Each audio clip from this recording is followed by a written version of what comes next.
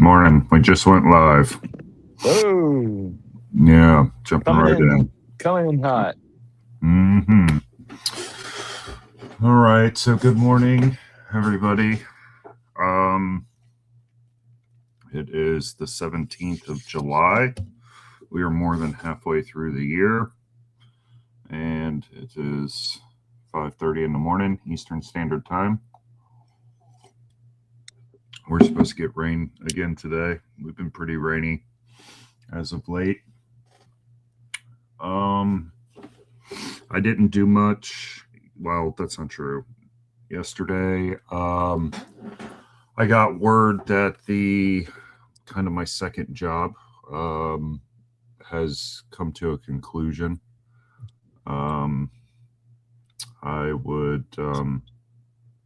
I can talk a little bit more about it now that I'm not working, but obviously I don't want to. I was seeing some kids, 3 of them, for the last year and a half, and working with their families to obtain blood samples from them once a month. They were receiving the treatment, and we were monitoring blood values post treatments. They've been long enough in the program that they no longer need that. So it's the difficulty with really trying to love outside yourself. You try to do things well, and when times like this come up, it's always bittersweet. I've come to enjoy my interactions with both the kids and the family and the families, and they were a real blessing to me because for many reasons, but just I'm going to miss them. So yesterday I was not engaged much at all in TLC stuff, but I did manage to see Grim Grizz yesterday, and he had a critique about us just hanging out in the VNA bubble and not doing much. And then you guys were busy in the chat. I woke up to 88 comments this morning, so I read through those. And so there seems to be a theme. And what I thought I would do is read through the Didache, and I have my Google Sheets that I can add to stage.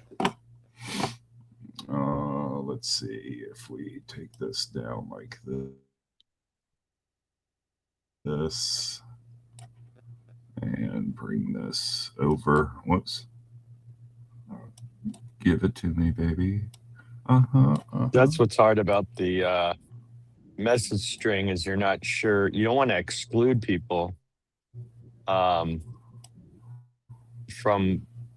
like what, like if the conversation started and it was like, but then all of a sudden you decide to go sidebar with a couple of people or whatever, And so it just seems like you're trying to make sure that you're not, I don't know.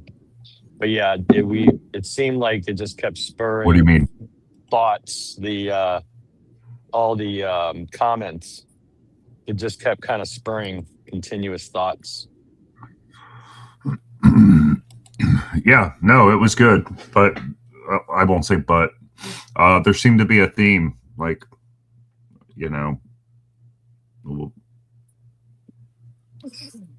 the idea of God's love being able to manifest itself through whatever means is kind of what I got. And Grim, I believe the suggestion was we should be using AI to, I'll say it this way, closely examine the politicians and what they're doing, to hold them accountable. Which I got a couple things to say about that. First, I would say is they've proven to us that they're not going to be held accountable Time and time and time and time again. It doesn't matter what kind of proof you have. They will just shoo it away, right? Unless they have a reason to provide a scapegoat, they just shoo it away. If a man has no sauce, then he is lost. But the same man can get lost in the sauce. Okay. Uh, That was a rapper, I believe. I did not. That was after I got out of rapping music.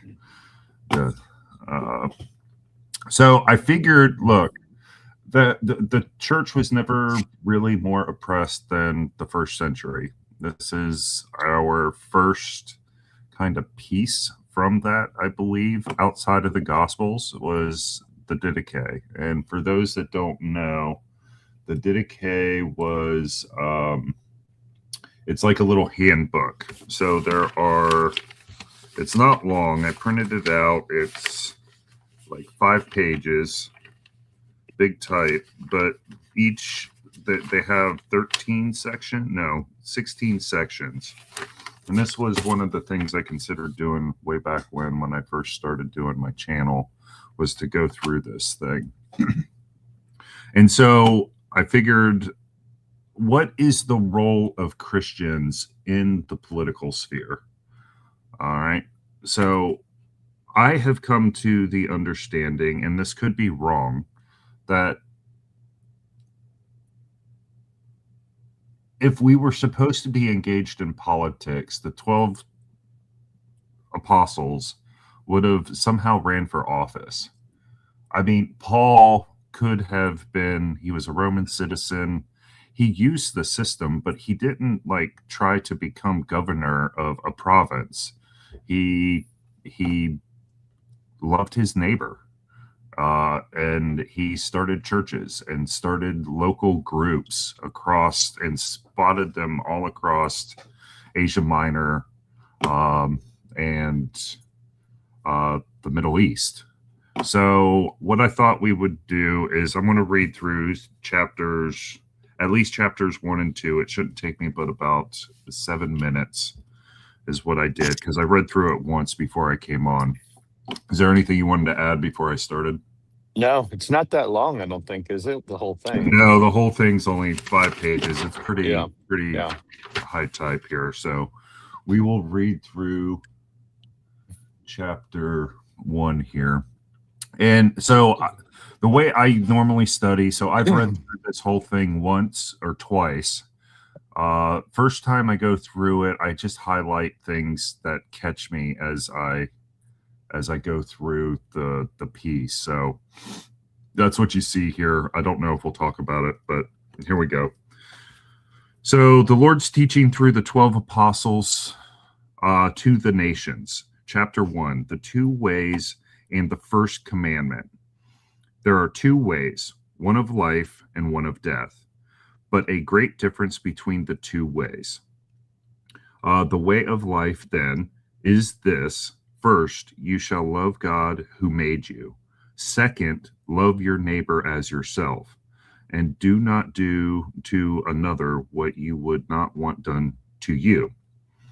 And of these sayings and teachings is this: bless those who curse you, and pray for your enemies, and fast for those who persecute you. For what reward is there for loving those who love you? Do not the Gentiles do the same? But love those who hate you, and you shall not have an enemy. Abstain from fleshy and worldly lust. If someone strikes your right cheek, turn to him the other also, and you shall be perfect. If someone impresses you for 1 mile, go with him 2. If someone takes your cloak, give him also your coat. If someone takes from you what is yours, ask it not back, for indeed you are not able. Scroll up a little bit. Give to everyone who asks you, and ask it not back, for the Father wills that to all should be given of your own blessings or free gifts. Happy is he who gives according to the commandment, for he is guiltless. Woe to him who receives. For if one receives who has need, he is guiltless. But he who receives not having need shall pay the penalty. Why he received and for what?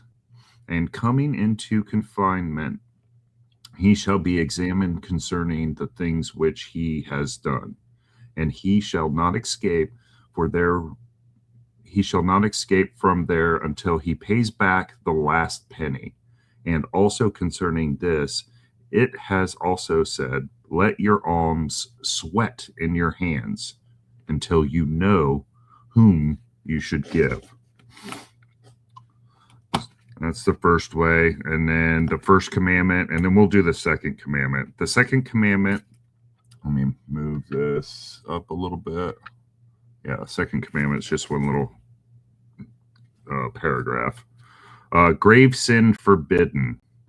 And the second commandment of the teaching, you shall not commit murder, you shall not commit adultery, you should not commit pederasty, you should not commit fornication, you shall not steal, you shall not practice magic, you shall not practice witchcraft, which I have come to believe that is the same word that we get pharmaceuticals from today. So I think a more proper use is drugs. You shall not murder a child by abortion, nor kill that which is born. You shall not covet the things of your neighbor. You shall not swear. You shall not bear false witness. You shall not speak evil. You shall bear no grudge. You shall not be double-minded nor double-tongued.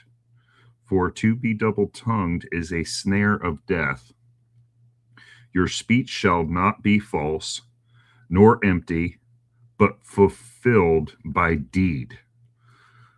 You shall not be covetous, nor rapacious, nor a hypocrite, nor evil disposed, nor haughty. You shall not take evil counsel against your neighbor. You shall not hate any man, but some you shall reprove. Concerning some of you shall pray, and some you shall love more than your own life. So that's the first two. That's like sets the stage, basically. You're supposed to love God and you love your neighbor. And then it tells you how to do that by all the knots. And one of the theories that I've had over the years is the wages, the wages of sin is death. Murder is an immediate death. All the other sins, commandments, all these shall nots, because when you lie to somebody, you may not be sticking a knife in their back, literally, but you're destroying their ability to trust. And so it's like a little inner death when you lie to somebody, especially when you lie to somebody who's come to trust you, where something's been built up, because then they've put faith into something and you've ripped it away. So that's my theory with all the shall nots. And so when you lie, when you cheat, when you covet after the things that your neighbor has, right, you're planting the seeds for a much further death. I don't know what this means, Teo. I think this was he was getting paid the big bucks for dropping golden nuggets. Oh, I see. Okay. Or well, I didn't make or it. that we're doing law talk. So, yeah. So I don't. My argument to Claire all the time about roles in politics. I'll say this and then try to get you in on this thing. When Ted Cruz ran for president, I liked Ted Cruz enough, but I was put off by the fact that he put Christianity right at the forefront of his running platform. Like he was running and put Christianity at the top. I do think that anyone who's practicing the faith, the faith is going to be the top thing, but to make that your platform, there was something icky about it that I did not like. During that election, I believe that was Trump won.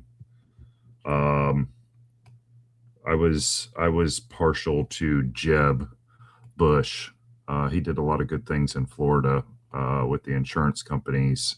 They wanted to cherry pick who they were going to cover. Like they wanted to continue to do car insurance, but didn't want to do home loans. And he was like, "No, you can't cherry pick." So while I think you can't separate the two, and so this is why I guess I just fundamentally disagree that most people are called to be political when it comes to their faith. We're just supposed to be like focused on the local. It goes on and on and on again about loving your neighbor, loving your people. I don't know. It just gets too abstracted once you're doing. That's not to say you can't be on a board, but one of the suggestions I made in the comments right before the train came yesterday was we're all over the place. Why don't we all just run for office? Right? Is that how we fix it?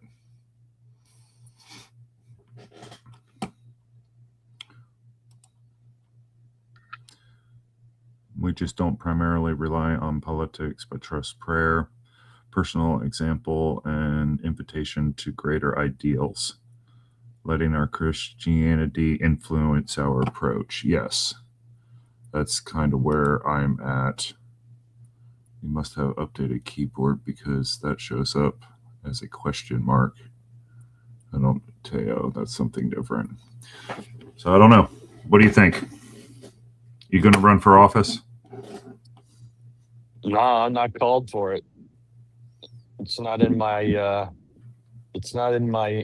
gifts tree. I think there are people that are definitely gifted with that type of thing. I mean, maybe something inside you eventually spurs you to do that. You know, I think of spouses of husbands or wives that, you know, had a tragedy happen and it spurs them to become active, you know, to speak out, you know, to be a voice on a subject, stuff like that. So I think that can happen too later. But I think sometimes you're naturally gifted at those things and have a passion for it. And if you're Christ centered, I think that you can utilize that. The problem in politics is that we obviously don't know, like when other people get involved with someone's campaign, you know, like if somebody came to Scott and said, "Scott, dude, you got some great ideas, and you're compelling, you compel people, they want to hear what you got to say, you got some great ideas," and then they take over your campaign and they start telling you how you can win, you know. And it reminds me of Bill Clinton's campaign. It was kind of the second time he ran. It was in The Century of Self, that documentary, where Dick Morris was telling him, You need to just focus on the swing voters. That's all you should care about. Whatever they want, they get. And so, like, for a short period of time in America, the swing voters were dictating foreign policy. So they would cold call them and do surveys, and basically, what's important to you. And that's why they started running on things like the V chip. You remember the V chip to protect censorship on televisions? It was a chip that went into their TV to protect. It was something parents really cared about. They didn't want their kids exposed to stuff that was coming through the television. And so it was like Bill Clinton's like, this is the stupidest thing to run on. This is stupid. And he's like, I've got policies. I've got an agenda. And Dick Morris said to him, what good is your agenda, Mr. President, if you don't get elected? So he persuaded him to run on what was called small ball politics. It was the inconsequential, small, stupid stuff that the middle of the road people were going to care about. And the goal was ultimately to win, and then he could, do his thing, implement his plan. So like you take over these political, campaigns, and all it is about winning. So like with Ted Cruz, for example, like I could see somebody saying, compared to everybody else, your strength is that you're a very, religious guy. And I think we need to, that needs to be the forefront of your campaign. You know what I mean? Like I could easily see him not really actually caring to be that, but like, you listen to other people and their suggestions, political operatives and stuff. And so it gets really muddy when you're talking about whether we trust the politician and what they're telling us about themselves or their campaign. You know what I mean? But what are we to do as Christians? We weigh it out. We do the best we can. We make the best judgment we can. I don't think anybody, except for people that are really not that, I don't want to say they're not intelligent. I'm just saying, if you're naive to think that you were going to vote for Trump because he was going to have the best interest for Christians, then you're really not, you're kind of naive in the whole system. However, if you're smart enough to realize, and you're not naive, you do realize it was the least lousy. You know what I mean? Kind of at that point, it was kind of like, shake things up, an outsider, things aren't going good, whatever the case may be. So there's like this justification that goes on for a Christian, But I think that like people in general, like we can be, there's Christian leaders that I believe are good, that are trying to not be tainted by, the swamp, but I don't know. I just think the way the system is, you can't rise to the top unless you're covered in filth. Like, because the normal way that somebody gets through the system is you do something locally. Let's look at Obama, right? He was in Chicago. He got connected in Chicago. He started doing those grassroots kind of programs there in Chicago, shoveling money from the Democratic Party out into the city, running their programs, right? And somebody notices them and says, okay, now scratch my back, right? And it's this whole scratch my back, scratch yours. And then the way they do the bills and the laws, they're doing it again, right? They got all this crap attached to these bills, right, to get people to vote for them, and they purposely don't read them. They're simply doing the whole "I'll scratch yours" and getting filthy until you get enough people to support you and move forward.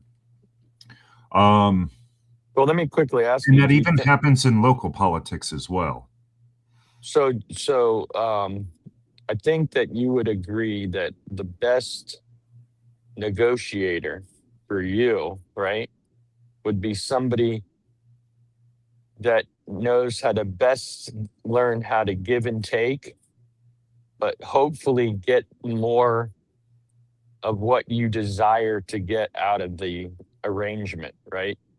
So, like when you say when politicians get dirty, I'm using quotes because I think it's easy to judge them and say you signed up for this healthcare plan and disregard the fact that I had to give them something.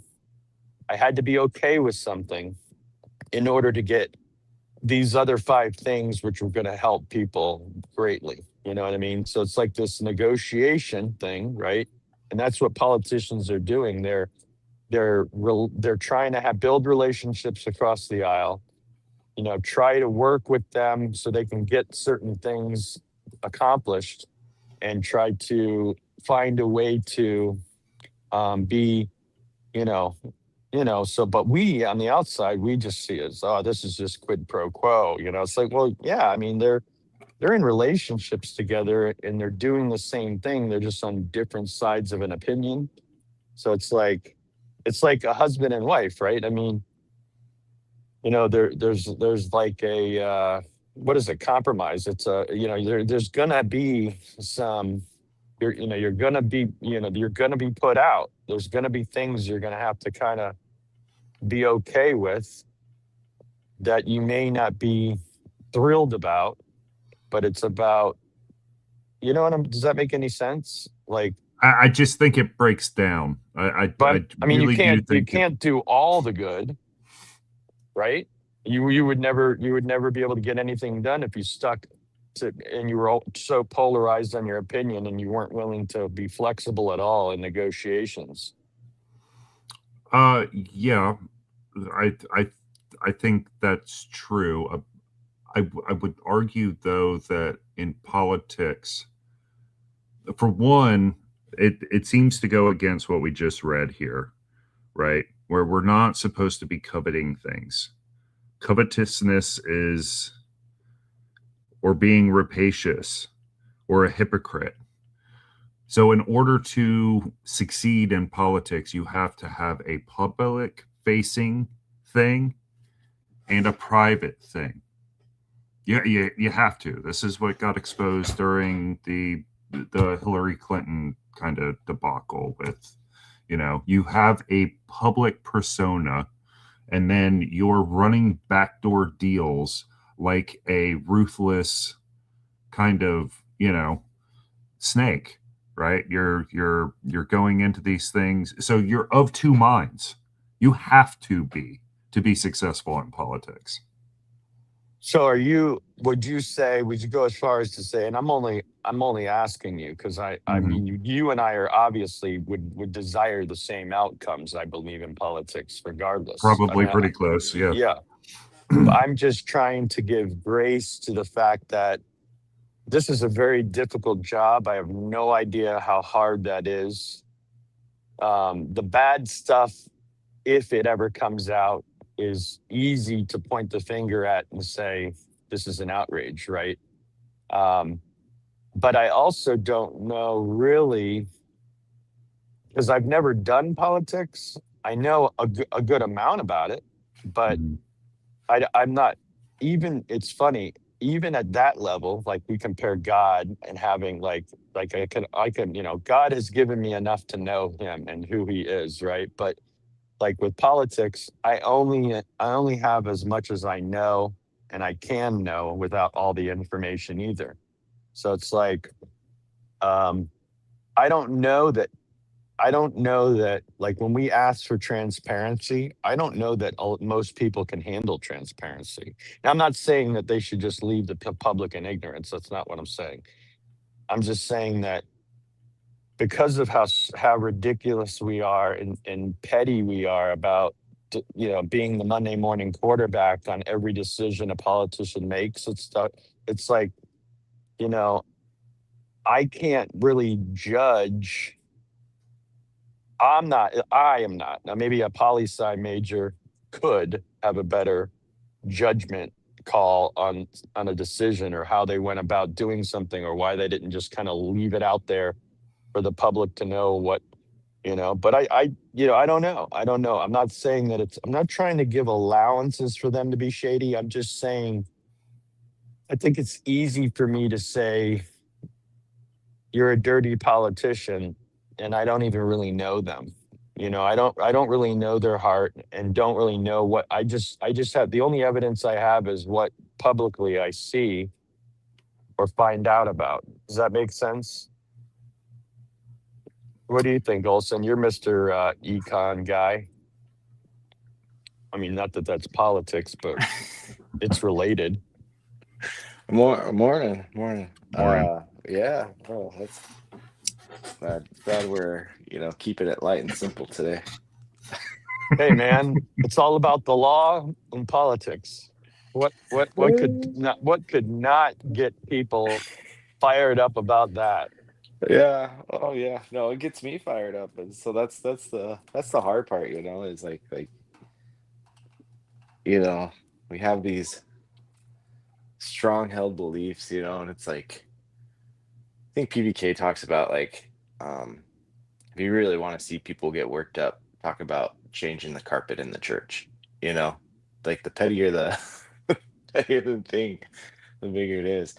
Um, but I think just to provide one counter example, Scott, of somebody I think was able to do it. Obviously I don't know their private life or anything, but I think Ben Sass was able to be a openly Christian politician and kind of operate well, and so I think that was one. Now obviously he couldn't last very long in that environment, and he kind of knew that. He knew he had a shelf life of that, and he had to get out, Yeah. um and eventually went to Florida doing the thing down there. And then he actually, it was interesting because he retired for his wife's health, and then he ended up getting the cancer stuff. So um but yeah, he had he had his beginning with was the reform down in Escondido, California. Like he was down in Southern California with a lot of the Reformed church people down there, and that's kind of where he got his first public start and stuff. And anyways, um, so I think he kind of did well, but it is rare. It is rare, and I know another person I'd probably kind of lump in there would be like and this is controversial because a lot of people didn't like him, but like Paul Ryan, he seemed to be kind of, shoot, he would kind of shoot straight. I guess that's kind of why people didn't like him. Hmm. And he was like a bean counter. He was like, well, the the Excel spreadsheet says this, so if we make these small changes over here to these programs that people don't want to touch, then we could do better. But people are like, no, you can't touch those. Yep. Yep. So I've had within my family, uh a couple generations above me, they were deeply involved in local politics. And then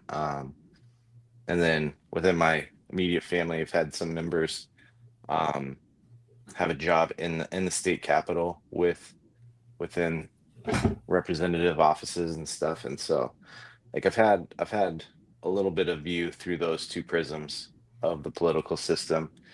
And I think you're right. Like by and large, it is really hard to be honest, to be forthright. I mean, it takes a lot of time and energy. And I think that's the big thing is like you see even more so than the compromises. It's like when you're looking back at people's um lives, like sure, a politician may be good in their political sphere and trustworthy and upright, but like were they spending were they spending their time having a meeting with a constituent, or were they going to the little, to the kids' t-ball game? and that's a big trade-off there. It's like time with their family. Um, so Which in I don't of know. itself doesn't seem right. No. Yeah, I mean, so I think so. All my cards here. Here you go, Claire. Screen clip this. Right, like I think overall having freer markets is better than not freer markets. Having more having a well-balanced government with certain parts that are able to make quick decisions when needed to, with others being able to institute slow and deliberative processes is good. And I think how the original federal government was set up was probably pretty good, where the Senate was elected by the actual states, and so that was the states' way of interacting with the federal government instead of through all these like lawsuits and things like that that happen now. Is the senators were actually directly elected by the state house of local state assemblies, the local state governments, and that's where they came from. And so that's like more of your aristocracy, right? That's supposed to be your long deliberative thing. They're there for 6 years. They're looking out long term. They're looking long game. And then representatives were supposed to be, what is it? I think it's something around 60,000 or something like that per representative house, and eventually we stopped because we ran out of room. But now we have the technology, right, to do that. Like if we had a representative for 60,000, like it'd be huge. It would be a huge body. But I think at the same time, like you would be able to like know who your person is, right? We talk about these Dunbar numbers. I bet there's a political Dunbar number, where it's like Mhm. over a certain amount, your constituency no longer feels they're able to reach you well, like the average person within. And so, anyways, I think those two changes have really changed the discourse of our politics a lot, and people haven't really understood that in some way. Anyways, but I think politically, I'd rather live under a more um, tightly controlled country or economy that's well run and equitable in the application of the laws than a country maybe that's like more free, but the application of the laws are arbitrary, and it's not well governed, right? So high governance, competency and governance is an important aspect as well, as well as the equitable treatment of laws. And I think that's biblical as well. You see in the Old Testament, they talk about God says, hey, don't like look after the poor, look after the oppressed, look after the widow and the foreigner, right? That's good. We need to do that. Those are things. It also says, do not judge those who are poor better than those who are rich just because they're poor, right? We have to be equitable in all of our judgments. And so, anyways, that's all I got to say about that. I'll go away now. No, just kidding. I mean, Well, this is a. Go ahead, Go brother. ahead. I was I just was gonna just quick. gonna. One line. I was just gonna say is it isn't biblical, but it made sense to me. Is that if you're willing, that those that are willing to give up liberty for security don't deserve either one. You remember? I Mhm. forget whether that was Ben Franklin but I thought that was a kind of like to not forget, Yeah. type thing. Yeah, I'm not advocating that we give up our liberty. Don't hear- Well, liberty can be taken on differently. Go ahead, Scott. Sorry, I didn't mean to interrupt So you. here's the thing. We have modeled our government off of the Roman Empire. Christ was alive during the Roman Empire. And he said, when asked the political question, render unto Caesar Caesar's. Now, I know it was taxes, but taxes are the lifeblood of the political system, right? That's what gives them the ability to do all the things that they do. If they don't have taxes, that's how the Confederate States of the United States fell apart, is because they could not gather monetary, they couldn't raise an army, they couldn't come together, they were too fragmented. So we have a modeled government that I just, when I think of the sacrifices that need to be made in order to be an effective politician, especially as mucky and miry as it is, it seems to be a sacrifice to an idol to me. I just do not see. Look, we see what's happening in California, where we're trying to take care of the homeless. You see the absolute rot and waste that's going on with all those. Isn't it up to billions of dollars, the fight against the homeless crisis in California? Yeah, but Um, are they really trying to do something for them, or do they exploit it and make it a thing? I don't know. That's why I feel like I don't know all the inside baseball of it. Um, I think of the Roman soldiers saying, "What am I to do?" And they said, don't lift your "Don't, sword. don't." No, it isn't that. They asked. He says, "As a Christian, what am I supposed to do as a Roman soldier?" And he said, "Don't take more than you're supposed to. Just do your job."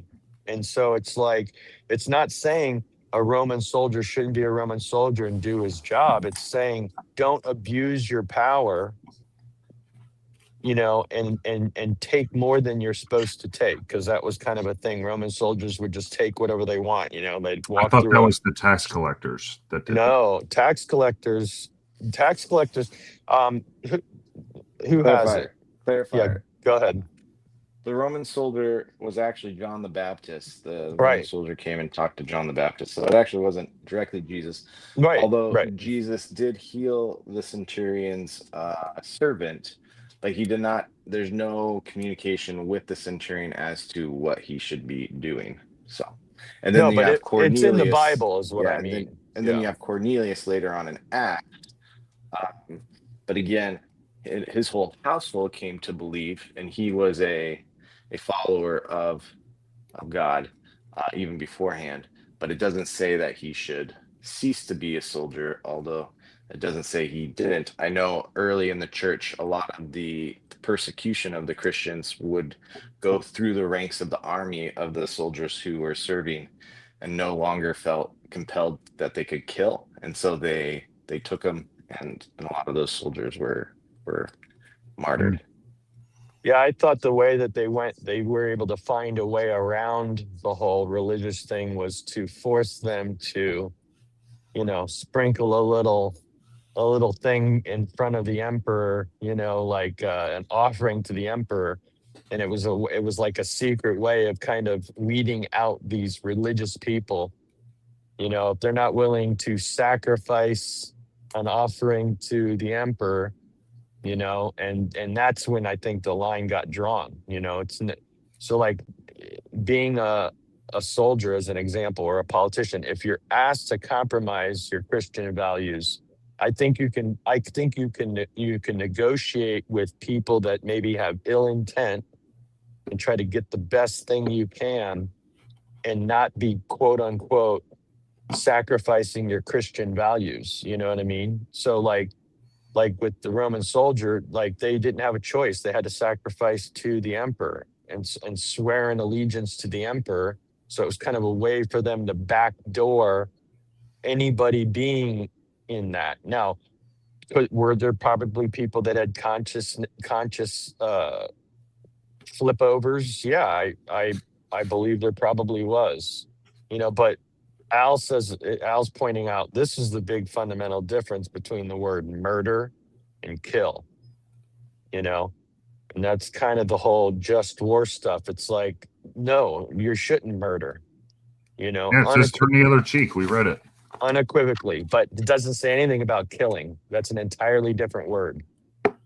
To defend your family, you might have to kill, but that's not murder.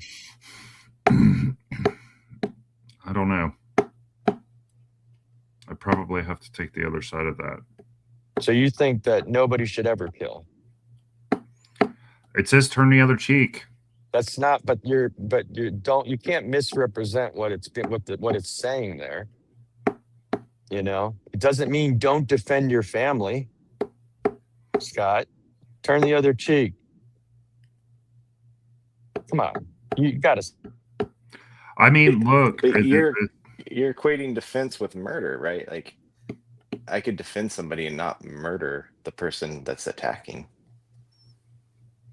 Say that again. You glitched out.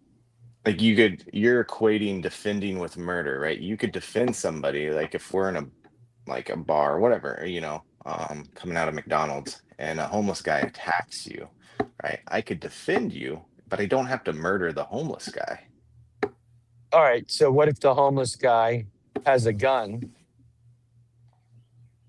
Sure. Yeah, I could. I would put myself in between me and my family.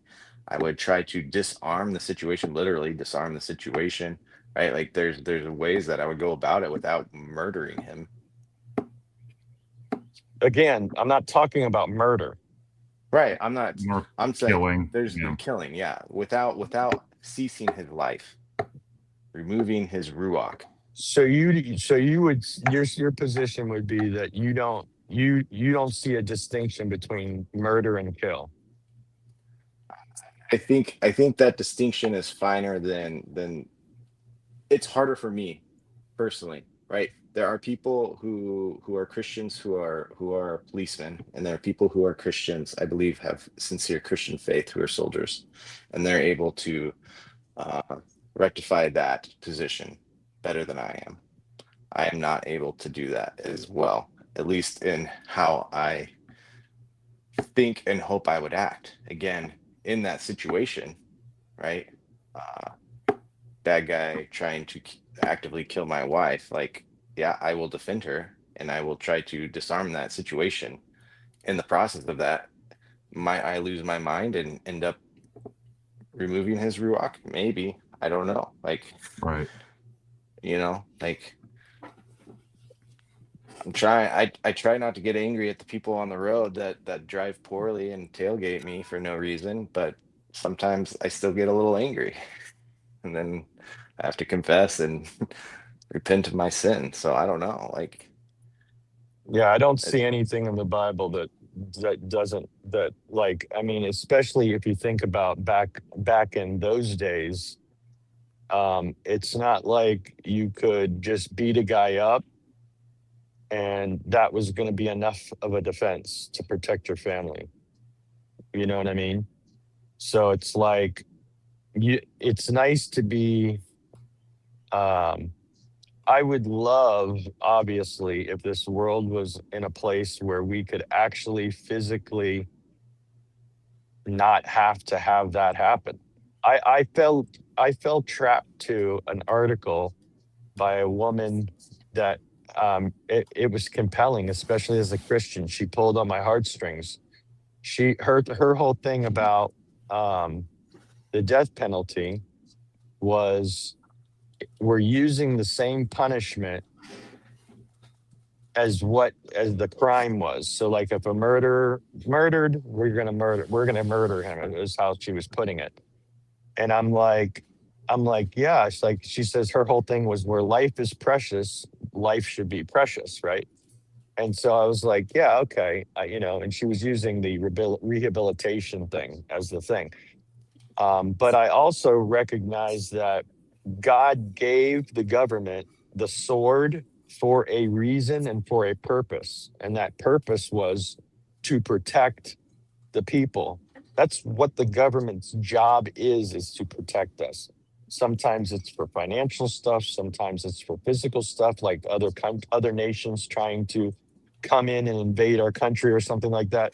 So there's a reason why he's given them the power of the sword, and it isn't just an arbitrary. Well, that was a man-made. No, like even all over the Bible, they talk about. Um, we can't. I mean, it's too much, too big of a topic to get into the just war thing. But yeah, in a perfect world, it would be great if none of that ever had to happen. But there's always going to be that evil out there. And so, if the only way that you can prevent your family from getting harmed and hurt and killed is by taking another life, I do not think that that's a sin. You literally were defending your family. And so that obviously goes out when, if you're a police officer, you're taking the role to defend a lot of families. Now, Where's real pause there, where's the biblical mandate to defend your family? no, it's the whole just worth thing. But Yeah. the family example here, go back to look up every one of these Bible verses Al just put up. He put up a whole list of them. I've done deep dives into this. Yeah. Okay, and so There's you probably found nothing. There's you probably found nothing. nothing in there that made sense as far as why you should have the right to pick up sword. I see that is a lot of Old Testament stuff. I think the hardest Old one would be the Testament. Luke. Yeah, a lot of the Luke 22:36 is probably the hardest one, where Jesus says, before I've sent you out without knapsack or whatever, or clothes, but now I send you out. Again, I'm butchering it, but basically, if you have a sword, go ahead and grab it, right? He tells them that they could grab his sword, Buy two but swords, yeah. but and then they're like, here, we have these two swords, is this enough? And he's like, yes, this is enough, right? And so he's obviously indicating with that response that is not what he's talking about. And then later on, again, as he's in the Garden of Gethsemane, and Wait a minute, and Let me before you go into that, because I know both, right? Oh, what happened? Oh, I hit the Um, wrong button. That um, was me. he's still here, right? So, yeah, he's. I'm Okay. trying to hit the thing. Before My you go into computer's that, going why do you slow. think he asked? Why do you think he told them to to get a sword? Was it just what, to cut bacon? yeah, I mean, that's a funny retort. But I'm just, the I'm just but offering pushback here. Yeah, sure. No, that's what I said. This is a good one. I like it. Especially since they were Jewish and didn't eat pork. That's why it Uh, was funny. I know. I'm agreeing. I'm agreeing it was a funny one.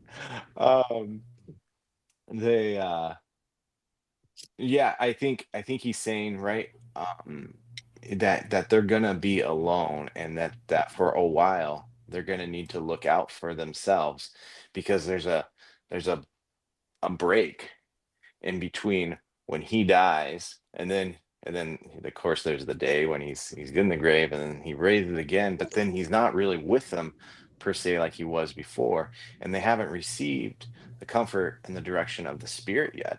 And so there you have, and so later on, right, then we're told that the Spirit is the sword of the Spirit.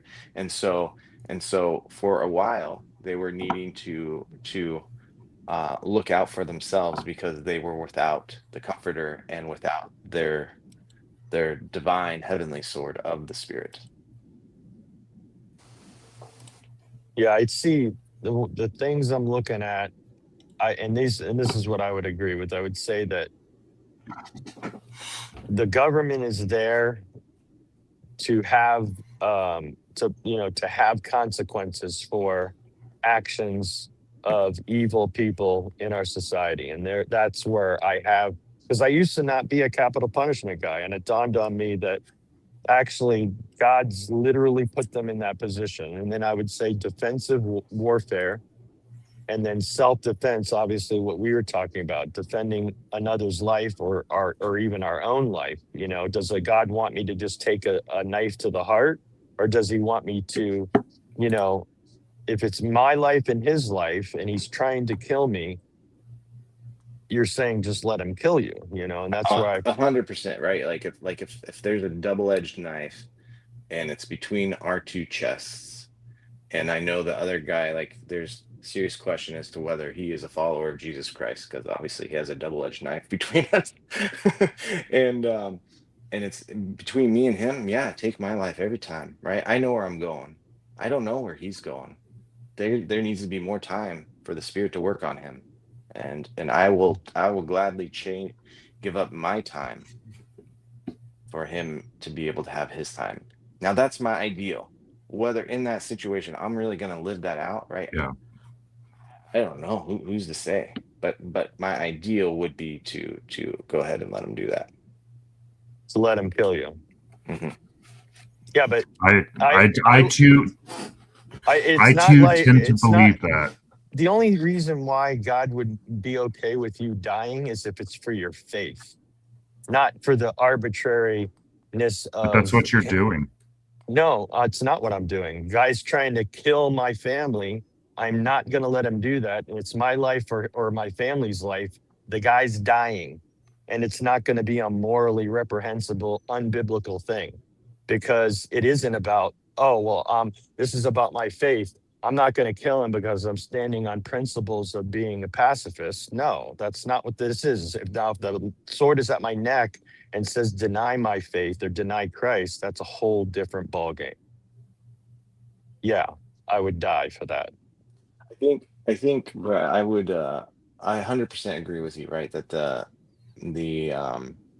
government is there to provide order and to provide justice and to be there, right? I agree. And so then how they do that, that's the big question of the politics. That's why it gets so sticky, because there's all these details, and so I would agree with you. I think we're in firm agreement in that, and how they Yeah. do that, right? Whether Yeah, Catholic I mean, punishment or if we not. had a choice to not to defend ourselves and not kill the guy as a Christian, of course we wouldn't want the guy to die.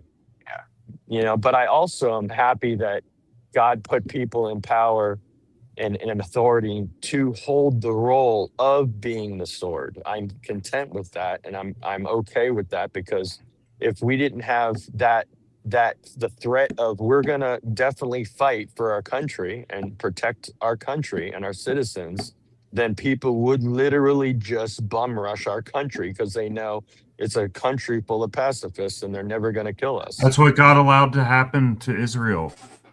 God pulled out his whole remnant and he kept it the size of New Jersey.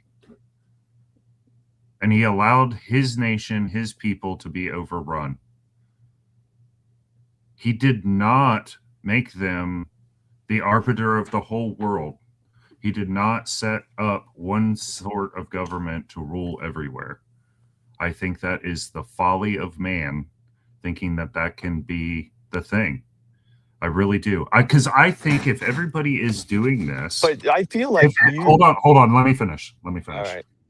If we were all right, you shall not commit murder, you shall not commit adultery, you shall not commit pederasty, you should not commit fornication, you should not steal, you should not practice magic, you should not do witchcraft, you should not do murder of a child by abortion, nor kill that which is born.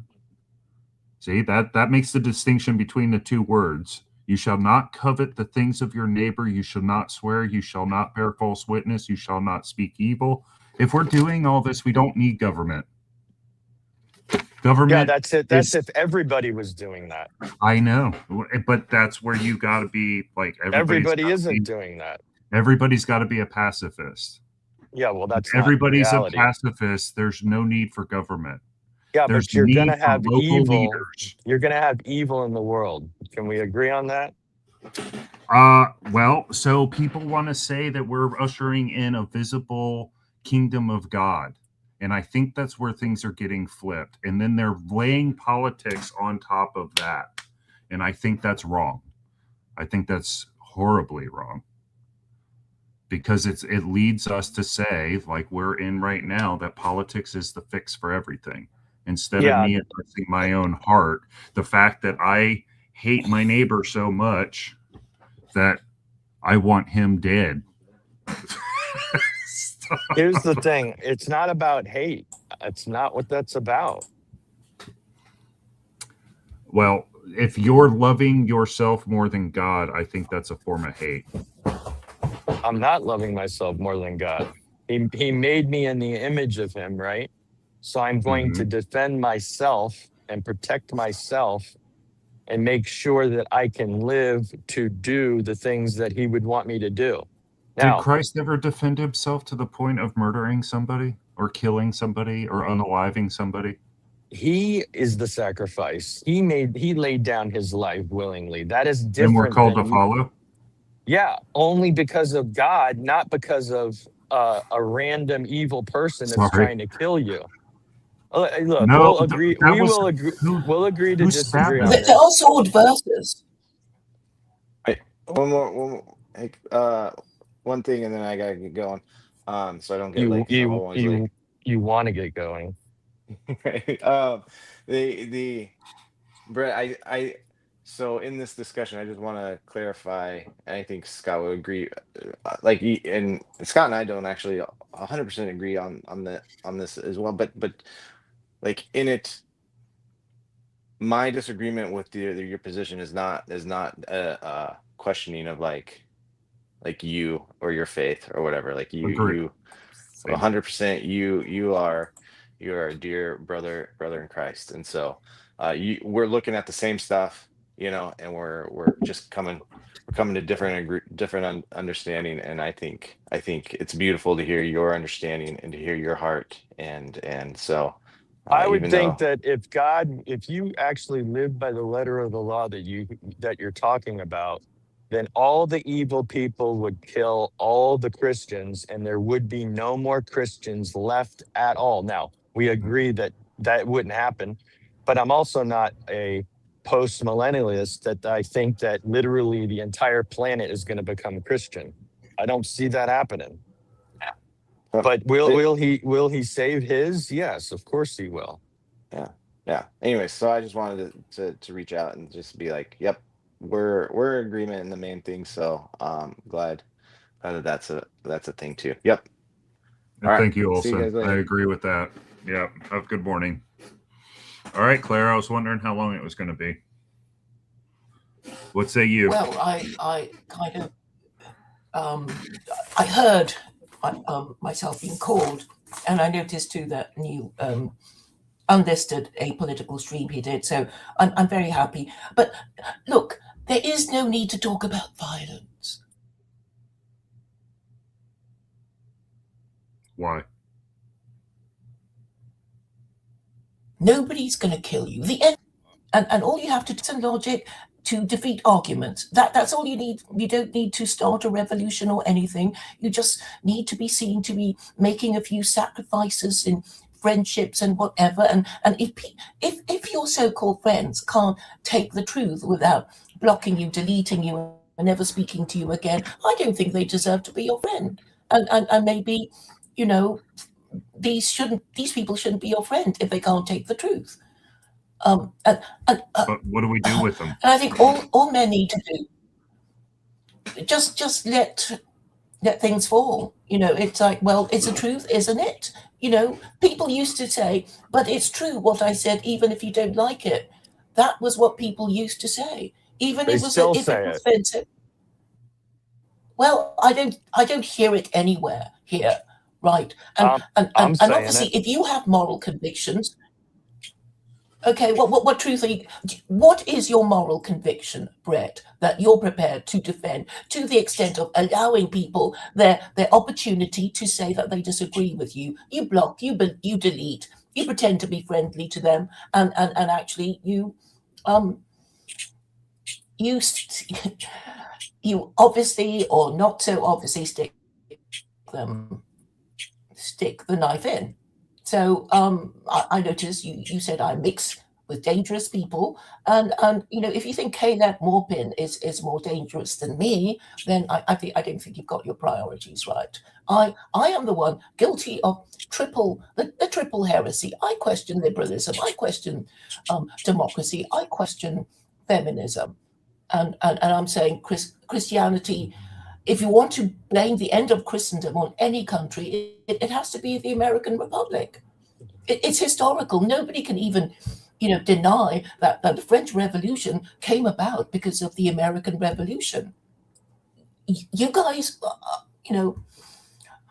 are to blame for the end of Christendom, because everybody in Europe wanted your constitutional rights, and that was what the French Revolution was about. And this is the most important part of your history that I don't think most people understand, or they're trying to forget about it and reject it, and talk about other things that Paul Van der Klee does. I mean, he's a historian. He knows what I'm talking about, but he's not going to, sort of say, well, maybe, Edward Gibbon did, say that Christianity was a problem for the Roman Empire, which is why it declined and fell. And if you're going to refer to St. Augustine of Hippo saying, the city of God, somehow said it was okay for Rome to fall, even though it had converted to Christianity. Well, I don't remember what the arguments are. Does anybody who quoted, the thing? And anyway, if it's the same God, what are we fighting about? We can only be fighting about, well, whether we interpreted his laws right or we're following the right set of his instructions. And I'm saying, obviously, the First Amendment has not been supported by Judaism, because Jews executed Jesus for blasphemy, and Christians have been known to burn each other at the stake for the crime of blasphemy. It's only the First Amendment that allows people the space to be wrong, and this is what you guys have, and you don't seem to care, and that's why I go on and on. Okay, that was a little all over the place. I didn't follow kind of how that mapped to what we were talking about, except to say that is Christendom the right move? Should we be trying to make a political system that adheres to quote unquote Christianity? And I think it's fundamentally, I agree. And I think that because it's fundamentally in the idea of, is violence appropriate? Because all systems of government... You don't need to even go there. You act like it'll never happen. Like it's you act like violence is just a choice, and we can get all of society to not be violent, or all murderers to not want to murder. It's just not reality.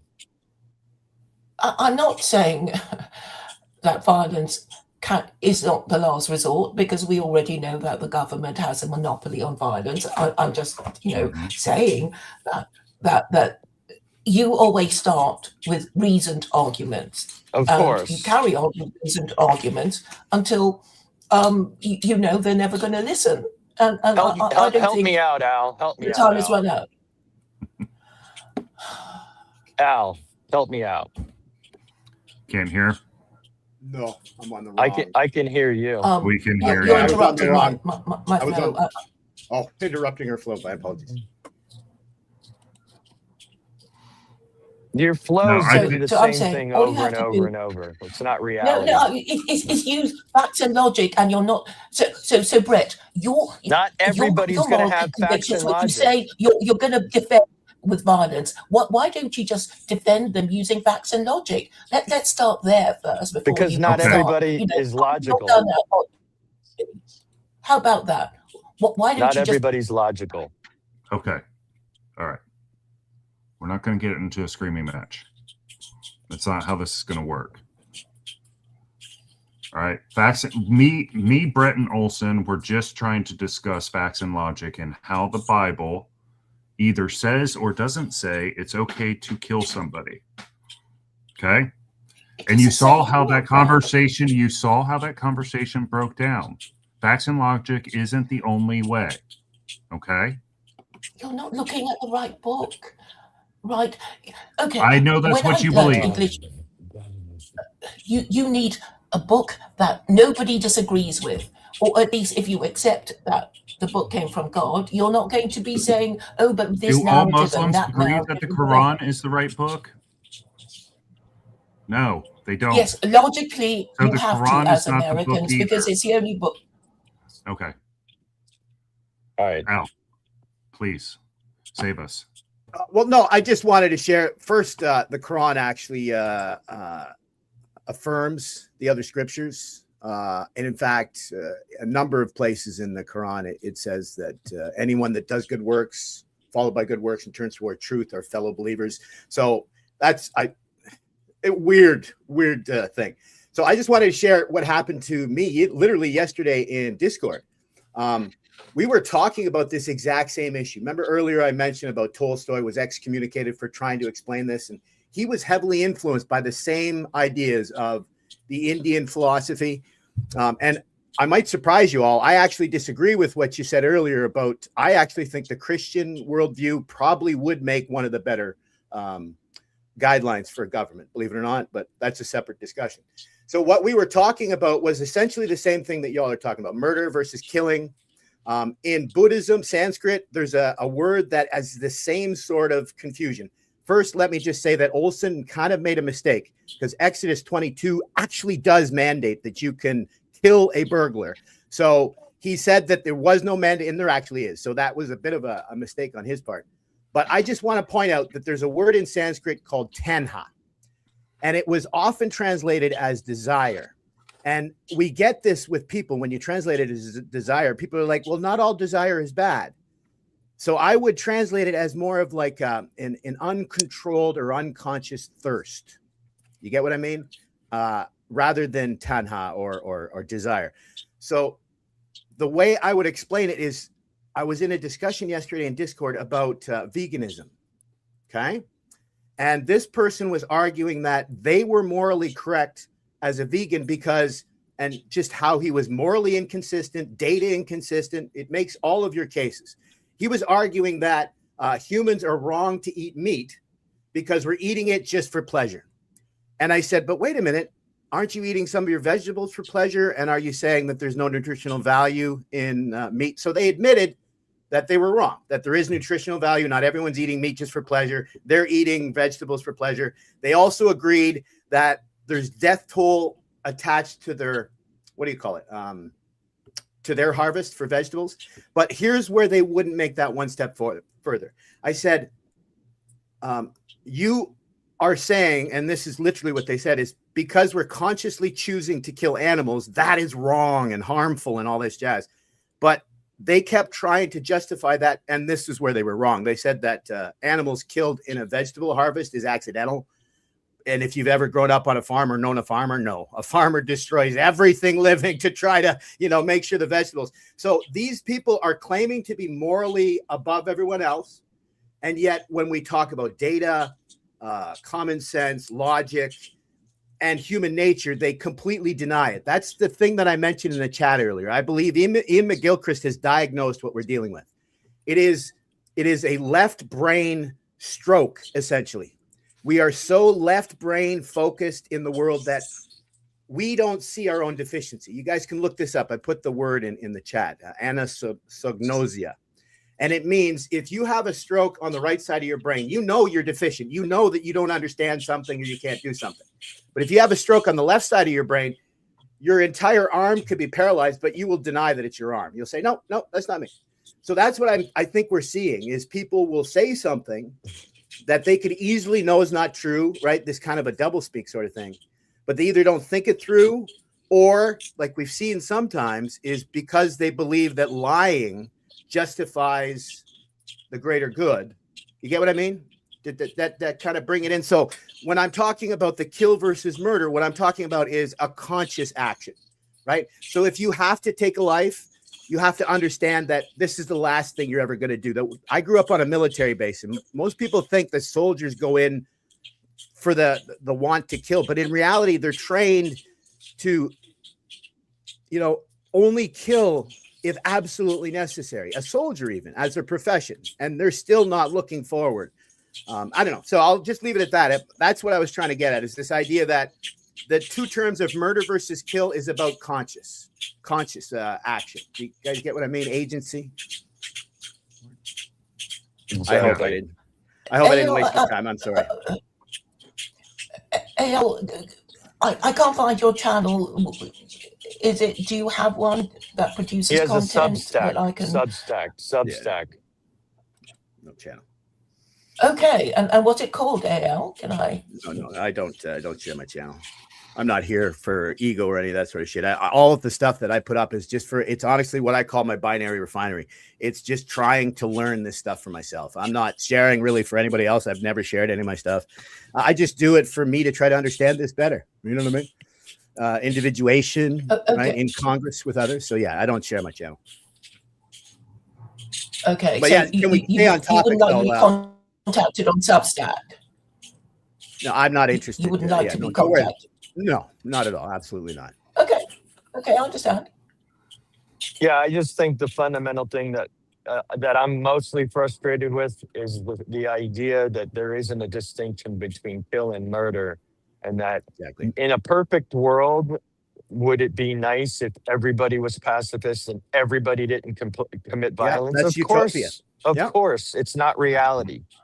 And the idea. Murder is a. Hold on, Claire. The idea is the notion that God would want you to take a knife so that you don't take that person's life when they're threatening your life is legitimately like you committing suicide. Yeah, that's the way I see it. Yeah. And that's not what he's calling us to do. Well, I would make the argument that Christ Murder ran is a away. category of homicide. But Claire, what if hold Christ on. couldn't run away? Remember when I gave that example of, so the Christians, when they're in the arena about to be ate by lions, they can't get away from that. So yes, that's an amor fati situation, accept your lot. But if they were able to get away, do you get what I mean? I think that's where, like, I think you're confusing how Jesus didn't run away from his persecutors, because he said very clearly that, like, he needed to have his day so that people could see that he was the one and only human being that would live up to these ideals and even die for them. You get what I mean? So I think we're not him, right? So I believe that, you know, and like what Brett said, well, sorry, let me just finish. So Tolstoy spent 10 years studying the actual message of Christ. And in the end, he believed that, and this is the way he explained it. He's not saying that it's okay to go out and kill, but Tolstoy was upset that the Orthodox Church would allow a soldier to take a life because, oh, your officer was I can't think of the word here, but the officer was giving him the right to be able to do that. You get what I mean? And Tolstoy, as I think bombastically, said that, well, you can't allow someone to kill, right? It's all murder. Do you get what I mean? And I believe what Tolstoy, and he got excommunicated for that, but I believe what he was getting at is it's about conscience. Like, if you go to war and you don't pay attention, it's like Isaiah 21 and Isaiah 40, right? Oil the shields. It's about being conscious about when you're going into battle and why. Do you get what I mean? It's not saying it's okay to kill. It's more about being consciously engaged, you know, that the agency. You get what I mean? Discernment from Deuteronomy 5:29, right? That we are given this ability to know right from wrong, but we have to engage that. And the other thing I said, and I'll give you guys, since it's verbal, the Canadian anthem actually encodes this from 1880. It says, "Car ton bras sait porter l'épée, il sait porter la croix." And it means, though your arm can carry the sword, it also can carry the cross, or it also carries the cross, which is a beautiful, meekness. But in French, le croix is not just the cross, but it's also the right. You get what I mean? So I think even within that, for us to just go to death blindly, I think is more tragic than if we had to maybe take a life to defend ourselves. Do you get what I mean? That's my take on this. I think there's. I do get what you mean. I'm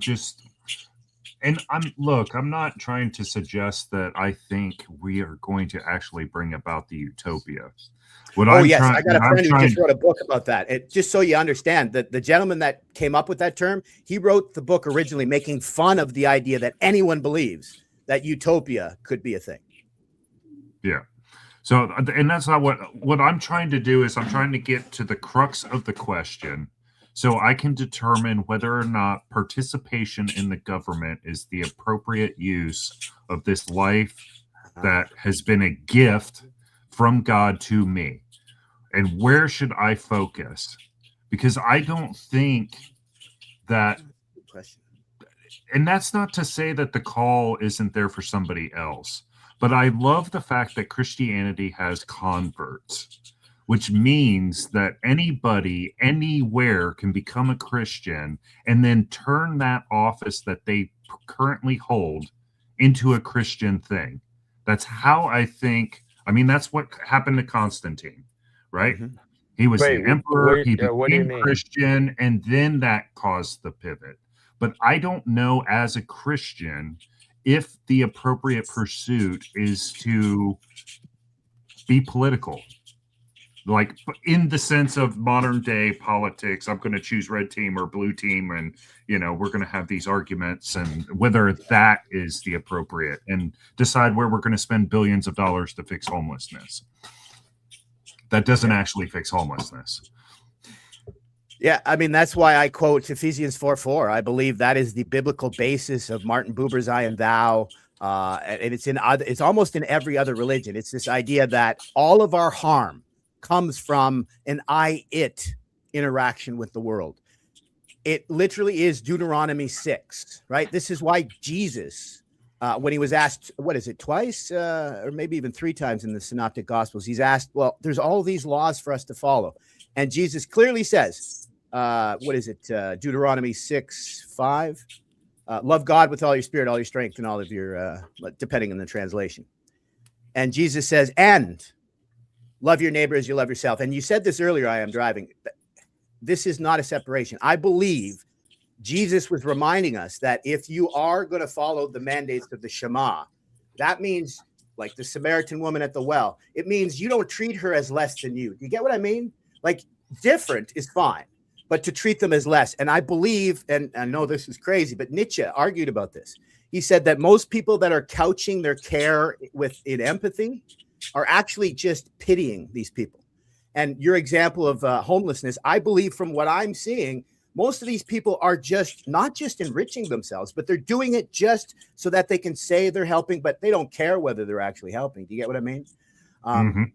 So I think it's this engagement with care. This is why I bring in the German philosopher when he was talking about Dasein and Sorge, stupid German words, but it's just for you to create your world, you have to engage with it with care. Do you guys get what I mean? It even fits with Grim Grizz.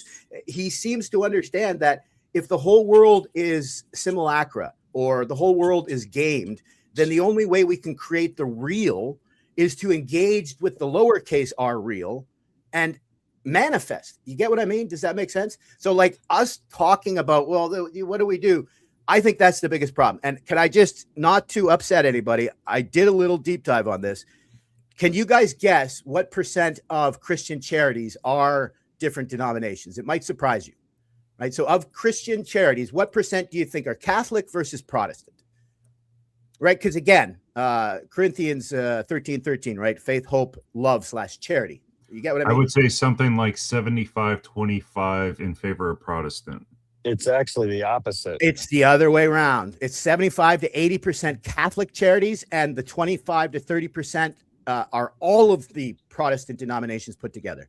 So, and I'm not saying this to criticize Christians, because you guys are better than most, way better. Like I have a Muslim temple just up the way here. They never open. They're supposed to open to people. Sikh temples are supposed to be feeding people, and they don't. The Buddhist temple I used to give tours in had zero charitable outreach. In fact, the one nun, when someone came on the property saying she was hungry and she wanted something to eat, we had bruised fruit that we didn't offer to the Buddha because it was bruised.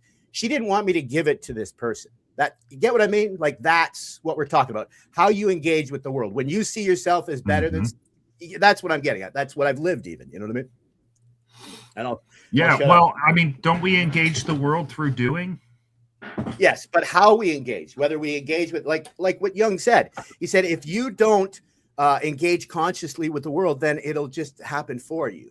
You know what I mean? That sort of idea. Do you get what I mean? I think that's what Jesus was getting at, this idea that agency isn't given to you. Agency is formed through the interaction. I think that's what the paraclete is. If you look at the root of the word paraclete, right? The Holy Ghost, the Holy Spirit, it was someone who walked with us. right? As a guide, as an aid, as a helper, as a mentor-mentee relationship, right? And when you look at the koinonia I mentioned earlier, that Greek word that was the metaphysical communion, right? Between each other, between God and us, between us and the Paraclete. So I think that fits with what you said with the government. I believe if we engage with the right, I said this earlier, I think politicians do nothing because it pisses less people off. You get what I mean? Yes. But if you had a good Christian come in and go, listen, I am doing this based on my faith, and if they're guided by Ephesians 4, and again, what Chad asked, I am a big believer in charity. But if someone either says they don't want charity, why the heck would you engage with them? Or worse, if they show they're just abusing your charity, right? I think of, is it Bethesda, the pool at Bethesda, where Jesus says, will you be whole? Would you be whole? And because he says yes, what does Jesus do? Jesus doesn't do anything. He already has what he needs, right? Jesus says, get up, pick up your mat. You get what I mean? And so I believe that's what's holding us back. It's a fear of being judged, because I got to tell you, the reason why I am so adamant about this and so activated is because Christians are among the most persecuted of people in the world today. And here in Canada, churches are being burned every day, you know? Well, not every day, but you get what I mean. But no one seems to give a rat's butt. You know what I mean? And so what I'm upset about is, if you guys want to talk about being, you know, what you call it, a progressive society, well, then that means you support, you know, the atheists. This is, you know, right? Atheists if you want, but also support the Christians. And you know what I mean? And it seems like we're a black and white creature. That's that left brain. We can't see the nuance. Does that make sense?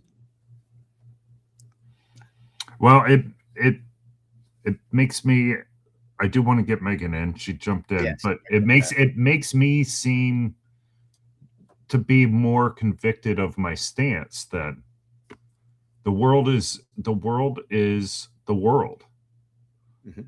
I mean, Christians. So when you said Christians are being persecuted, I'm thinking the Uyghurs in China. No, look it up. Christians are now No. the most persecuted. It's amazing. It's shocking. Exactly. Because I've been following this for years, because I was into Tibetan Buddhism. So I've been following persecuted, you know what I mean? And it's amazing to see how bad it's gotten. Okay. Yeah, I'll get you some data. So, I mean, what's the role? Are we to try to, quote unquote, infiltrate the seats of power so that stops happening? Because that's what I see if I were to, let's say, run for office, that would be my goal. My goal would be to infiltrate the seats of power so that I could be an instrument for God's divine whatever in the world. His mandate, yeah. No, that's cringe. So here's a little Right. insight. Have you guys ever talked about linguistic relativity, the Sapir-Whorf hypothesis? You know that movie Arrival, the alien movie Arrival? It's really famous because they got 3 McGill University linguistic professors. I would have preferred if they had got philology experts, but whatever.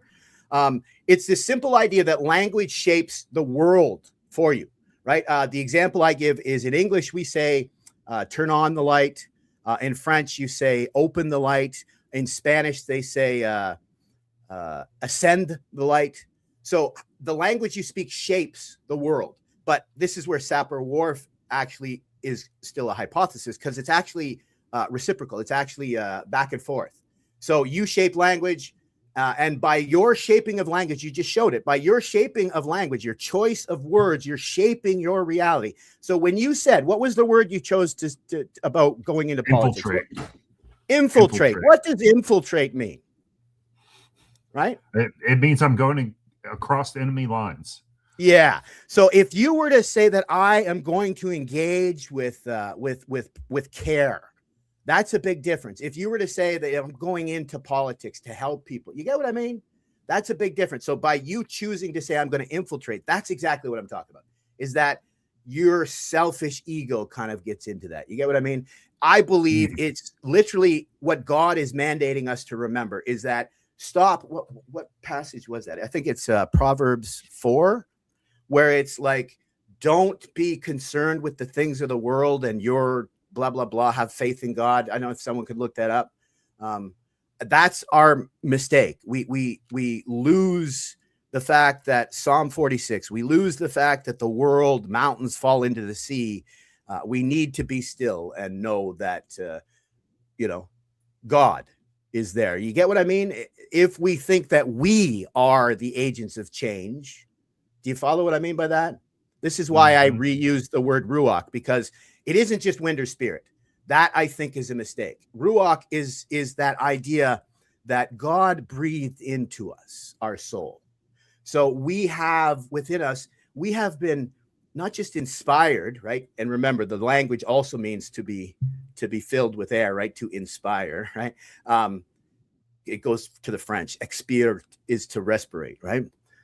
It's this idea that we have in us this divine spark. Do you get what I mean? But if we think that we are the person, the agent of change, I think that's when you start to operate based on ego instead of letting God.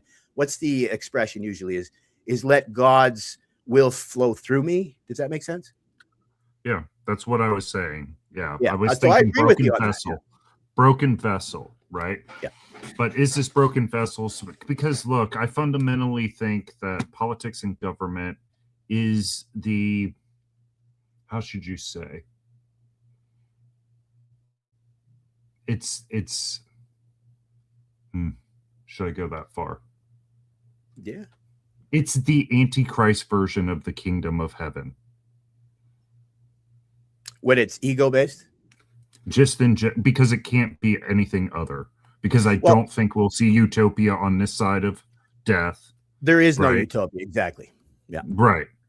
And so if it claims to be anything other than that, What it is. yeah, Messy. then it's Antichrist. And so I don't think I should participate in it. No, Megan, see. let's get Megan in real quick. Oh, I'm sorry. Sorry, Megan. That's okay, Al. Oh no, you're totally fine. I have so many notes, so I have no idea where I would even go. But Same with me. Yeah. I think I mean, I very much, my brain and what I've studied very much aligns with Al's studies. And so like when he speaks, I like know exactly what he's talking about, and so it resonates very deeply with me. And I think language is very important. But I think what, if I'm going to try to filter it down to a somewhat of a theme, is it almost seems like there's an acting on assumptions that happens just to live in society today. Yeah. Like using the word, I don't think using the word infiltrate is in and of itself a bad thing. I think it actually, for me, points to a status that you see the world to be, an assumption that you have on the status of the world. And I don't think that that's an unfair interpretation or assumption of the world. I just think that what Al's pointing to, and I think what resonates with me, is that we have these assumptions and we get locked into the assumption, and therefore we give ourselves A, B, and C as the choices of how we act, because the assumptions limit our choices. And so I think in order to like actually encounter the world and be a change and do something different, we can't act under those assumptions, or else we only have the options of A, B, and C. Because I think F might be the best thing, but if we're assuming we only have A, B, and C, and I think what God does for me, what Jesus does for me, is it gives me the ability to not have those assumptions and have real free will and free choice. But if we are locking ourselves into these assumptions, we are sinning. We are like limiting, sinning, all those things. And so I think what happens in like a government is that they create the assumption for us to fall under. And so I think it seems to be a fallen, sinning system. So I don't disagree with that, but I think in order to counter that, we can't follow the same rules that they're giving us, or else we're sinning in the same way, just the opposite side of the same coin. If any of that makes sense. Your corn. It's dead on. And that's what I was getting at. I was just using infiltrate. What I call it is we need a shared resonance. So when you say infiltrate, I'm not saying it's a bad word. What I'm saying is it is a word that's open to interpretation for almost however they want to. So what I'm arguing for is a more strict choice in language until we can find that shared resonance, until we have people that will say, oh, wait a minute, what do you mean by infiltrate? Are you just using that in a fun way? No, what Megan said, literally most people will run with the worst interpretation, right? Which is like fair enough. I won't say that. It's pretty. Exactly. That's the way humans are. Exactly. Pretty dire out here. I'm not gonna lie. Well, there's actually what's really cool is I use the example of when Vivek Ramaswamy and Jordan Peterson sat down to talk about God. And I think because Peterson's got so much trolling over his, what do you mean by God? He didn't actually outline what do you mean by God. So you can watch an hour and a half conversation where the two of them are talking past each other because they never said, well, first of all, I understand why Jordan doesn't say what he sees God as, because, you know, he'll piss more people off than he would make happy. But even Vivek is, he didn't explain what kind of a Hindu he is. So I only have to guess, like, are you talking about this form? Because there's so many different avatars of his God, Ishvara. So he could be a tantric Shaivist, or he could be a Vaishnavan, you know? So they were just wasting their breath. You get what I mean? Because they never found a shared resonance, you know? And that's why I think the conversation you guys started with the murder and killing, like, distinction, I think is actually incredibly important, because I think they're very much, I don't know, they're in and of themselves very misunderstood, and then compared to one another also very misunderstood. And so I think that was a great thing to start with, even if it came to a little bit of friction. But everything.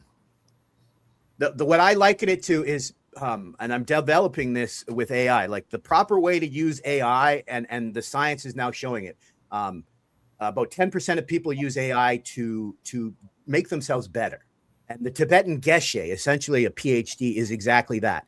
It isn't two students like being nice to each other. No, it's two students that pair off and challenge each other to their very limits. That's how children learn language. You can't just let kids, you know, I'll learn language today. You got to be putting them right at the very edge of their confidence, their competency. And that's how we learn almost anything, arguably. You get what I mean? As a human, we're not pushing ourselves hard enough. You get what I mean? Yeah. We have to be open to that.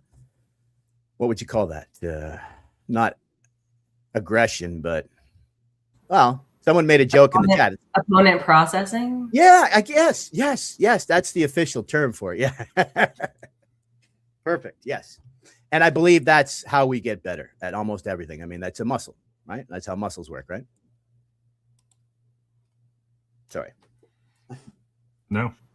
I am so chatty. I can't. I liken it to that. I spend hours a day listening to audiobooks. So that's probably why I'm so verbal, you know? I feel like you were going to say something, Scott. Was there something on your mind? Well, I mean, this whole talk about the breath and being in the other brain, I get it. I can see it. But breath goes in and out, right? So there needs to be the refocusing. I mean, to open yourself up to more possibilities, right? That's, I mean, Baskin Robbins 31 flavors, right? How long do you sit there and decide which one you're going to do, right? And otherwise, you just get stuck. That's discernment. Well, that's discernment, actually. That's why I mentioned Deuteronomy 5:29. I have these terrible notes. So the tetralemma. You guys familiar with the tetralemma? It's a Greek idea that there's 4 choices. It's exactly what Megan said. That's why I didn't really say it, because she covered it. Not everything is A, B, or C. Sometimes it's a combination of A and B. Sometimes it might be more. We're not asking the right question, or we're not ready for the answer, right? So, but here's where people miss. Discernment, or hamaftil, in Deuteronomy, is given to us. I would translate it as the heart of our heart, but it's not like we're born with the ability to know right from wrong. So what you just said, I am driving, I agree, because I believe we're meant to engage with that stuff and learn, like even from I believe we learn best through failure. So I believe that it is natural for us to try and engage. And when we fail, I think that informs us to do better the next time. Do you get what I mean? So I do. Yeah. I have many examples in my life where the lesson was much more sewn in because I failed. Yep. Right. What drives me nuts is the pain that that causes. Most of the time, not to myself, but to those that I love. Psychology is- argues there's more pain from you not doing that, though. Do you get what I mean? No. There's more pain for you. Like, I don't know if you've ever read, there's a book called The 5 Regrets at Dying, or I can't remember exactly. You guys can look it up. Super famous. But the main regret, believe it or not, is what you didn't do. Okay. And modern psychology argues the exact same thing. You are more harmed. Like, look at procrastination. Okay. Just to give you an idea. So in our mind, we will see the outcome as the worst possible scenario. So the reason why procrastination, and this is what we're getting at here, why do we not act? Procrastination isn't what most people think. Procrastination is actually what Carl Friston would call free energy. So we're trying to predict the future. Sorry, go ahead. No, that's perfect. No, yeah, you're speaking to my soul. Yeah. So he argues the human mind is what's called a predictive matrix. So it's designed to predict based on our history, based on our imagination, and something further, induction, to predict what's going to happen. And so the argument here is that, well, I kind of lost my train of thought there. I'm sorry. I'm terrible. I don't know where I was at. You guys go ahead. Yeah, I think there's something about human nature. You know, I don't want to speak as though I like know for sure, but there's something about what I have experienced of human nature where like we like to be prepared. Like we like to sort of like know what's going to be like happening next. And I think in knowing what's happening next and like noticing patterns and seeing that when I do this, people smile. When I do this, people cry. There's like a tend to try to do this so people smile and not do this with the potential of people like crying. And so like when I think of like procrastination, I think of it as a fear of making the people cry. Like it's like a bad, like it's a negative, it's a trying to one up a potential negative situation, at least for me. Like that's like kind of what it feels like. Because that's it's the state of like being in like fear or whatever. And I think like when you are in that state or when you're like trying to control the outcome of what you're doing, you're not actually in the moment of the doing. You're not in the present form because you're predicting, you're trying to say, okay, well, I want to continue this pattern. But unfortunately, that means that you're, for me, cutting off the ability to have discernment. Because in order to get discernment, you have to be in the present moment, see what you do in like real, genuine time, and then have real, genuine feedback that you are noticing. It has to matter, and then you have to log it. It has to be like something that metabolizes and changes you as like a stance. And if you're already in a stance of fighting, I'm like fighting the present moment, you can't get discernment. You don't learn from that. And so that's what that means to me. I don't know if that was loading on what you were saying, Al, but you brought it right back. I apologize. Yes. Perfect. Yeah, no, yes, yeah. I was just going to say the pain, what I was getting at is you just pointed out perfectly. So it's actually not so much the fear of making people cry. It's actually the fear that doing anything will be the worst possible of all worlds, right? If I can play on, the philosopher. So the way it works is procrastination. What they end up doing is the human being goes, oh my gosh, if I start, give me an example. Like if I start my essay, there's two types of procrastinations. There's the ADHD type where it's like, oh, there's so much to do and you're frozen with too much to do. You guys talked about that before, 31 flavors. But the pain that I'm talking about is the procrastinator imagines doing something will be more painful than not doing something. But in reality, psychology shows that they're not doing it is far more painful because, again, our imagination will make the worst possible of all worlds. You get what I mean? And so that's what I was trying to get at, this idea that if we're afraid, like honestly, what was the expression? Honestly, the way I see it is our job I think the reason why there's nothing really nice anymore in the world, why there isn't good movies anymore, is because you got to risk failing 6 times to produce one awesome thing. And that's where we're failing. We are so held back by, oh my God, I don't want to try something because that might not work out. We need to try things and have them not work out, because that's how we iterate. That's how we create ourselves. This is a saying that I've said, I stole this from Jung in a sense, that we're meant to try to pretend to be something we're not, right? Pretend to be our idols, pretend to be something. But this is the authentic engagement. We're not meant to believe that we're Napoleon Bonaparte. What we're meant to do is try to embody that archetype like Christ. But when we realize we're not Christ, where we land should be the closest to our authentic self. Does that make sense? I would disagree.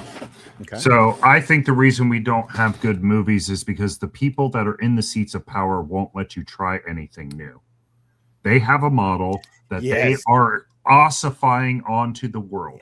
And you can see this through every single institution, whether it be politics, healthcare, movie industry, the farm ag system. They have it already figured out. And if you try anything new, gone, excommunicated. You Or they buy you cannot out. participate. Like Which I is come from why a business I side. Yeah, same which is thing. why I use the word infiltrate. Because if you're trying to take this mindset that both of you are talking about, which I agree with, right, doesn't exist, into yeah. those ossified structures, you are going to be killed You're going to get eaten because alive. you cannot. And so, do you fight back, or do you be like a spy Bide within your the time. town, right, and find a person who will hide you in the closet and then run the scarf down the wall? That's awesome. Yeah. Yeah. Well, I don't know. There's something about like knowing what the system is now that I almost feel like I have an insider. Like I can play the system so well now. Like I know what the system wants of me.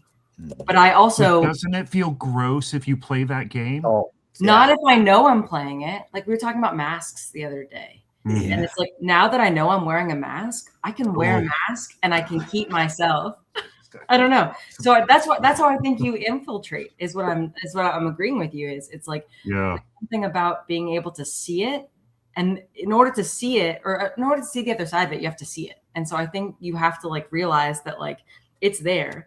I'm not saying it's not there, but I don't know. It's like you have to go through it instead of behind it. You have to same with like individuation, right? Like you have to go through hell to get through heaven. It feels like. That's literally Dante. I knew you were going to say Right? that. Yeah. And so Yeah, it's Dante like- asked Virgil, "How do we get out of this?" And Virgil said, "Your way out is through." And that's it. You're dead on. In fact, Nietzsche wrote about this. He said, "Institutions fail when we lose in us." Yeah. The thing that gave birth to the institutions themselves. So this is like, think of Dietrich Bonhoeffer, right? He did almost nothing, right, within the establishment and the nightmare regime he was in, but his example will resonate through the centuries. You get what I mean?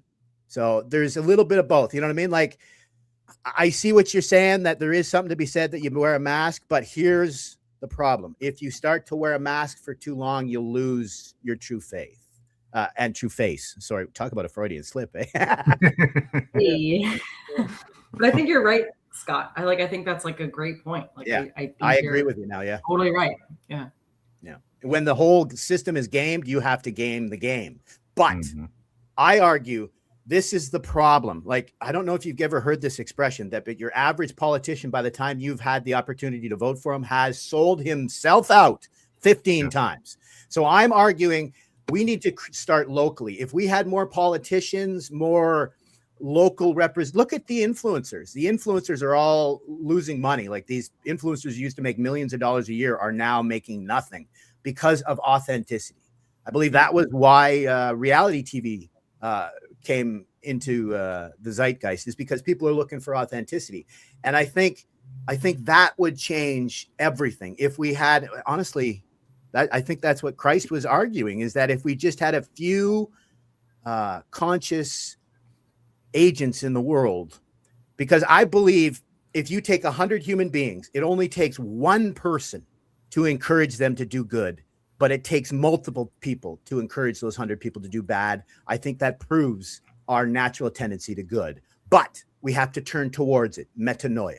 Does that make sense? Or am I just wasting your time? Apologies. We have to be noticing it. Like, you have to be looking. You have to be Yes, well, oriented towards it. Yeah. I Just agree. to give you that, you're 100% right, Megan. Carl Jung called it place. Mhm. Friedrich Nietzsche called it ressentiment. He said, because we're thinking about what happened to us last time, we're not in the present. And then if you want me to bring in Vervaeke, I love him because he brought in the Kyoto School of Philosophy. This is beautiful because they talked about something called basho. And basho in Japanese is place, and lost to most Japanese. They don't understand. But what it actually means is right place, right time. So you're prepared for what's going to happen and you're in the right place. You know? So yeah, 100%. Awareness of the awareness is what the Vedantins call it. What about you, Brett? You got anything? Yeah, Brett, you've been quiet, man. I was thinking that same thing. Like, He's got we something lost Brett. working in there. He's like, these crazy people. No, I think what was triggering me mostly was the misappropriation that we collectively try to naturally put on scripture. And it was like, it was really bothering me that we were not seeing a distinction in kill and murder, is how I was taking it. And it was kind of like, so for me, I was getting worked up because I'm like, it's like I was thinking about, you brought up the spies. Can you imagine if Gideon and Joshua were to say, wait a minute, you want us to lie? You want us to go in there and lie and pretend to be one of them to spy the camp out? I thought our law says don't lie. You know what I mean? Like, so clearly it would have been a misrepresentation of what the law was saying and what it was telling you to do, right? And it goes back to intention. Same with kill and murder. It's like, God was calling his people to do things, right? And this is after the law was already presented. So it's not like everybody said, wait a minute, God, you told us not to murder, but you're telling us to go murder. Like, there's a contradiction here. And people try to do that. They try to screw scripture up and say, look at the contradictions. It's not contradictions. There's no contradiction there, And so, but because my heart desires a certain thing, I'm trying to sometimes, there's a natural propensity I think all of us have, is to kind of reframe what is being told for me to do or not do. It's why, like, talking about the law right from the beginning, there were people that just don't even want to be told, don't do this, don't do that. Right. And so they're like, I can't believe you'd have a God that's like that. It's like, this isn't my choice. It's not my choice. God is God. He is what he is. He is who he is. And because I believe him to be good, because I think that there's a holiness that we can't even comprehend, maybe potentially. And some people can comprehend the holiness aspect of it, maybe not to the fullest extent, but so I just think that when scripture gets confused, which we're in a land of confusion, it gets very hard. But God is not the author of confusion. Man is. Tower of And Babel. so yes. and so when he gives us Holy Scripture, the breathed word of God, I believe that to be true. And so now I have to say, okay, how is my orientation and my mental framework? Is it corrupting this? Is it doing something? Am I putting something on the text that isn't actually there because it doesn't make me feel good? And I'm uncomfortable with how I feel about, what it's saying to me, what it's asking of me, And I guess that's kind of what was really was freaking me out. It's like, No, man, I'm very grateful that I'm grateful that I'm not called to be a soldier or a police officer, because they have to sacrifice that. They have to have that moral dilemma of making a decision that is very difficult to make and take another life and understand why they did it, and so for me it's like I'm grateful God calls people to those professions, you know, because if there was zero people of faith in these professions, how much worse would it actually be, you know? I can give you an example quickly. I remember I said earlier that I think the war discussion is a simple fucking simple discussion. I'm so sorry. I'm terrible. Okay. I was in Discord yesterday, and that's why I was just thinking about, guess what happened to me yesterday in Discord? So I'm in Discord and helping people with their language, and someone got upset because I corrected him on a mispronunciation. So exactly what Brett was saying. Yeah, I derailed my own thing by swearing. I apologize. So just ignore me.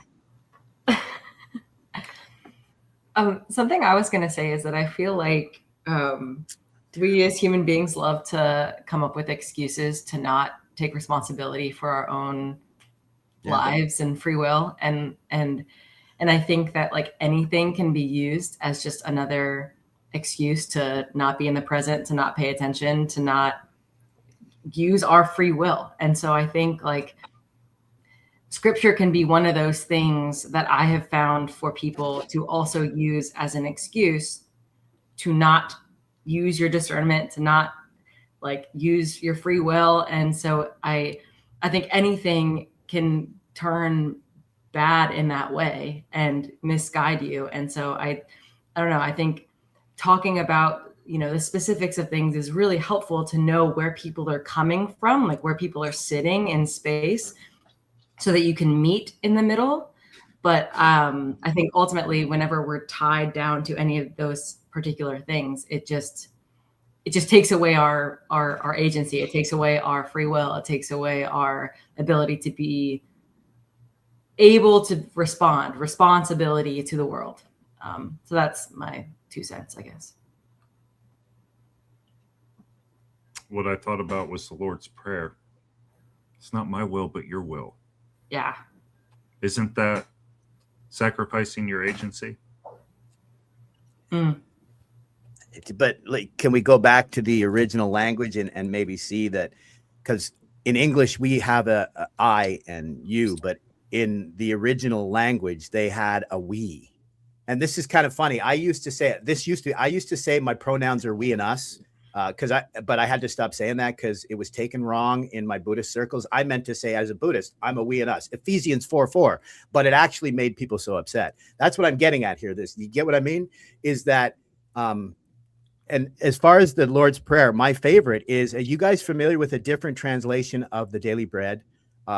It's like self-sustaining, or you guys familiar with that different? And I love that translation because it's every day we are asking God to not to give us what we need, but to remind us we already have what we need and to give us that confidence, maybe not even will, but confidence to use that heart of our hearts. Do you get what I mean by that? Like, that's what the Lord's Prayer speaks to me. It's not so much as relegating our will, but that is it ecstatic union? Is that the term where you're operating in communion with God's will? Does that make more sense? Or did I screw that up completely? Let me look that up. Yeah. So I would agree. I think in the act of surrender. Yeah. Right. But I'm not doing what I want to do. No, yeah, because you don't As know. a matter of fact, it says, not. Exactly. Over and over and over again. I should not want. He What you want to lie in green pastures. I shall not want. I think we get that mixed up. We're already in the green pasture. Stop wanting. Yeah, I do like that reading of it. Yeah. Yea, though will walk through the valley of the shadow of death, though. That's the thing, right? That's Psalm 46. This is why I would liken it to John, where he says, be in the world, but not of it.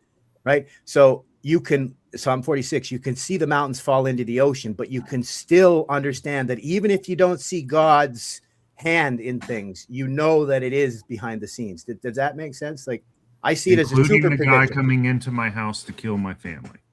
Yes, but what would God want you to do? Would he want you to defend your? No, that to me is a little ridiculous. You said, because you kind of messed that up. If you said a guy coming in to kill you, I could see, but you said coming in to kill your family. So on no certain, like, yeah, that to me is weird that you're going to allow one person to murder multiple people as justice. You get what I mean? So that's what I'm talking about. If we were to think about this stuff, same as the Tower of Babel, I believe it's the same truth. It wasn't really about language. It was about us having too much hubris. And that's what I think we fall into. You know what I mean? I do too. Yeah. I'm so hot here right now. I apologize. I have to turn the AC on here soon. I'm sweating my balls off.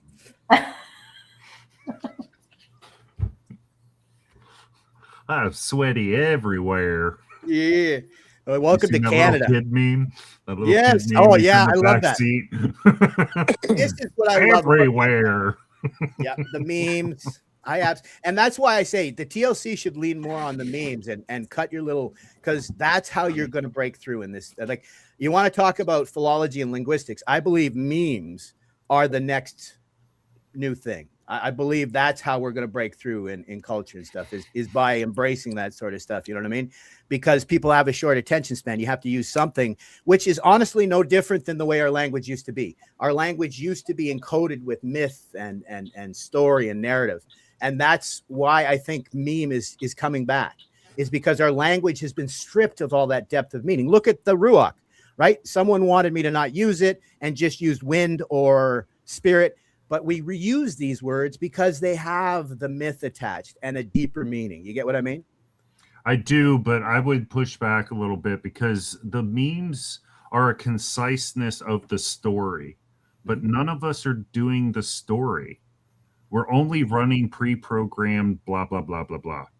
We're not actually going into the city of Jericho. We're not playing the trumpets around to watch the thing. We're all just playing our role in these systems, right? Because we eventually want to get enough power to make a change.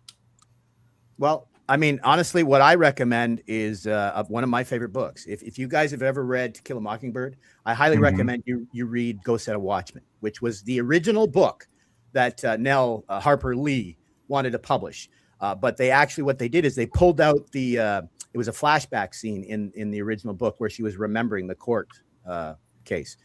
So they made that the entire book. But the original first book was Go Set a Watchman. And this, literally, her uncle was talking about some of this very stuff. And that's why he alluded to Isaiah 21, right? Go set a watchman, have him tell what he sees, right? It's agency, right? Like, it's not just like God will tell us when Babylon is fallen. No, like we were told to oil the shields and prepare. We're meant to engage with this. Like, we're not meant to sit idly by. Do you get what I mean? And in Go Set a Watchman, the book, it actually predicts the situation we're in. She wrote that in the 50s. And I'll just give you an insight. What he was talking about is Atticus Finch has now been labeled as a racist. And you know why? Because at a Macon County meeting, he allowed a racist to speak. How dare he allow someone to speak, right? And so they've said he's a racist. And then he also believed in states' rights. And so they say that makes him a racist, right? But if you read the book, you'll actually realize wow, he predicted it. Because he said, what happens if you take a community that has been disadvantaged for a long time and you just throw them together with the regulars, if we want to say that? Are you going to sink some boats to raise others? You get what I mean? So all Atticus Finch was talking about, and they say he was a segregationist. He wasn't. He just wanted us to realize, we're seeing this in our education today. If we teach to the lowest common denominator, that honestly harms everyone. You get what I mean? We're seeing it in the decline in our education outcomes. And so honestly, I think the problem we're dealing with is most people don't understand even the most basic scripture, because students nowadays, and I think it's 3 generations, but students nowadays can't even answer a question that's more than, say, a few words long. And I think even into our 40s and 50s, most people have given up their agency so much that they don't even read the headlines anymore. No one reads the articles, but almost no one reads the headlines. So they're not paying attention to how the majority of headlines are misleading to begin with. Do you get what I mean? So I believe it's... I do. We just went through all of our consents. and we lowered the barrier for understanding to something like a 7th grade reading level. Yes. We took all the consents, the verbiage down. And what do you lose in it? And this is, yeah, no, I totally see what you're pointing to. Well, I mean, Nietzsche had a thought experiment, which I kind of misunderstood initially until I really got deep into philology. He asked, would we have need of language if we were alone in a forest? And initially I was like, well, no, because no, absolutely. We have to remember that Nietzsche was a philologist. So he was a linguist, but more than that, he was studying why we have language, why we love language, what is language, what does it do? So we would 100% need a language, but what do you mean by a language? I recommend Temple Grandin's, not her last book, but the one before. It's called Thinking Visually. Okay, we think language is words. It's not. Language is so much more. It's like that's why I mentioned memes. Some people think visually, but that's still their language. And here's something that might blow you away as well. I did not believe people when they were telling me that some people don't have an inner voice. Have you heard that idea now that some people don't have an inner monologue at all? I've heard that. I've heard that, but that's not my. That's not me. No. And that guy is crazy. I think in visuals, but my demon inside thinks in words. So. Well, that's the thing. Like Temple Grandin was almost there. Like she was arguing, some people think visually, some people don't. No, we're all on a spectrum. We think verbally and visually. And so I'll give you an example. I think in French when I speak French, and I think in English when I think English. So when I think of a horse, I don't think of it linguistically. I see the image of a horse, because depending on if I'm thinking in French, it'll be a cheval. And if I'm thinking in English, it'll be a horse. And that's what I'm getting at here is that, and I believe there's a passage in the Bible where God says, he brought the religion to the Jews because they had a small language, not as an insult, but I believe God realized that if we had like the modern PhD where they use every word in the dictionary, well, then we're going to lose our understanding. It'll obfuscate the whole thing by putting in too many words. You get what I mean? Yeah. Like he understood that he had to dumb it down. What you were just saying, right? A horse is a horse, of course. Exactly. Yeah. I mean, the example I give is when I tell people how to improve their language, I actually have a weird little hack. I actually recommend that people engage with The Little Prince for this very reason. Because The Little Prince was originally written in French for a child's audience, but in the 40s. So Saint-Exupéry, he understood that he was writing for children. So that means he couldn't write like Dr. Seuss. So back then he understood, and this is what I've always felt. I talk to all kids as if they're adults. So The Little Prince is written in French to challenge children back then. But now that French challenges adults. And the same thing, the English translation challenges adults. So I recommend, and here's what I recommend. Schopenhauer said, we learn another language to separate words from ideas. And I think that's where we're failing. We're not teaching our kids cursive. We're not teaching our kids to get into math deeply. We're teaching to the tests. So these kids aren't learning, they're memorizing. And as Sherlock Holmes said, we learn this shit to increase the minor folds in the brain. And if we're not learning it, if we're just memorizing it, we're losing our agency, our humanity. You get what I mean? Rote memory is the lowest form of intelligence, something along those lines. Well, it just doesn't teach as well. Like Sweden is a great example. Not only did Sweden show that the smartest cohort in human history was born in 1975, and for the first time in history since then, each successive generation is not as smart as the previous. First time in history. But Sweden also discovered something. When they went to the one device per child, guess what happened to education results? Immediately started to decline. And we've done the research. If you write something, this is where the Commonplace book comes in and why it's coming back with vengeance, is if you write down shit, like that's what I do. I keep a Commonplace book when I'm writing. I do voice notes. Yeah, exactly. I do voice notes in my audiobook, which is pretty cool. That's good for me as a dyslexic. It helps. But I also realize that even writing as a dyslexic, writing it down actually encodes it even better. I have to go back to my audiobook to look up the notes that I make, but I never have to open up my Commonplace book ever again, because by writing it down, it's in there forever. You know what I mean? And I Yep. think that's what we need to learn with our kids. We need to challenge people. I mean, arguably, I ask every Muslim I run into, and this might shock you, there is not a mandate, but there is this belief that the more of the Quran you can memorize, the better it is for you, right? So I asked them how much of it they have memorized. Very few of them have memorized. And in fact, very few of them can recite the opening prayer. This is a prayer they recite 5 times a day. And very few of these, well, it's usually online Muslims that are trying to convert other people, right? So they're the kind of a specific type, but very few of them can even repeat the opening prayer of the Quran. This is something, as a devout Muslim, they're praying 5 times a day, and yet they can't recite it from rote memory. So yes, I think you're right. And I think that's where scripture comes in. It's not just teaching us language. It's not just teaching us morals and stories and parables, but by learning it, by memorizing, by living it. Harold Bloom said this. He believed that memorizing poetry just made you more of a human being. It wasn't just so that you could go around quoting poetry. You get what I mean? That's the irony. We sit there and literally have changed our learning structure to a memorization formula. And what have we done? We've lost our memory. Yeah. Is that? Oh man. Yeah. I'm going to steal that. That's perfect. Yep. That's beautiful, Brett. Yeah. And you know, I think about scripture, and I like the fact that you got it back to morals, because like, I don't know what Rob was saying there. I think he was misunderstanding what was being said. Well, I don't think ethics is what makes morals. And I think about like the Garden of Eden. I mean, you can derive some of this, but when you said that about Nietzsche, about do we need language if we're in a forest, like the thought experiment. And I thought about Adam in the garden. And before even Eve was around, he was asked to name the animals, right? It's like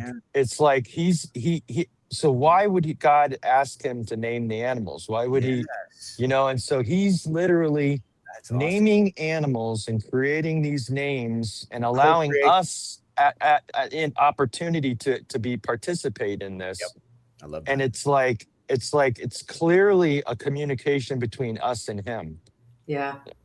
Because there is no one else at this point. Arguably, yes. I mean, and this is the thing that I also like. I'm a weirdo when it comes to this. Like, I believe it's near impossible for us to understand each other. So the only person that can really, truly understand us is God. And that is St. John of the Cross's Dark Night of the Soul. When you realize you're alone in this and you're distanced from God, it's actually the Noche Obscura. I prefer the translation, the obscure night of the soul, because everything is obscured, right? We see through a mirror darkly. You guys, yeah, like that's a realization of our lack. Like that's what I talked about earlier. The anosognosia is this condition where you don't realize your deficiencies. And I believe that's what this is meant to teach us. Why we were expelled from the Garden of Eden, right? What was the quote? Is that they would be as gods if not for eating of the tree of life.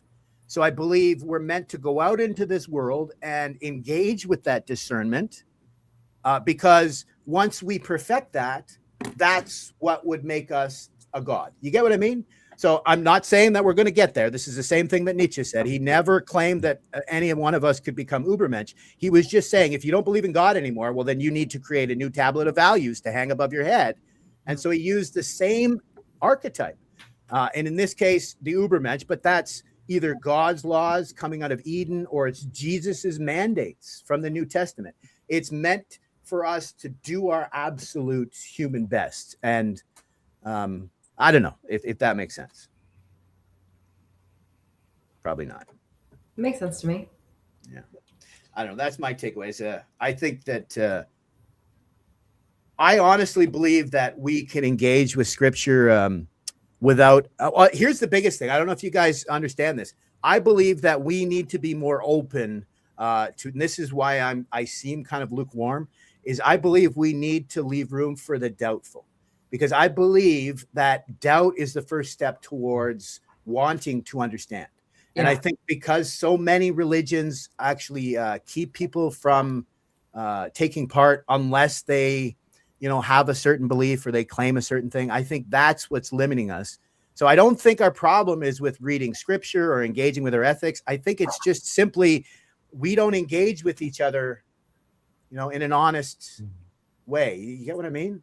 Well, it's like that opponent processing thing that you're talking about. And it's like I think I've talked to Scott and Brett about this too, of like the DNA strand or whatever. It's like if you're just agreeing with yourself, you're just a circle. If you're like being pushed in one direction or the other, you're creating life. You're like living.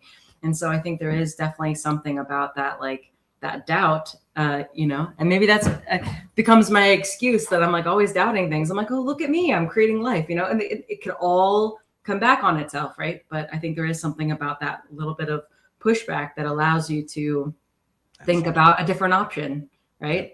Just like what we were talking about. Yeah, and I think the pushback is obviously has a purpose, right? And the pushback is to codify something.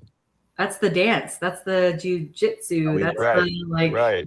You don't stay open forever. You're pushing back because you want to find out what is truth, or at least what is logical here. You know. Yeah, try it out.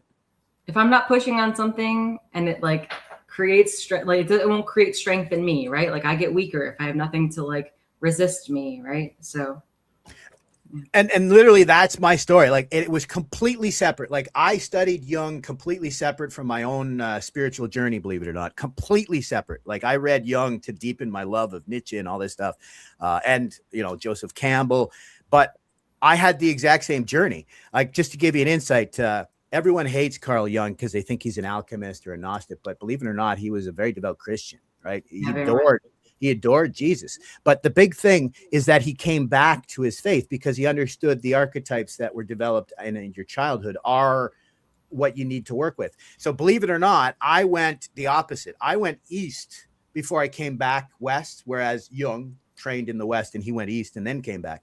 But believe it or not, what made my faith journey 360 was somebody asked a question to the head of the Vedanta Society in New York. That's one of the oldest. It was actually founded by Swami Vivekananda. He was a Hindu monk, a yoga monk from Calcutta, and he came over to America in 1893 for a Congress of Religions. And of course, everyone thought no one would even pay attention to him, but he became the darling of the show because he spoke about this sort of stuff. And someone asked the head of the Vedanta Society, and what's beautiful about him is he's actually studied multiple religions in Harvard and stuff. So he's not just a Vedantin monk. He's an academic as well. But he was asked, what do you do if you don't believe, if you don't have faith? I haven't heard a lot of other religions engage with that question, believe it or not. Even Buddhists don't really like I was asked before about reincarnation when I was giving tours. And believe it or not, the actual tenets in Buddhism is that the Buddha didn't really answer about reincarnation. Like the people that believe in reincarnation is kind of an ego thing, but neither here nor there. The Vedantin, when asked, well, what do I do if I don't have faith, if I doubt? The Vedantin just said, come, practice, right? That's what Jesus said, didn't he? He said, come and see. Isn't that what he said? Right? He asked the lady, pisteo. In Greek, that's are you convinced? That's not you must come. You get what I mean? So that changed my spiritual experiences when I realized that you can't always come to your spirituality or your truth with any certainty, because certainty really, you have to approach it with doubt. Does that make sense? And for me, that opened everything up. Without doubt, there can't be faith, right? Like if you're certain, you're not walking in faith. You're walking in certainty, I guess. I don't know. I guess I got the impression it was the opposite, is that most people that had faith were certain of it. You get what I mean? Interesting. Well, isn't it about hope? I mean, that's it. So this is interesting. This is actually a mistranslation. So I think this hope thing comes from Frankl. So I recommend, he wrote a follow-up after his Man in Search for Meaning. It's another Search for Meaning. I think it's even better. But it's not so much hope that Frankl was saying, right? Remember that famous saying that you can take away anything? It was actually purpose. Purpose would probably be a better understanding of what Frankl was getting at. So hope in whatever path you're following. Like, remember, religio is the path you follow with devotion and commitment, right? So that's where the hope comes from. Confidence, not certainty, right? So I think the belief, right? I mean, you have confidence. Well, I'm saying if you have confidence, you have a belief, and if you have a belief, it gives you purpose. and a hope. Yeah, yeah. And I think that's what people miss. They think, and I see this all the time, people trying to attack people with faith, and they make such a misunderstanding. Only in English is faith translated or understood as something that is blind acceptance. Right. In every other language, it is a confidence, a devotion, a commitment. You get what I mean? And so I think that's because just to give you an insight where that came from, Frankl survived a number of concentration camps. And what he found is, of course, as a shrink, he thought for sure suicide would be everywhere. Can you believe that suicide in the camps was lower than broader population? Yeah, it wasn't that common, because what he found was people, and I'll explain why it was so low. What he found was people found the purpose, whatever it was, looking out for the person beside them. That's how the military works. Their ethos is not being a killer. Their ethos is keeping their buddy next to them alive. That's how they manage that stress, right? So Frankl saw that people found a purpose in the camps, and that's what allowed them to carry on.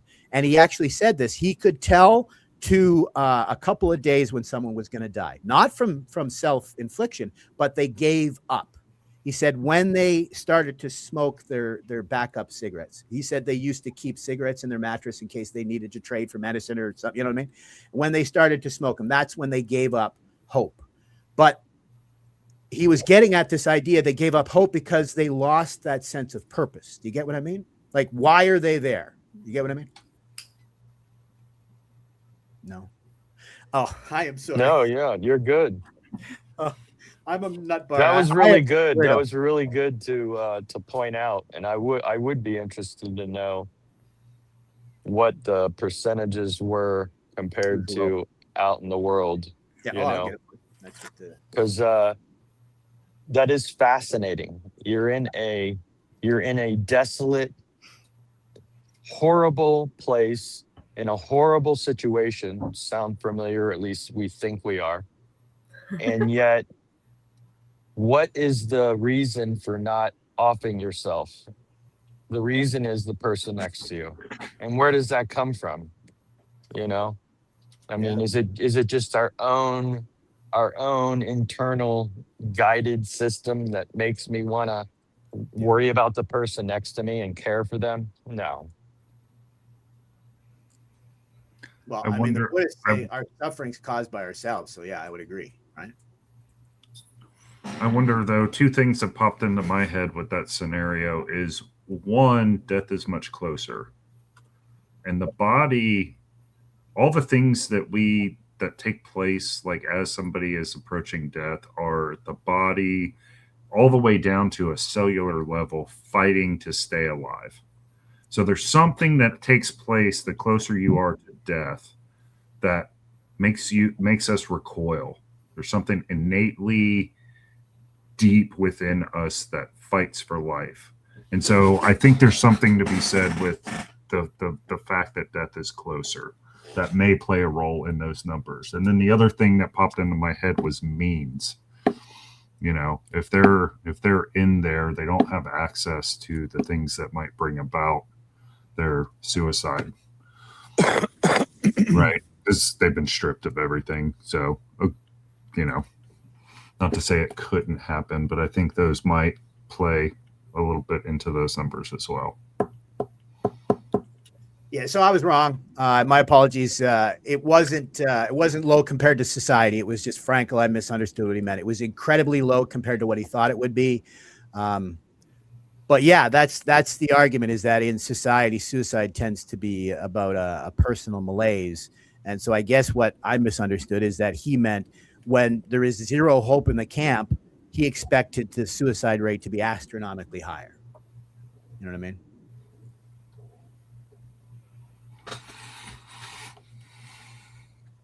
Because honestly, we can find purpose. Actually, just to give you as a final, this is why I love Friedrich Nietzsche.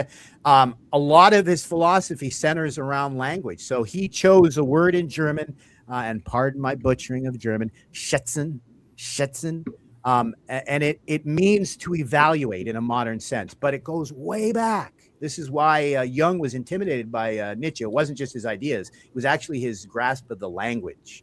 And schätzen goes back to this idea of what you evaluate You are the evaluator. In fact, he even used that Shetchinson or something. We are the evaluator. So we decide what we care about, what our meaning is, what we value, because we evaluate. So he was arguing that if you're not conscious, if you're allowing someone to tell you what you value, that's my favorite quote from The Psychology of Totalitarianism.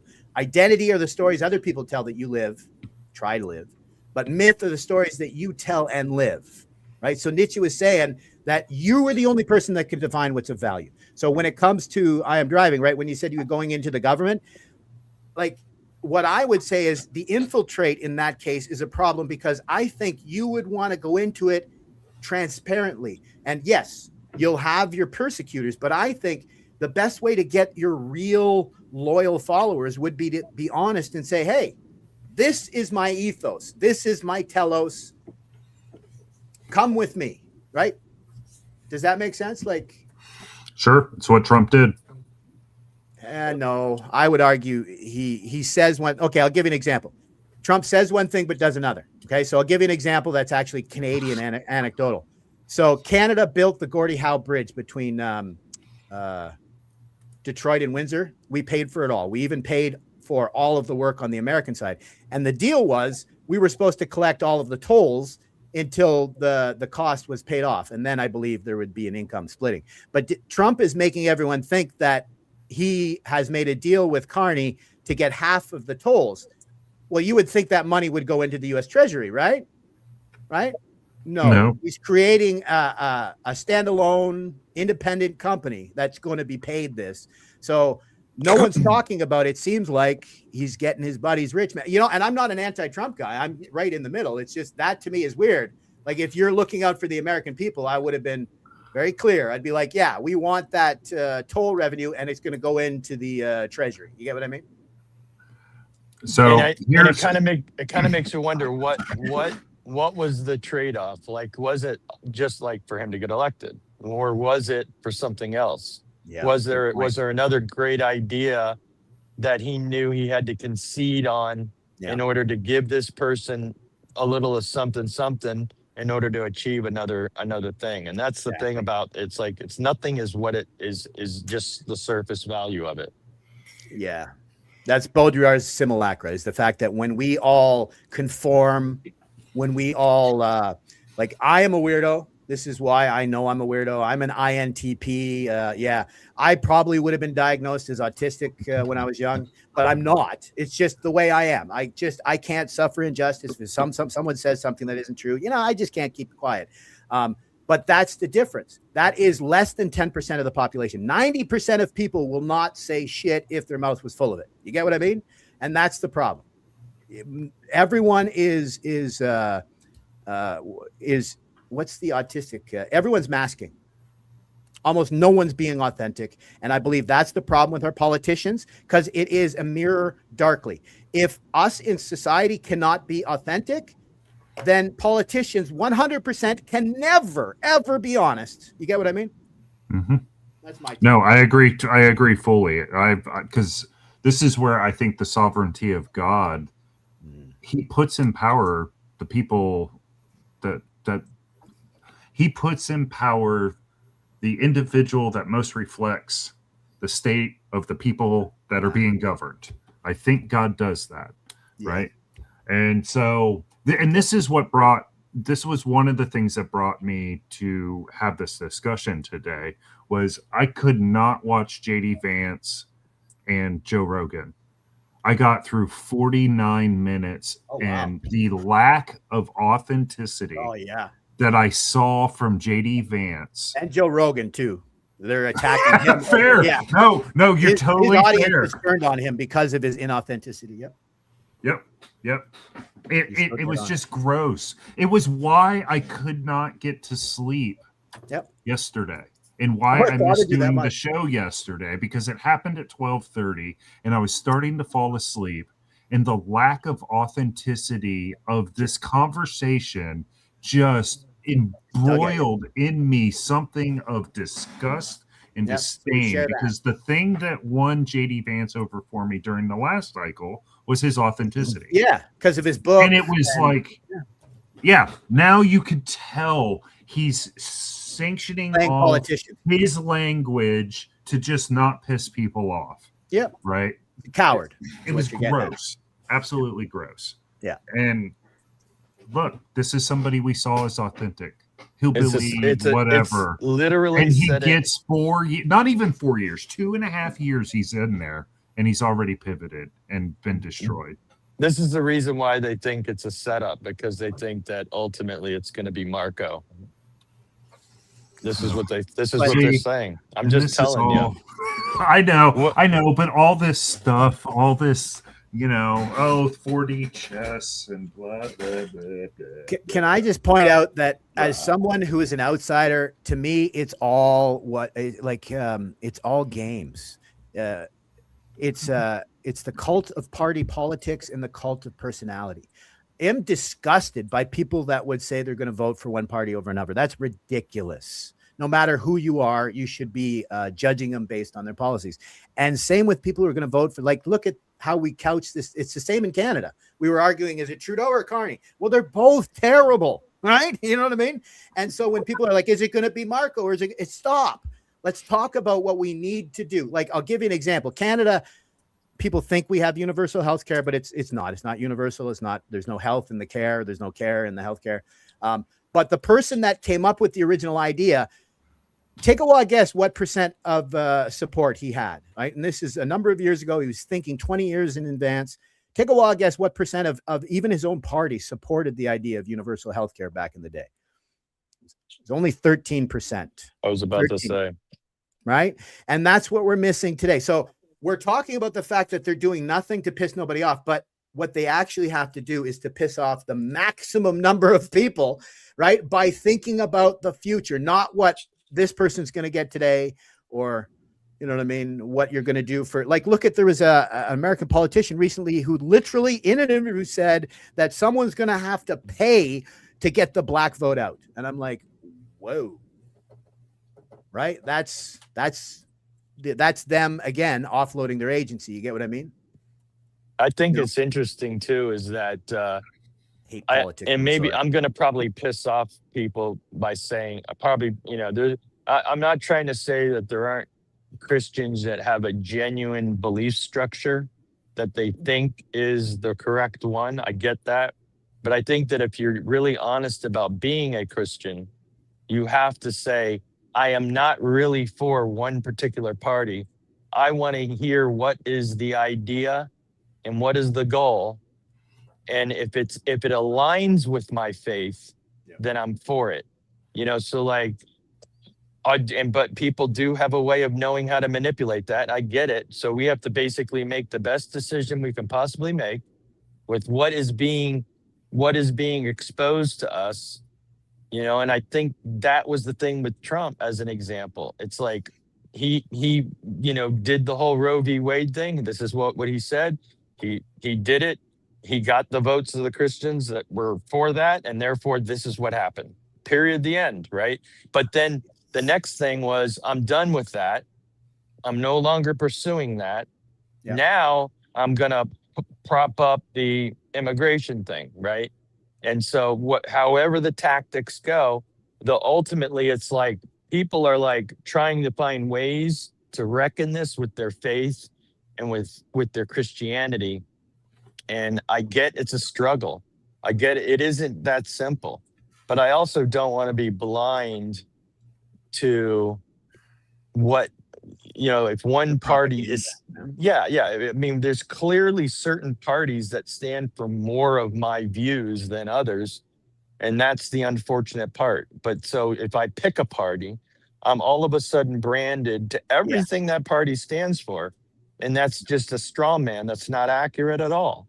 Go ahead.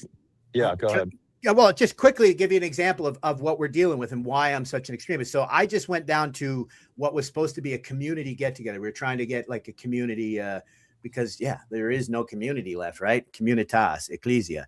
And so there was a small little group that was there. I actually gave them a set of cards. I don't know if you've ever seen it. It's a game from Holland or something where it asks pointed questions so people can get to know each other. It's called Vertil. But they didn't bring that. And so they're standing around talking. And of course, guess what they started talking about was politics, right? And so I tried to steer it away from politics and talk a little bit about education or AI. I can't remember exactly what I was talking about, but they ended up, one of them and a couple of them agreed. They ended up, oh, Americans are stupid, right? And so that, again, they just want to talk about Trump.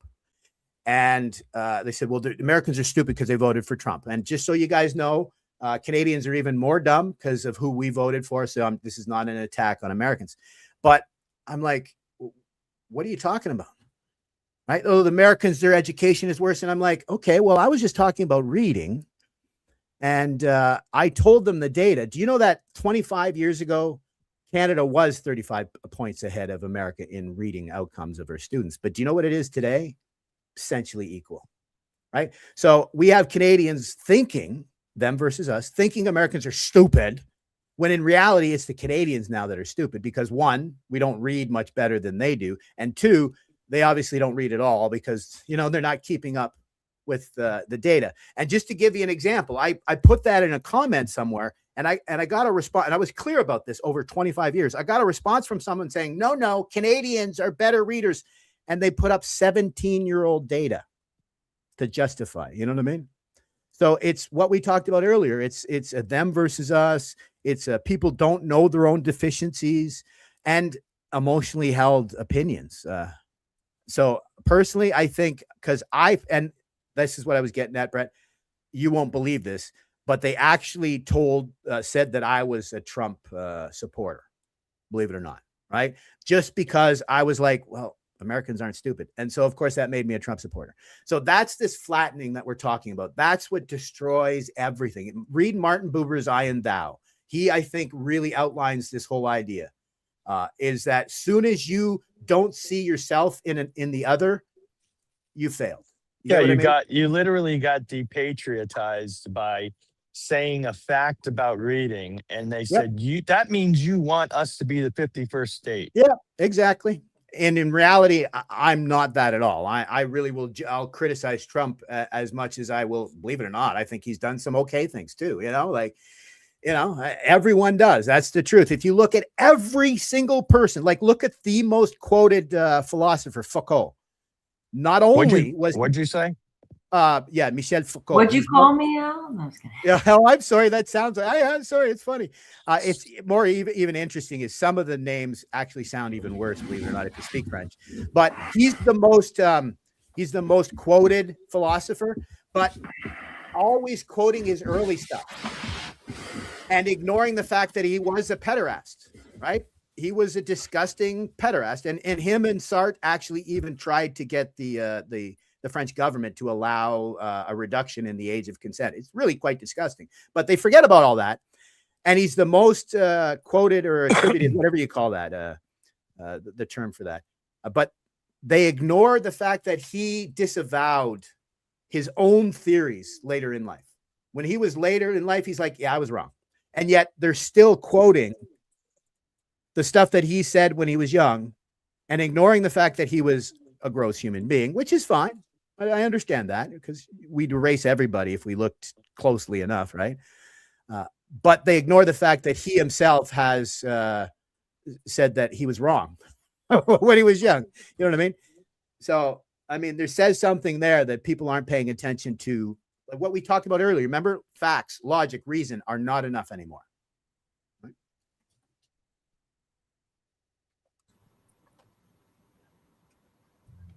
Andrew, welcome. Welcome. You guys have had an interesting chat. Where the hell have you been for 2.5 hours? Where have you been, Andrew? I've been watching This is rugby why match. this is why our signal chat is so damn long because you're not on stream. Exactly. I save it for the signal chat. Yeah. Anyway, I wanted to pop on earlier, and then you guys got sidetracked with American practical politics. That I was just like, I don't think I can jump in there. And yeah, I just wanted Why to not? come in. Isn't Al Partly Canadian? because Yeah, I and don't know. remember, I thought I was couching it all in the same thing we're talking about. I'm not talking about politics. I'm talking about how people, believe it or not, there's an example I love. Do you know that there's a law it's not a law, but if a headline says, could this be true? You can 100% guarantee that it is not true, because the journalist, if they had evidence to support they would say it in the headline. You know what I mean? And that's what we're dealing with here is people are making, not just not reading into the headlines as being what Neil Postman said, right? News is just propaganda interrupted by ads, right? So people aren't reading into the headlines and what do you call it? They're not even thinking about what they're being told or what they hold to be true. You get what I mean? Mhm. Yeah. I call it a reflection crisis because no one's really thinking about like, why do you, because how many times have you seen that on the internet? All you have to do is ask someone, why do you hold that to be true? Yeah. And 9 times out of 10, they'll just look at you blankly as I was told. Right? Yeah. Anyway, like on somewhat related notes, I just found it interesting. Americans discussing like corruption as if it's like a unique thing to America. Exactly. And then like the tension that I think a lot of Americans are wrestling with of like the American empire effectively, and like the effect of crumbling of the American empire and the consequences it's having, but still sitting in America, like that it's the most successful and like effective, and I don't know where. That's partly what I was asking in the chat. It's like, where else would you go? What other political system would you prefer? What has made America what it is? And it's like almost trying to get to the heart of what gets there. I think that's a little bit of what Claire is pushing back on when we discuss these things. She's like, well, there's problems. This is my solution. This is how we fix it. Which I kind of have sympathy for her in that, but I just disagree on the origins of what made America successful. I don't think it's the laws that made America successful. I don't think it's the political system that made it successful. I think the political system comes out of the actual success of what founded America. And that was the higher average morality that was in the people that were making up America at that stage. And that was a product of their like foundation. And that led to the political system, similar to what you were saying, Scott. It's like the leaders are more a reflection of where the nation is rather than the leaders being what directions the nation leads to. Like, I think we can get into like the great man of history kind of theory, and I'm not the expert in that, but it's somehow like great leaders do lead people into something better some of the time, but most often the leaders are generally a representation of the body of the people. And I think there's similar to what B was saying. It's almost that mutual pushback where it's like, actually there's a combination of the two that leads the nation forward. Because I've seen great leaders in South Africa lead us into something amazing. And I've seen corrupt leaders destroy that thing in one generation. And I think we've just had a quicker time capsule of it to see that radical transformation. And that's just my lifetime experience. And anyway, anybody have interesting thoughts on that? Yeah, it is a bummer that everybody sits there and it's like they're buying the narrative. They're saying that we're in this horrible situation and this is a disaster. And, they swallowed the black pill. I mean, at the end of the day, and I just am not willing to concede to that. But I'm not in denial. That doesn't mean I'm in denial. Like, that's what I think people, if you don't take this black pill, you're in denial. It's like, no, that's not the case. So I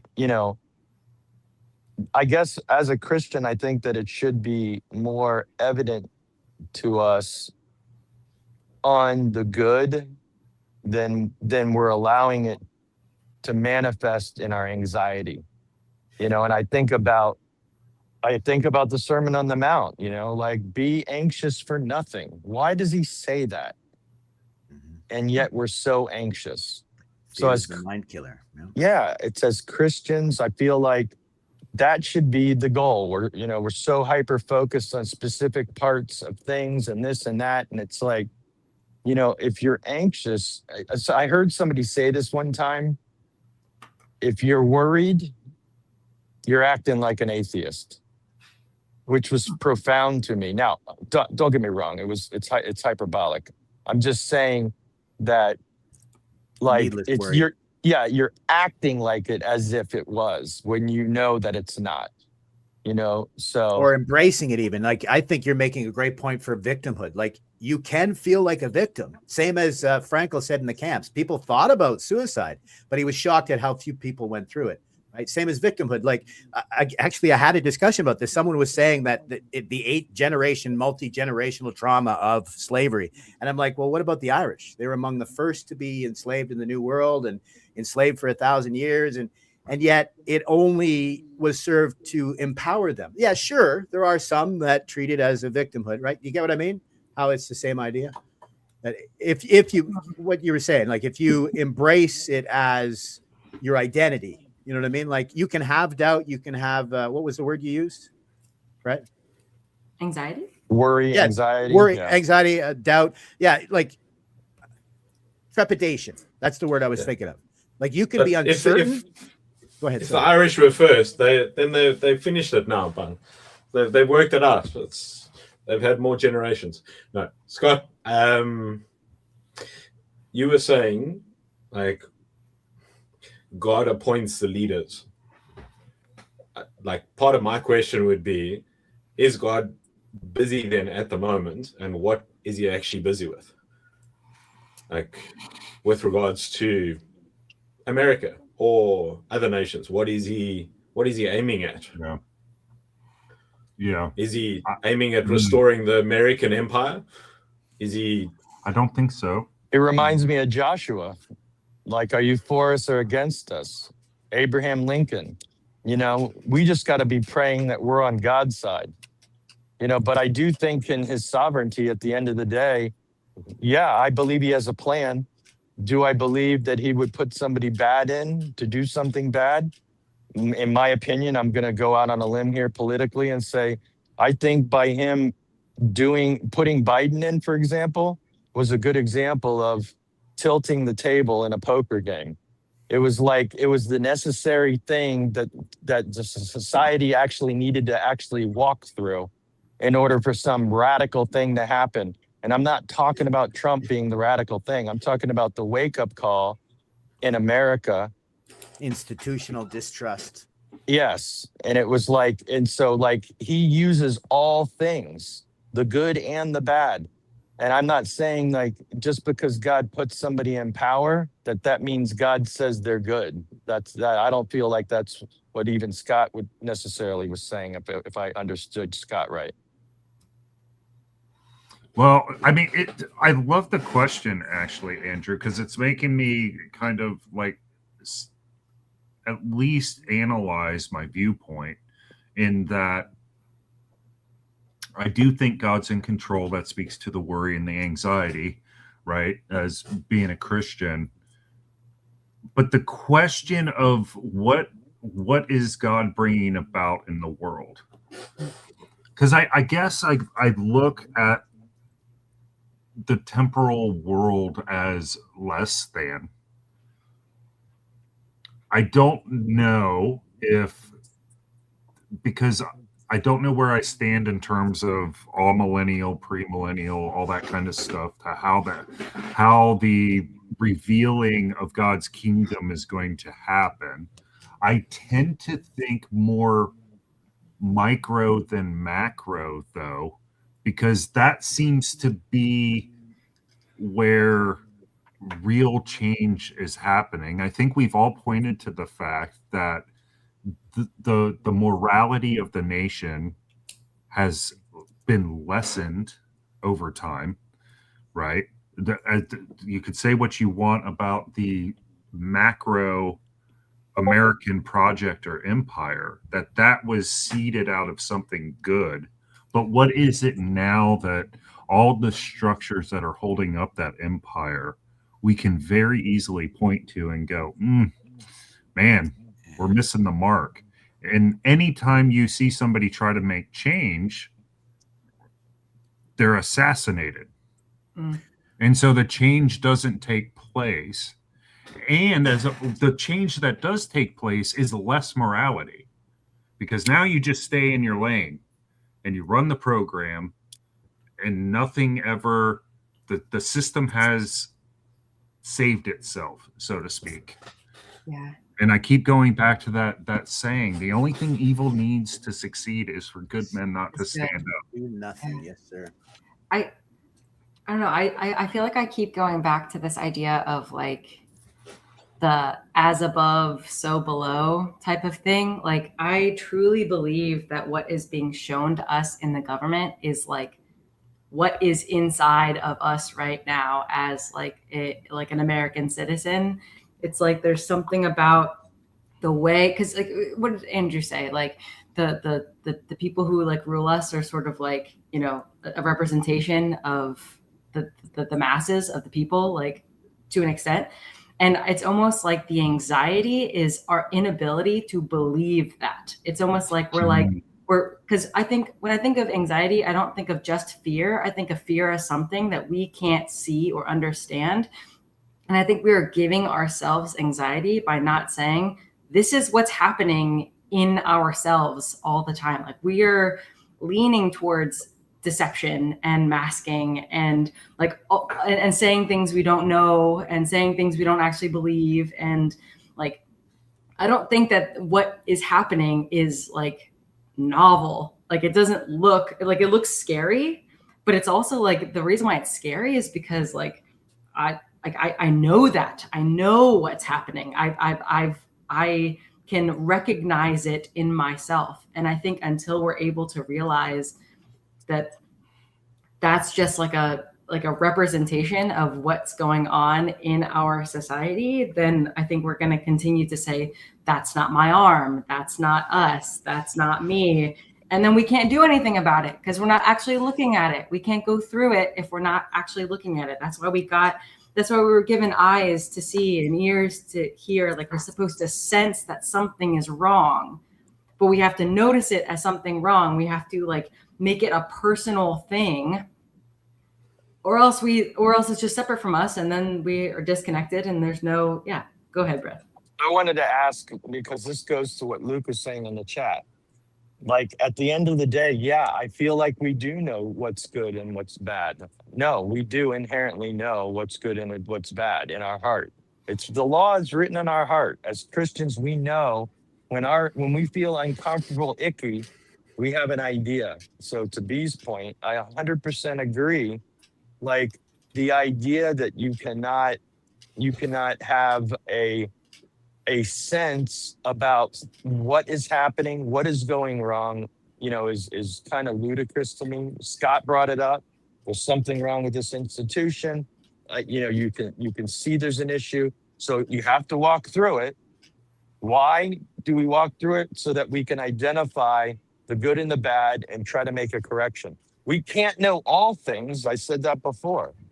And matter of fact, I got to know, get into the conversation. I was ear hustling and chatting in the conversation, but there were pastors talking about the disdain they had for learning about Washington having slaves, and like it totally changed their perspective on how they saw Washington. And I'm like, well, time out a minute here. You know, I'm not justifying that at all. You know, like the whole idea was in his will, he was freeing his slaves. And so, but then when his kids took power of his estate, they totally disregarded his will. And they said, nope, we're not freeing the slaves. So it's like, and so would I judge Washington on the fact that he didn't make a bold stand and free his slaves before he died? You know, like he should have. No, I'm not. But I am going to celebrate what the battle he did fight. You know, he did fight a battle, and it was a valuable battle. Did he fight every battle? No. And sometimes I think that you get totally paralyzed by the idea that look at all these battles. You know, it's like, no, just take one at a time here, man. Your call may be this one battle. You know, that's the battle, you know? And so I just think that he knew it was wrong. He knew slavery was wrong.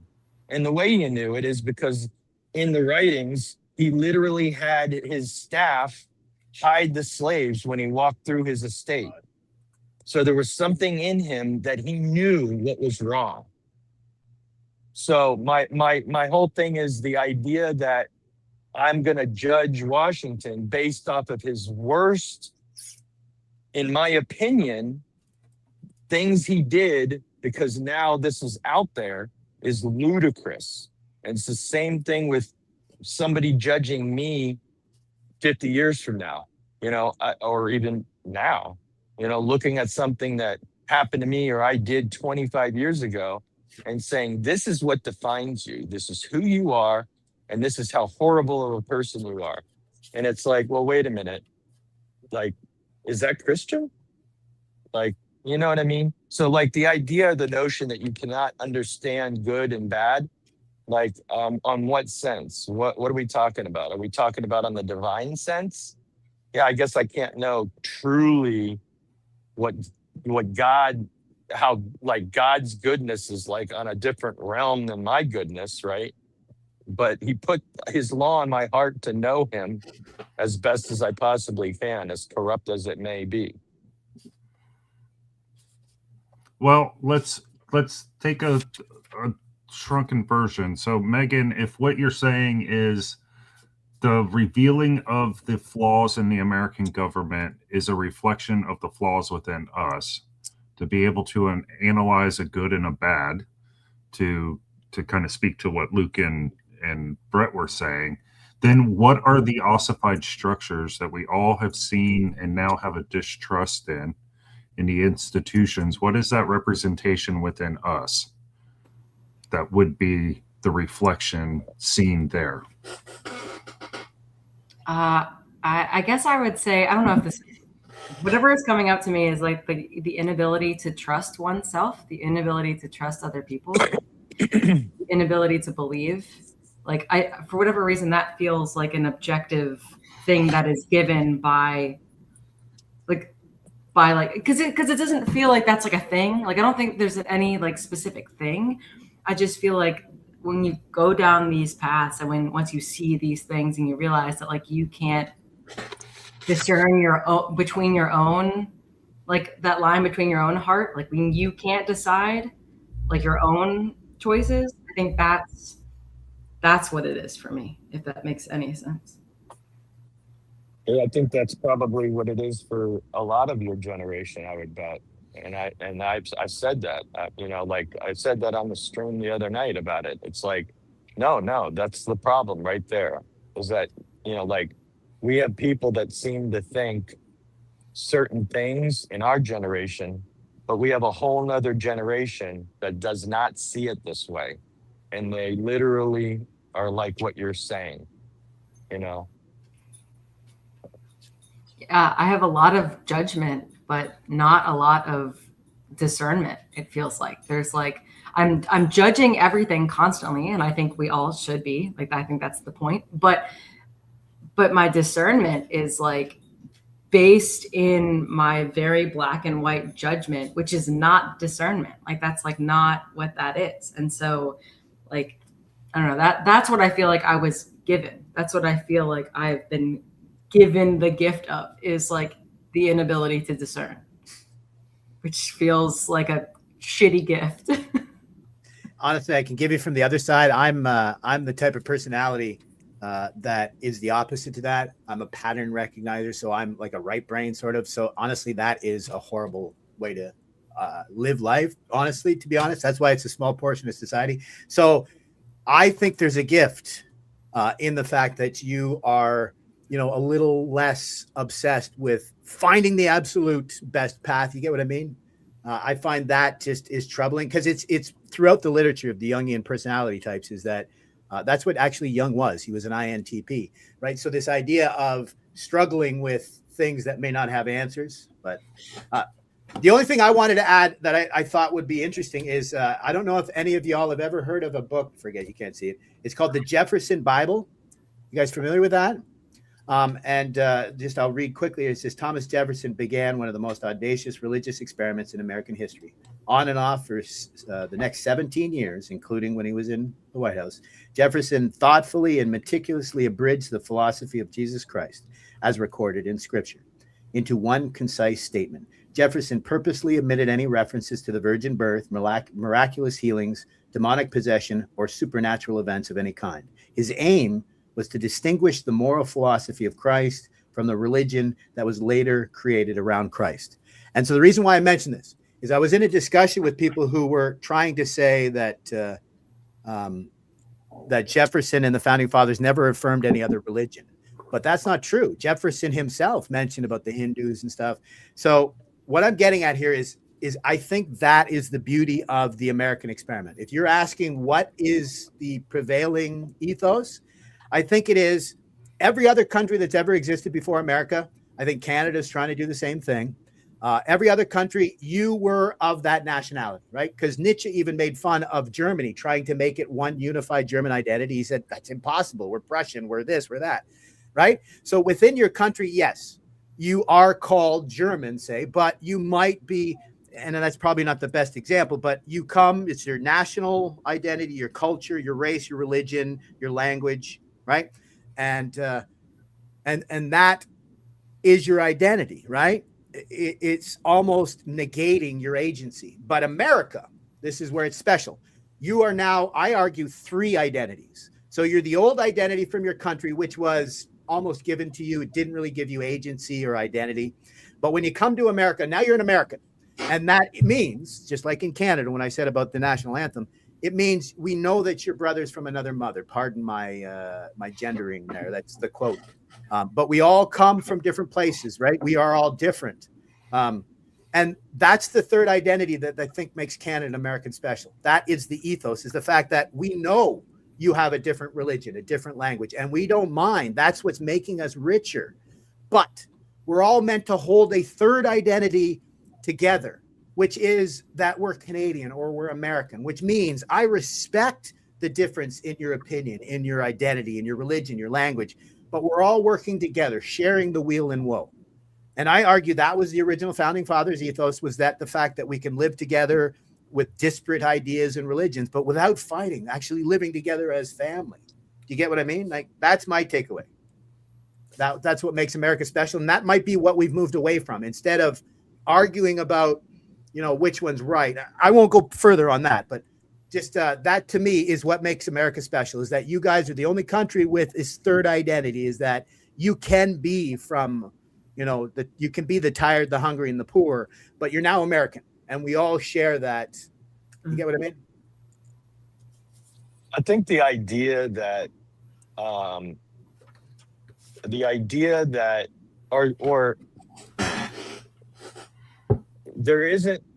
there were smart men that helped formulate the idea of this country, and those smart men read from all different books, right?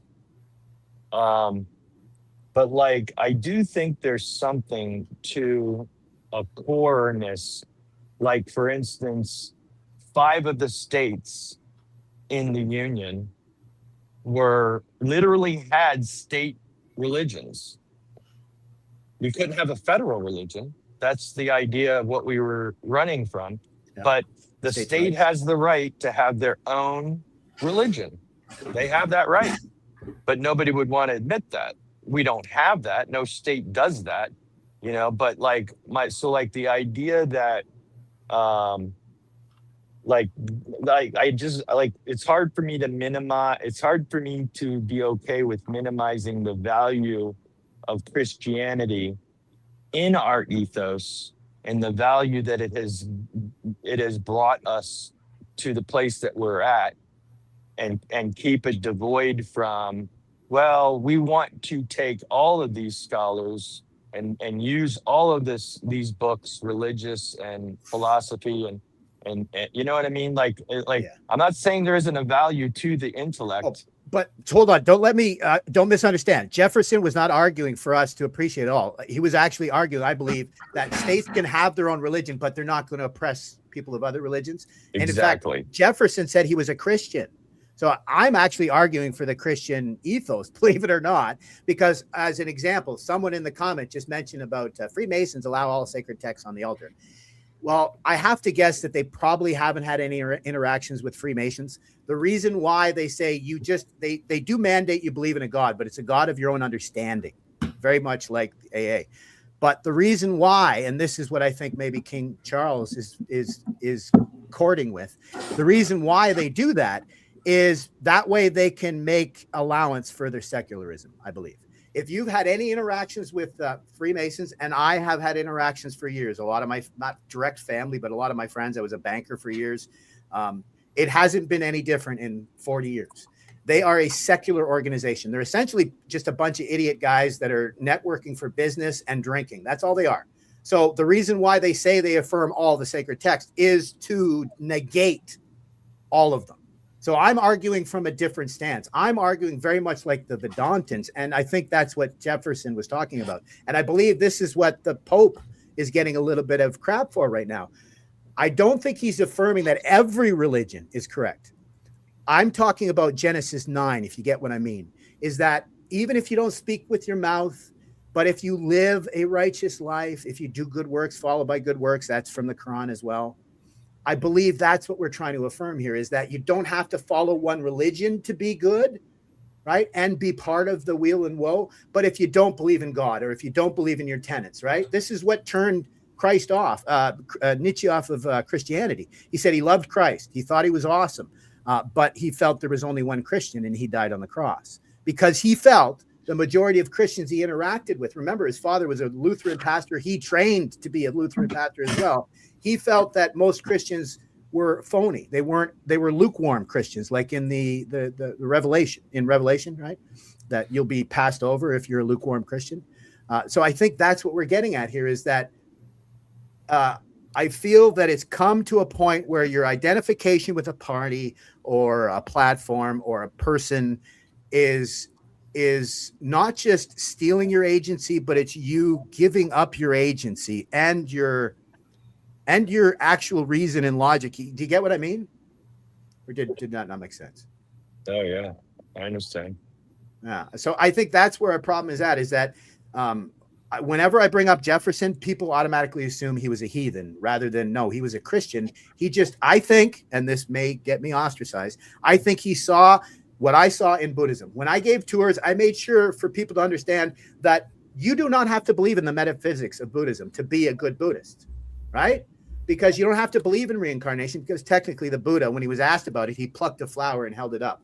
I believe the flower sermon was to tell people there is no reincarnation. When you've been plucked, you're in the process of dying. So, appreciate the gift that you've been given. You get what I mean? But that I would get a lot of pushback from. You get what I mean? But what I found was, if you allowed someone to come in who didn't believe in the metaphysical aspects, the fantastical aspects, they actually were much more open to the message, right? As opposed to, I actually ran into one guy who claimed that the Yoga Sutras of Patanjali, which is one thing that I've spent 30 years studying, claims that it can teach you how to go a week without breathing. Like, on no planet does it say that. But that's your two choices. If you're a true believer, you believe in that stuff because you've been told to believe that sort of crap because he's an authorized teacher and all that crap, rather than just going, oh, wait a minute, this is not an essential part of the doctrine. You get what I mean? And if you allow people to come in with that doubt, with that trepidation, whatever you want to call it, I believe they are more open to the other lessons of Christ, of treating each other equally and, taking care of orphans. And you get what I mean? No, I guess not. No. Oh my gosh. I apologize. I am just mad. Tracking with some of what you're saying. I apologize. I think the way that I'd summarize, or I've thought about American, religion space, was described by somebody that said it's moralistic therapeutic deism is a way to describe their religious perspective. It's moralistic. It gives you an instruction of right and wrong. Therapeutic, primarily to comfort you, and it's deistic, that it's not generally a personal interactive God.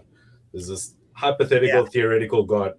That's how most American Christians, and I think it's influenced a lot of the Christians around the world, interact with Christianity. And I think that's partly a Jeffersonian, like he's embodying that in one sense, where he can approach the Bible and say, I can decide what's actually right and wrong in this. He wasn't doing that. Like, honestly, you got it. Okay. This is why people need to be taught horizontal history. You got to remember what was going on in America. Like, it's way, way more rich than that. And he wasn't saying that at all. I mean, in fact, there's the proof right there. The way you couch that, moralistic indeed. Oh my gosh, really? I don't believe that Thomas Jefferson believed that he knew what was right and wrong. Like, I'll give you an example. Look at the Transcendentalists, right? Are you familiar with the Transcendentalist movement, like Emerson? No. Whitman? Well, Emerson was actually a Unitarian minister. And when he said, why is it I have to come to a brick and mortar building to worship God? Why can't, like Walt Whitman said, why can't I appreciate divinity in the flower growing? And he was excommunicated for that. You get what I mean? So what I'm getting at is, I think they see, just like the Pope, I think they see that if you are a good person, even if you're not following the strict Christian tenets, you can still be just as recognized. My point was more with the moralistic therapeutic is to analyze the way we approaching belief and how that shapes our approach to politics and thinking at the moment. Yeah, because we don't engage with it properly. I got you. Yes, and we looking and saying like, the founders set it up in this way. That's what led to the success. I question that narrative that the founders were the ones that did it. As we said, it's like what founds a nation is not just the leaders that have set up documents. That's obviously important, but they're also a product of their time, and the people are a product of their time. And so I think it's a simplistic narrative to say, it was the founders. They were influenced by whatever, Masons or this or that. That is what led to the religion of our societies. That's just more complex than that. Yeah. And I think the current perspective is that it's like we want to approach scripture or religion or anything, and anywhere where it's confronting us, we don't really want to actually address that.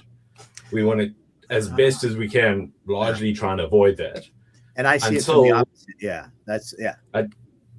I'd say the majority of people are approaching it largely like that. I think I see it from the opposite. Like, I see why was America founded? Who were some of the first founders of America, and why did they come? Before Jefferson and all that shit, what were some of the first settlements in the New World? What were they there for? What were they? Can I say religious freedom? Yeah, exactly. Right. Yes. So Thomas is not, I don't believe Jefferson and the founding fathers, and this is what I mean by the horizontal history. I don't believe they were trying to negate any religion. I think they were trying to point out that, well, look at the Huguenots, right? Like the Huguenots were like probably in recent memory to Jefferson. So I think maybe it was understanding that Christianity is as potentially oppressive as the other religions. And I think he was just trying to get us, because let me ask you, when you said that early on, the states were allowed to have their own religion, but they were also mandated not to oppress other religions. Am I right?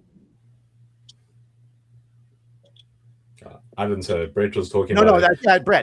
But, I am driving, actually mentioned it. I just wanted to point that out, that you could have a state that had a religion, but it didn't mean that it was legal to suppress any other religions within the state. Do you get what I mean by that? Yeah, well, I mean, that's like the famous like separation of church and state, like in the letter of like to the Danbury Baptists or whatever, is effectively ensuring the protection of the church rather than the state from the influence of the church.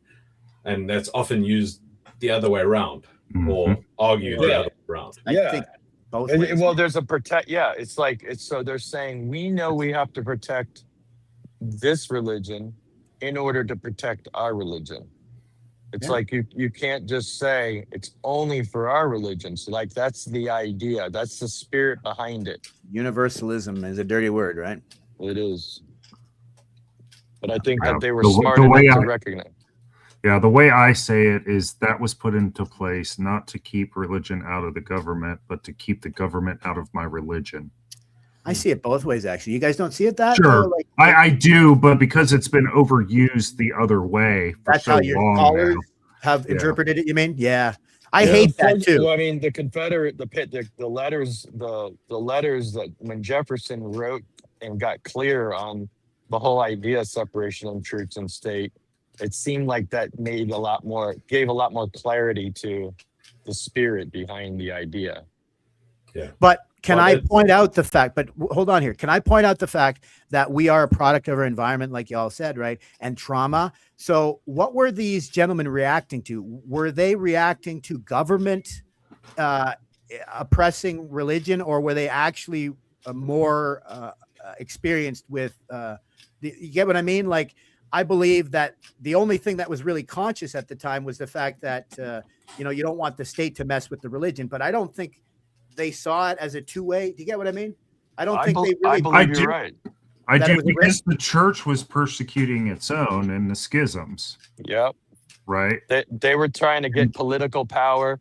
That's why it Yeah. mattered who was the king, who was the queen, because the religion kept shifting. It's like the power, once religion is Mixes. Yeah, exactly. so I thought that was a given Yeah. already. You get what I mean? Like, he didn't outline. You get what I mean? Like, when you write a philosophy, and I remember this. I have a favorite modern philosopher, B.J. Hahn, and another philosopher that I know was talking about him, and he said, I don't like him because he'll leave a reference to Hannah Arendt and he won't unpack it. And I'm like, that's not how philosophy works. If you unpacked every reference, every philosophy book would be 3,000 pages long. So I believe the reason why they were so concerned with, the church and state, the way you're saying, the separation, is because I thought it was already a given.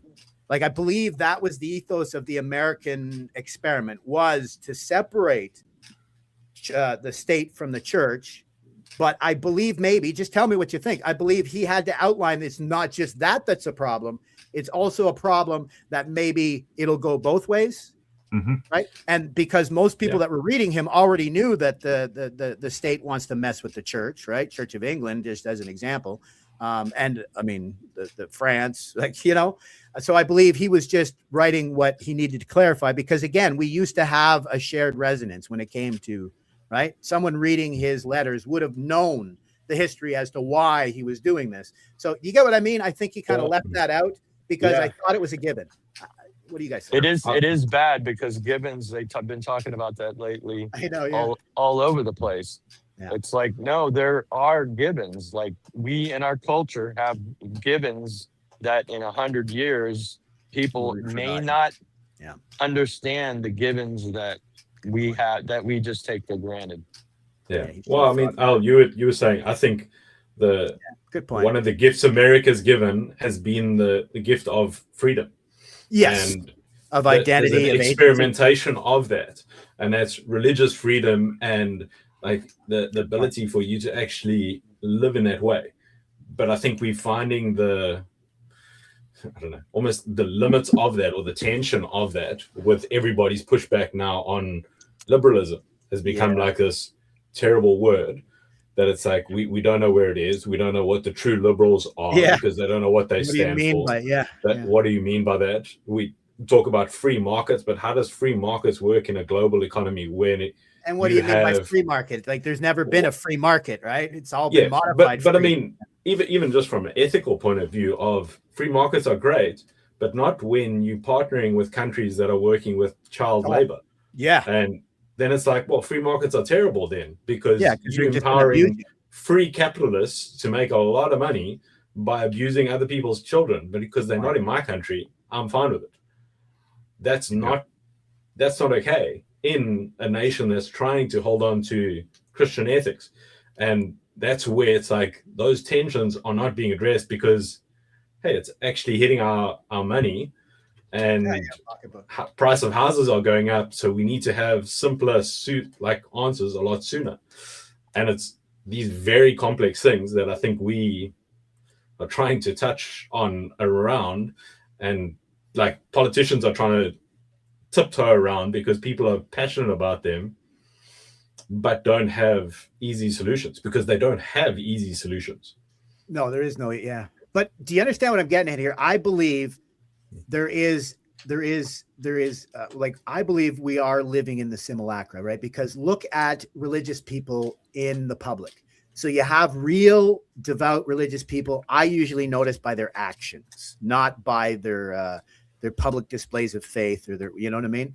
Whereas I regularly hear people cringing about the public Christians in America. Like there's the one guy, I believe he was a speaker. He was up for a speaker and he believes in the 6,000-year-old earth. You get what I mean? So what I'm getting at here is I 100% agree with you, Shipley, if we were in the position where we were actually realizing we were being unfair.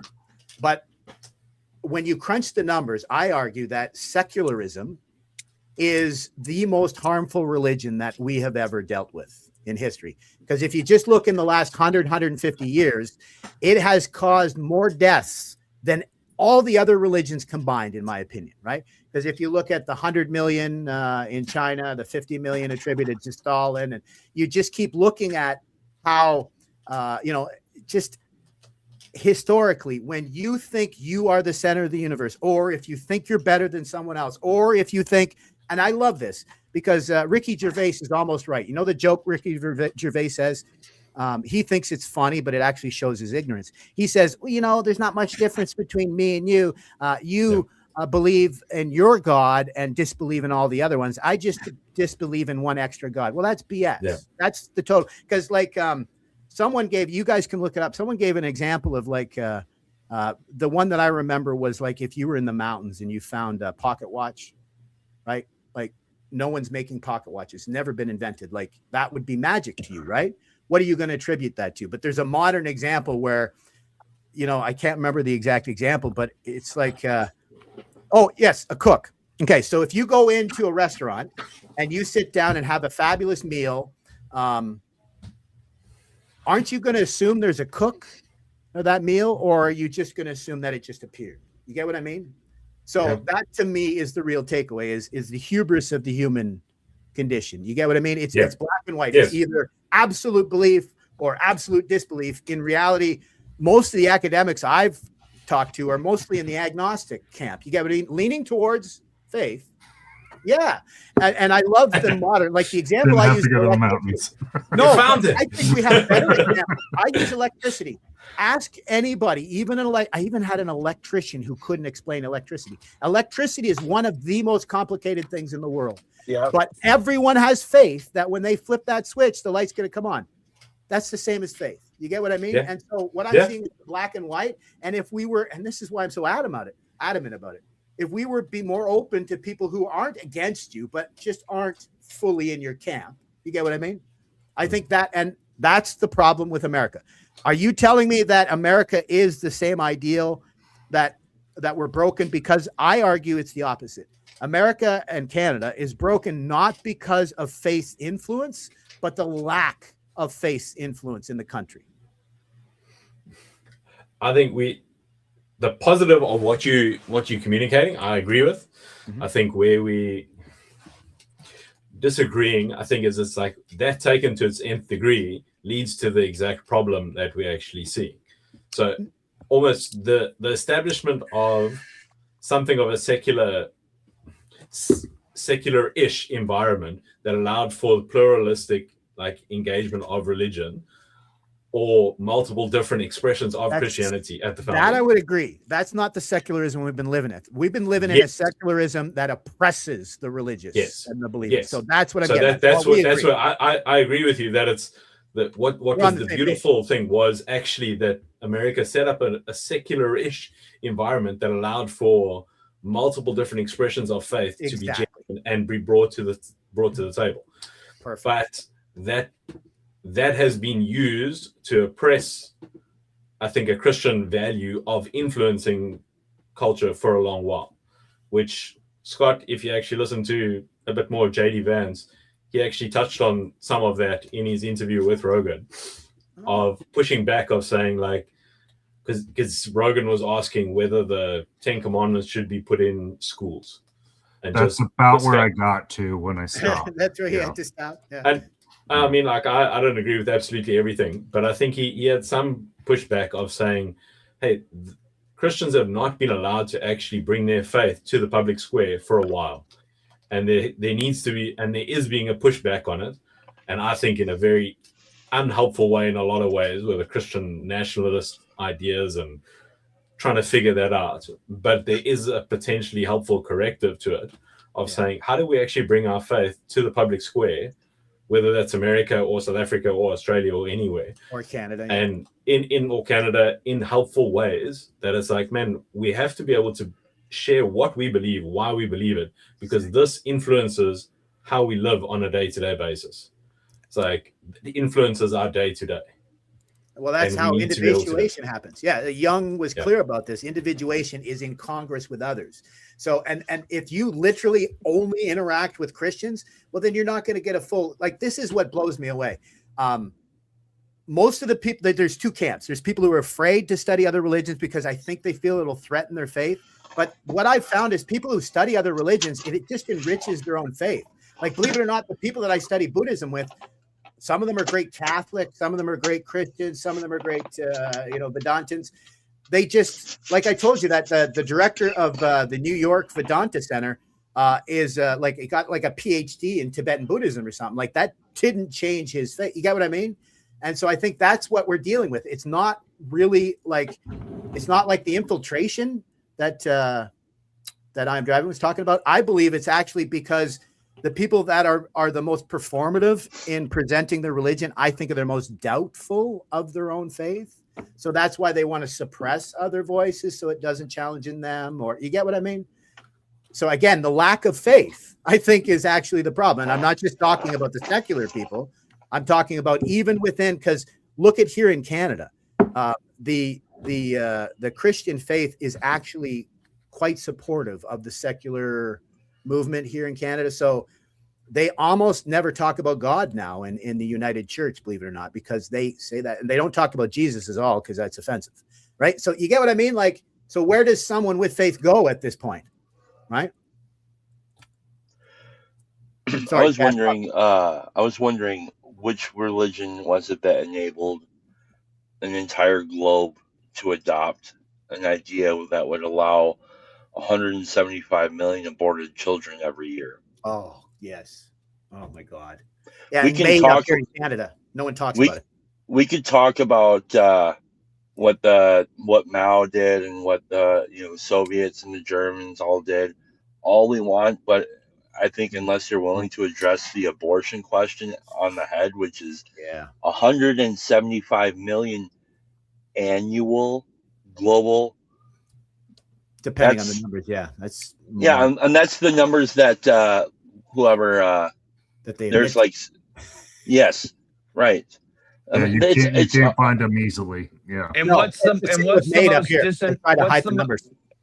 most disenfranchised group that takes the biggest hit from that? Blacks in America. And they're literally pro that. I'm not blaming them. I'm saying that they're getting. They just don't know better. Well, let's just say the other thing is that the Americans are basically the lowest on the list as far as the amounts that are aborted annually. So really, yes, they are among the lowest. Yeah, Canada's probably among the highest because I think we're 90,000 abortions a month, and we're only like 38 million people. I was wondering where you were getting Chad, that, I thought, what religion are you saying allows for that, Chad? The Catholics, the Christians, they're all like a lot of them. No, I'm saying the secularist, this idea of individualism, and this is where I like. So I have a real problem with kind of the ortho. Or let's say the theo supremacists that are out there, the theological supremacists that are out there that are saying that we are totally against liberation and all this kind of stuff. I understand what they're saying. I also I'm conflicted because I was born in these waters of the secular waters. So I dare I say I'm Christian. I was captured by Christ, and yet I think functionally I was born and raised as an American pagan, and I think that I have to respect that.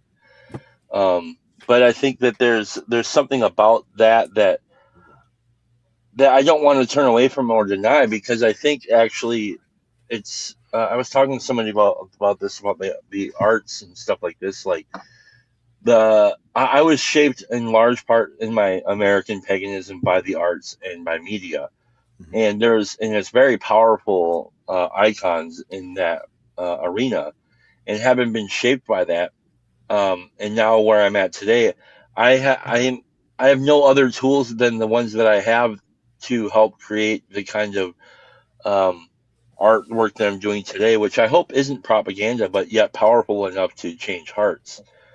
And so, like, that's why it's so weird, dude, because I didn't know this number. Like, because I was, like, wondering, like, what are the numbers on this abortion thing? And I just looked up, like, on Google or some shit, and it was, like, I don't think it was the CDC. It was some other... So I just looked up what are the global numbers, and it blew my fucking mind. I was like, what in the hell, dude?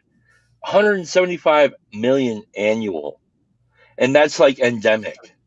73 million. You added 100, but still. Yeah, How many people died from COVID?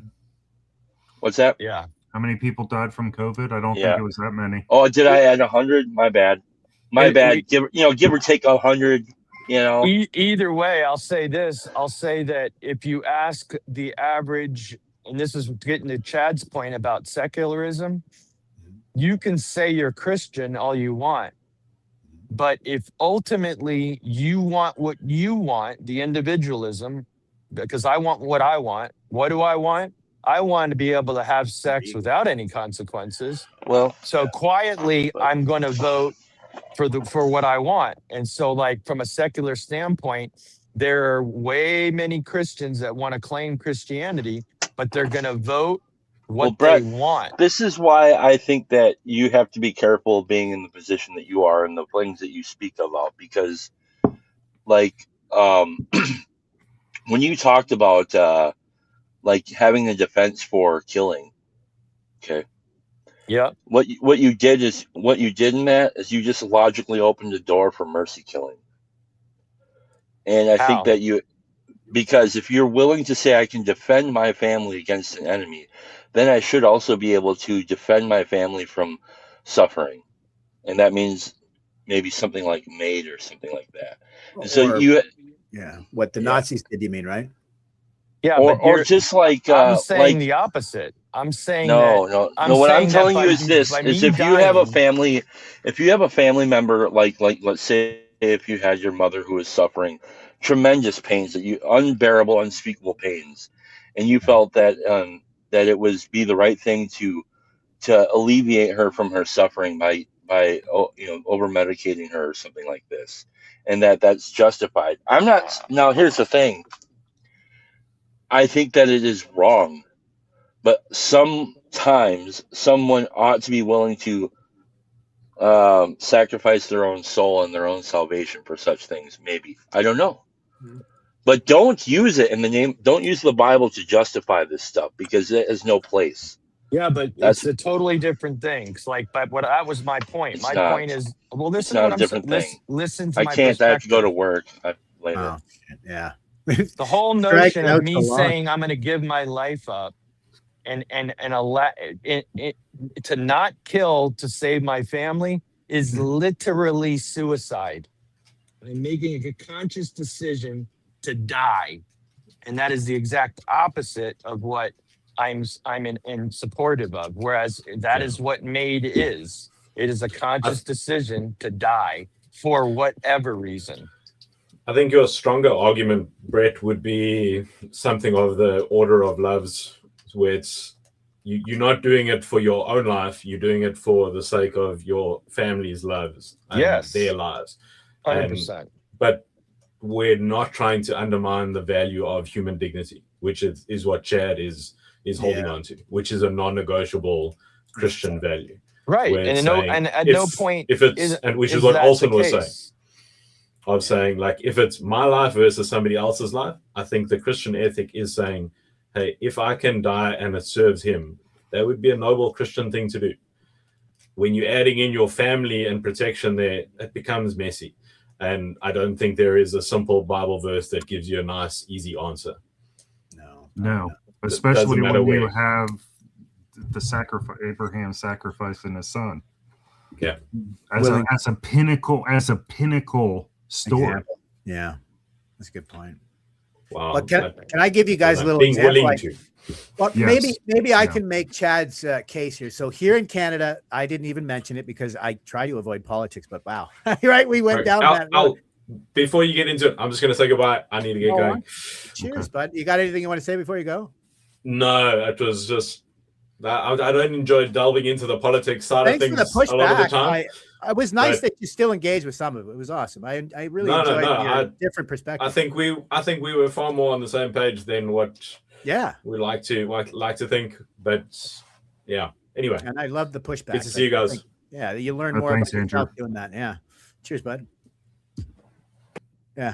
So just I didn't mention it because it is kind of, but since Chad brought it up. So that's something that bothers me a lot. I actually thought he was going to talk about here in Canada, most of the Christian denominations support abortion and support MAID.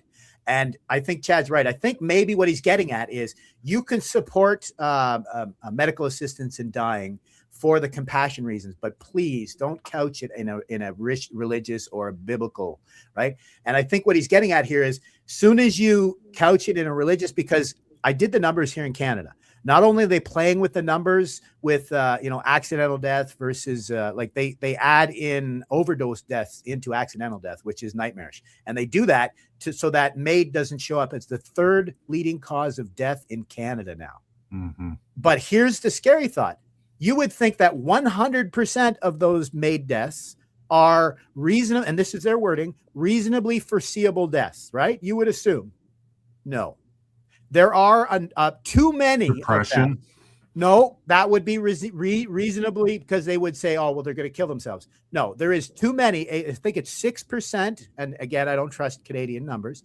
They say 6% are not reasonably foreseeable. You know how doctors work, That's right? right. That means they're completely healthy. And I'll give you an example. A lady died through MAID because she didn't like the apartment she was living in and the government wouldn't give her a better apartment. Another gentleman was introduced to a doctor at a Tim Hortons in the parking lot, and the doctor drove him to MAID, and he was dead without talking to anybody else. No wait period, nothing like that, right? So I'm arguing if there's any people that are being put to death without foreseeable, reasonable death, you get what I mean? I think that's monstrous. You get what I mean? So I think that maybe is what Chad's getting into. If you couch it in the Bible on compassion, well, then the people that are dying because they just don't like to live, well, that's kind of. Yeah, I'm not, and I don't, and I guess when we say that we're couching it biblically, what I'm trying to, the whole point was, those are murder. And the distinction is killing. And I can't stress the difference enough. Now, there's a compelling argument to be made that if I'm all by myself with one other person and I'm having to defend myself from an actual death situation where it's their life versus my life, that's the choice. And you're saying as a Christian, I should just let myself go. My issue with that is Scott's an example of that. He has a family. There's more than just Scott by himself and the biblical principles there. Like the difficult part is, and again, the difficult part is the damage and the lack of ability that God has given me in my life is now going to be snuffed out, just gone, right? And so now it's like, if I had the opportunity to say to my kids, hey, listen, you guys are okay. You're going to be okay. My wife, you're going to be okay. I'm going to sacrifice my life and let this other person live. The idea seems crazy to me. And it seems very suicidal. Yeah. Foregoing the gift from God. Yeah. But again, the argument is you'd be stealing that gift from God from him. But I mean, the way I see it is, I don't know if you guys are familiar with Gad Saad, and he wrote a book called what is it, Suicidal Empathy, and that's exactly what he's talking about here, right? Like there, you have to. I'm honestly, that's the weird experience. Like we are the only human creature that I used to argue that was the only animal in nature that if all data told us that we couldn't get out of this, we would still fight to get out. You get what I mean? Most other animals, like they studied it with rats, like rats will give up eventually, right? But now we have just given up. Like how many people are, it's what Camus said. There's only one serious philosophical question in life, and that is, are you going to live that life? And I argue it's not just the problem of suicide. How many people are not even engaging with their life for real? Like they may have, right? Killed themselves. Like, and as far as Chad's numbers, the thing that stands out for me is not the number of global abortions. It's that 39 per 1,000 women. There are 39 abortions per 1,000 women. That is monstrous. If you look at the damage that causes to the woman's psyche and all that sort of stuff, it's monstrous that we don't talk about how. Not just the woman's psyche. No, of course. It's not just the woman's psyche. Yeah. It's also that father Yes. that in the very first moments of protecting the prodigy, they fail. Yeah. Oh, that does I thought of it that way. Yeah. Wow. Oh my God. Good way to see it. Yeah. And we just ignore it completely. Yep. I mean, honestly, yeah, I don't know what to say. I mean, there's also an argument. I don't know if you've ever looked at it, but there's also an argument that like birth control is arguably a nightmarish thing, not because of keeping babies from being born, but because of what it does to the woman's hormones and her psyche or thinking. You know what I mean? Like, I don't know. We need to be talking about this sort of stuff, right? Like, I don't know. I don't know what to say at this point because, again, I think it's faith. I think the only doctor that would murder somebody just because they were unhappy is a doctor without faith. I mean, I tell you my favorite part of Viktor Frankl. He tells a story. You guys go look it up because it really, really fits to what we're talking about. Viktor Frankl was initially asked to take part in the Yahtzee's experiments of getting rid of, dregs of society, as they call it. And he met this mother who had a child that was so severely damaged. She couldn't speak. She couldn't. And of course, he thought that she wouldn't have a value of life and the kid wouldn't appreciate. But he said he was his life was completely changed because he could see that the child loved her mother and her mother loved the child. And he spoke to the mother, and the way the mother spoke about her love and her devotion and the reciprocity of care that came from a child that couldn't speak or communicate.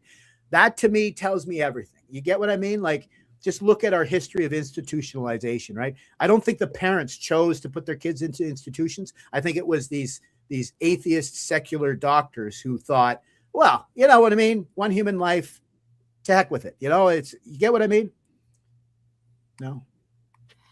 I mean, in a sense, but I think that's kind of what Chad was trying to point to. And I don't want to make you feel like you're being hammered on, Brett. No, please. But I think there is a line of thinking in healthcare that ending the suffering is appropriate, right? And we've used it, and just to put an exclamation point on it, this is one of the reasons why we're in an opioid crisis. Indeed, is because we think we can get rid of suffering, and not only can we get rid of suffering, it is the righteous thing to do is to get rid of the suffering. Good point. Right? So when you couch it, when you couch it in a ancient tradition, right, it justifies it even more.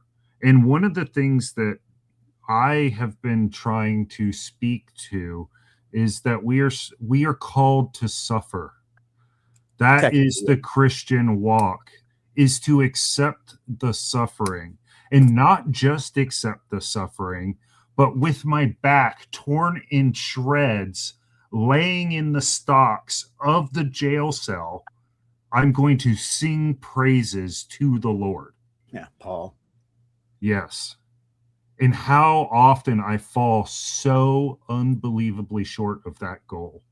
where I'm walking around in air conditioning with, and I've used this analogy before, with pillows on my feet in a 12-hour shift, Really? and I just can't deal with it anymore.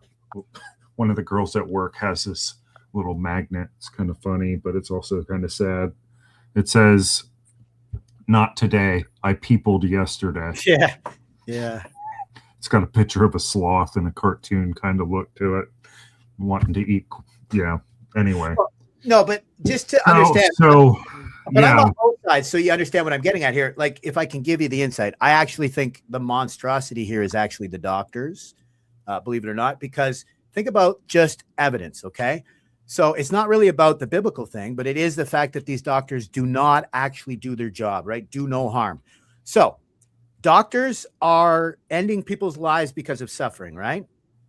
Right? That's a good thing to do. But what kind of suffering? Are they ending people's lives because of incurable suffering?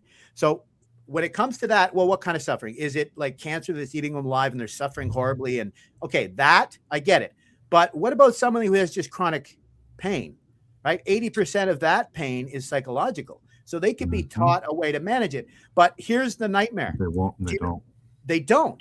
And what do the doctors study? They study you giving people psychedelics for death anxiety. Do you know that Aldous Huxley took LSD to manage his death anxiety? So if doctors realize that the anxiety of death is something they should manage, why don't they manage people's anxiety for death? You get what I mean? I think it's monstrous that a doctor would be okay. That's what I mean. I'm not talking in a religious sense. I'm just saying they obviously think they are the arbiters, because when you read about Canadian Made, guess who decides? But no, but it's actually in the legislation. Guess who decides whether the death is reasonable and foreseeable? One doctor. That's it. Like, they don't have to go to a committee, and no, it's one doctor that decides. So when a doctor knows that they can treat death anxiety with LSD, then why the F are we killing people that have just psychological pain when we know we could probably heal them? You get what I mean? Or at least help Yeah, them? I would make the argument that it's the structure. It's What do you the mean? institution itself. Yes, It's the yeah. policies and the rigor that have Exactly. made it so people do not feel like they can stand up.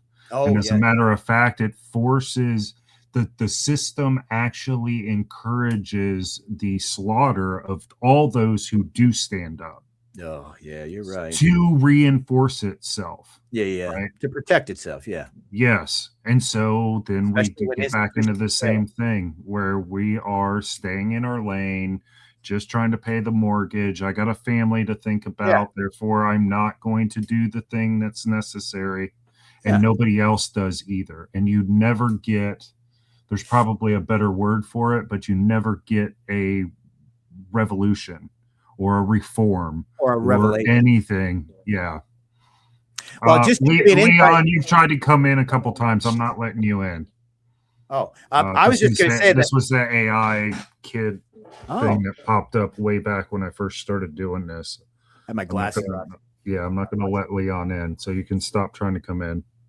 You know, the crazy part about this is that when we look at a lot of these Yeah. cases of MAID and stuff like that, it's so funny how the justification is disguised for Mhm. doing what's right for the person, Yeah. when really it has to do with the people that are living. Reducing cost, or like, honestly, you know what makes me most sad? I did a deep dive into trauma and suffering. Do you know what psychiatrists are most upset? The ones that are honest is they train to be a doctor, which is dealing with the whole body as a whole, right? Jesus, do you want to be whole? But then when they become a shrink, guess what? They're supposed to ignore the body completely and only deal with the psych. And I got to tell you, it's madness, because I have a chronic illness. And just to give you an example how mad it is, how crazy stupid doctors are. Do you know that dermatologists, the specialist in the skin, do you know that they only deal with the skin? They do nothing at all to do with the rest of the body. But what is the old saying? The largest organ of the body is the skin. Mhm.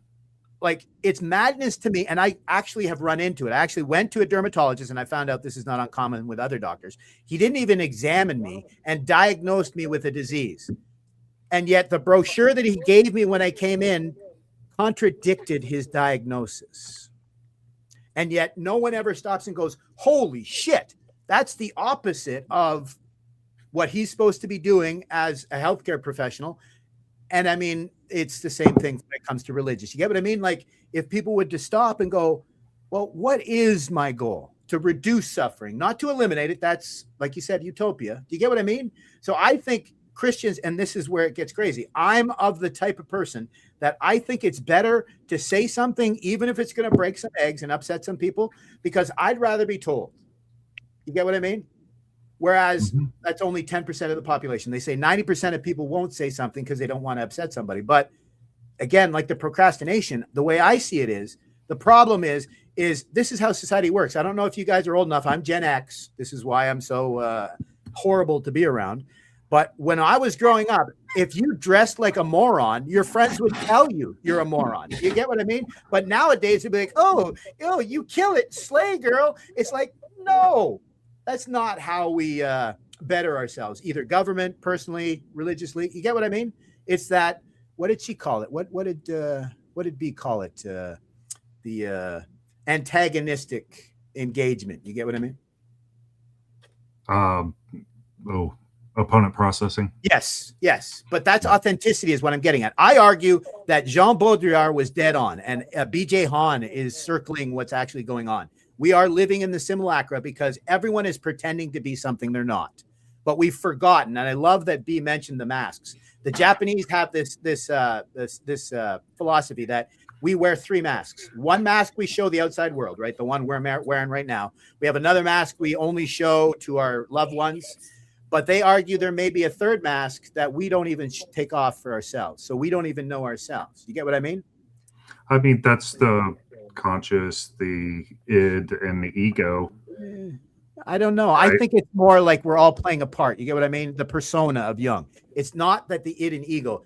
Honestly, the id and ego is a part of your true self. I'm arguing that we're all playing a part, and it's not what we really are. You get what I mean? We're pretending to be something we're not. Sure. I mean, we see that all the time. This is what I refer to as we're just running the programs. Yeah, exactly. Right. We're playing the NPCs. Right. Exactly. And then trying to find a place to be authentic, and more we can't even be authentic in our own homes. Exactly. Right. We're all living in different rooms, staring at different screens. Or how about cars? Have you seen that now cars are watching your every move now to make sure you're watching the road? They've been doing that. Tesla has been out in the open about it. Yeah. They'll put you in jail if you don't look shit. ahead of the road. So they're automated driving. So they'll watch you, and if you're not paying attention to the road, they will put you in auto driving jail. So yeah. That's been happening for a while. But I made this argument when they started putting cameras in TVs. There for a while, I wouldn't buy a new TV because it's got a camera in it. Yeah. It's got a camera and a microphone, and it's that's the whole. And people putting Alexas in their houses, like. Well, there's actually a philosophical theory that states, like, I have a friend who teaches IT, and he teaches 2 classes. One in person to his actual students, then he teaches it again on camera because he knows the law, but he's seen it personally, that when there's a camera in the room, nobody is authentic. Everybody acts differently. And honestly, this is what we don't deal with. We should talk about this. When at least you should know, when you're on when you're on camera 24/7, has that also begun to change us? You know what I mean? Because everywhere you go, you're on the camera. You're on, like, businesses are picking you up, Well, that's the opening line in 1984. Don't you have to know the nature of human, of you being a human, your nature, the nature of sin? Like, no. this is told. You know what I mean? No. This is what's so crazy about it. If you look at the doctrine of, all right, I'm not going to use doctrinal words. If you look at the fall of man, we became corrupted. All right, so this is the natural state of man. Okay, but not acknowledging that, this is the point of looking into the mirror. Am I putting on a mask for other people to see something better? Yeah, but it may not be a selfish thing necessarily. It may be because my family would really prefer somebody that doesn't look like a miserable sack of crap. Yes. However, so am I running the program? Sure, I'm running the program, but I also know who I am, that I'm a sinful being, and I'm capable, what I'm capable of, and having the humility to understand what I'm capable of, recognizes that I need a savior at all. Yes, I get you. So that's what I mean by We it's the hack of the system is to know yourself, and what I mean by know yourself is to know what you're actually capable of. Yes, sir. That's the old Greek nothisoton, which is to know thyself. And that's exactly what they meant. But here's the thing that Chad hit perfectly. He said the Chad that was present at 3 when trauma hit, I think, was the beginning of the mask. But here's the thing. The Chad then is not the Chad now. There's that old expression that no two men can cross the same river because it's not the same river and you're not the same man, right? So that individuation, that creation is a co-creation. That's a constant sort of thing. So yes, I agree with you, but that's why at first I a little hesitated, because I thought maybe you were going to say that everyone knows their nature, but I understand what you were getting at. We're meant to learn our nature, but here's the thing. This is what I'm talking about with the simulacra and stuff. If everyone's living their persona, well, then they think they're realizing their truth, but they're not. They're realizing somebody else's truth. Remember I said identity are other people's stories, whereas myth is what you write and co-create. Do you get what I mean by that? So I actually believe there is a number of people that think they are uncovering their true self, but it's just, you get what I mean? I do. I think it's rare. I think it'd be helpful if you define simulacra. Oh, I'm sorry. Jean Baudrillard argued that the world would become completely fake. Okay. Everything is just a show. Everything's performative, right? And he predicted that would come about. And arguably, I think that's where we've gotten to, right? Because everyone, and so the modern term, it was developed further by a couple of philosophers. One of them's name is Hans Mueller. And he came up with this term. He stole it from a previous philosopher, prophilicity. So it's with an F. So it's this idea that we're all our profiles, right? You're Brett when you're on YouTube, or you're, Brett 316 on Twitter, and you're a husband, you're a father, you're a neighbor, but you're never, ever stopping and going what Nietzsche said. Nietzsche was half Polish, half German.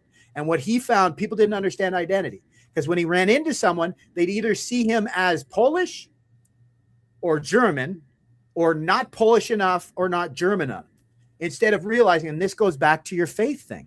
Faith should be just one part of your identity. If it becomes too much of your identity, I think that's what we're living through now, where people are taking one little piece, their sexual orientation, or even their religion, right, or their pronouns, and that becomes their identity. And I think that's where the failure is, because not only is the identity constantly evolving, or should, as Brett pointed out, should be constantly evolving. It takes that, what B mentioned, it takes that active engagement, that conscious presence, place. You get what I mean? And I think that's what almost everyone's failing at, right? Because we just relegate this shit to you tell me how to be. Okay, Christianity gives me, right? And that's what I'm getting at with Thomas Jefferson. He was a Christian, but what he realized is he didn't want it filtered through another human. He wanted to grok it for himself. Does that make sense? And that's why I use him as an example. Is like, I wish more people were, see, this is what I'm getting at. I wish more people would engage with the Christian and even the Tanakh. I wish they would engage with more scripture, and I'm more than happy to have them strip out the divine union and all that stuff, because look at the red letter Bibles. Like, are you telling me that they'll get a different perception of the religion if they just read the red letters? You get what I mean? I actually feel that you strip that shit out, they'll actually get more deeply engaged with it, and they will actually become a partner. You get what I mean? This is the issue. So, because as a Christian, you believe that it's the whole book is the breathed word of God. Yeah. And so, like, when the red letter Christians came on the scene, they were basically saying the rest of it had nothing to do with God. And so, like, I know. So my point is doing the inverse of what Jefferson did. He was literally he was literally parsing out the believable, what we could sell versus Yeah. what we can't. And so to a Yeah. degree, I do believe he may have used Christianity in a utilitarian sense, like Claire believes, Yeah. and being more of a deist than just a staunch Christian. You know what I mean? So like the idea that like, and that this is it's crazy because my aunt just went There you through go. this. Perfect. She literally had to pick up the Bible and said to a lady they're about to hire a gay minister. Oh, And yeah. she pointed at the Bible and said, look, you either believe this whole thing is the word of God or you don't. And that's really what it came down to. And that really was what it boiled down to for me. Can I actually highlight, this is why I don't identify with any particular sect, because I will do the same. I will hold up the Bible and say, do you affirm all of this? So do you affirm Genesis 9? Do you affirm Ephesians 4? And so when a Christian will treat another human being as less than them, that to me is, like I said, that's what I feel was why, anyway, it doesn't matter. That's what I think is the rift with a lot of people with Christianity nowadays. It's not actually, what you guys would think. I think it's actually more like them versus us. You get what I mean? Yeah, I think what sucks is that, and this is why I settled on the tradition that I settled on, because from a systematic standpoint, I see total depravity, and I see God's sovereignty, and I see the fact that at the end of the day, I'm trying to say the author of the book that wrote a murderer into existence on the pages, when that murderer gets before the judge and the judge asks him, why did you kill somebody? That murderer is not going to say, because the author made me do it. He's going to say, because I wanted to do it, because it's inconceivable. The author is inconceivable to him. And so, I mean, it's not a great analogy, but the whole point of the analogy is to realize that God is in a completely different place, outside before eternity past, and we just do not have a comprehension of a master mosaic plan that he has, even if we hear the possibility that there's going to be some exclusionary statements that he's going to make, that there's a possibility of a lack of universalism. I don't want to hear that. Well, okay, I get it, but what's the need of a savior if all of us are going to be accepted anyway? Well, it's perfect, because you just reminded me of something that I've never talked to Christians before about. So this is something that I always found funny. When you guys talk about, like, do you have to say with your mouth that Jesus is Lord? That whole, right? And you know what I'm talking about? That some people believe that that's what makes you a Christian, right? You have to say with your mouth. A demon wouldn't say that, is the whole idea. Okay, perfect. That was where that came from. If you're a demon and if you actually vocalize that, then I know you're not a demon. Therefore, see, that makes it perfect, because the way I took it from is like breath, ruach, like it was our spirit. So the way I read it is that if you say with your mouth, meaning all of your actions, right? Deuteronomy 6, right? Your hand. So the things you do will show your love of God. Your forehead, the things you think. When you speak to your children, you put it on your door frame, because everything that goes on in the house aligns with God. You get what I mean? And so, what did I say? Or at least that's the aim. Yeah. So honestly, the thing that I find most surprising, tell me this, what you guys think. I've never really talked about this.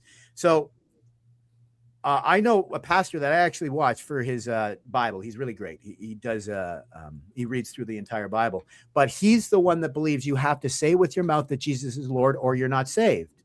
But at the same time, he'll admit that if someone hasn't been, what's the word I'm looking for, but hasn't been delivered the gospel, like if they haven't been taught Jesus's word, you get what I mean? Like, that idea that if you've never been introduced to Christ's message, then you're not going to hell. You get what I mean? You understand what I mean? So my misunderstanding there is, well, if that's true, well, then my argument is, what about the people that are getting a bad introduction to Christianity or are not being taught, because literally this evangelical pastor that I follow talks about it all the time, that it's uncommon for a church to read through the entire Bible, the Tanakh and the New Testament. You know what I mean? He doesn't read the Apocrypha, which is what I'd criticize him for, but that's neither here nor there, right? That was a joke. No. Okay. No, I get it. But you get what I mean? No, none of these Christians will talk about, so they will admit that you have to say with your mouth. And I love that you outlined, that's how I can know you're not a demon. But I read it as you will show your faith through everything you do. You get what I mean? Breath as Yeah, being that's your spirit. what James was talking about, is that you say you have faith, but I see no works. Well, Also, yes, that's later. The idea and the principle behind it is you had a bunch of people that were claiming Christianity. Sound familiar? Yep. And they're not actively participating and acting it out in their real life. And I agree 100%. Even me, I am not actively acting out as I mean, and I'm sure I come off pious like an asshole. I get it. We all But do. but that's not my intention. My intention is to express my thoughts, and sometimes they come off extraordinarily Yeah. polarizing, Yeah, that's me or as every day. a matter of fact, and that's not. But what I'm trying to do is the best I can to live up to the principles. Intention.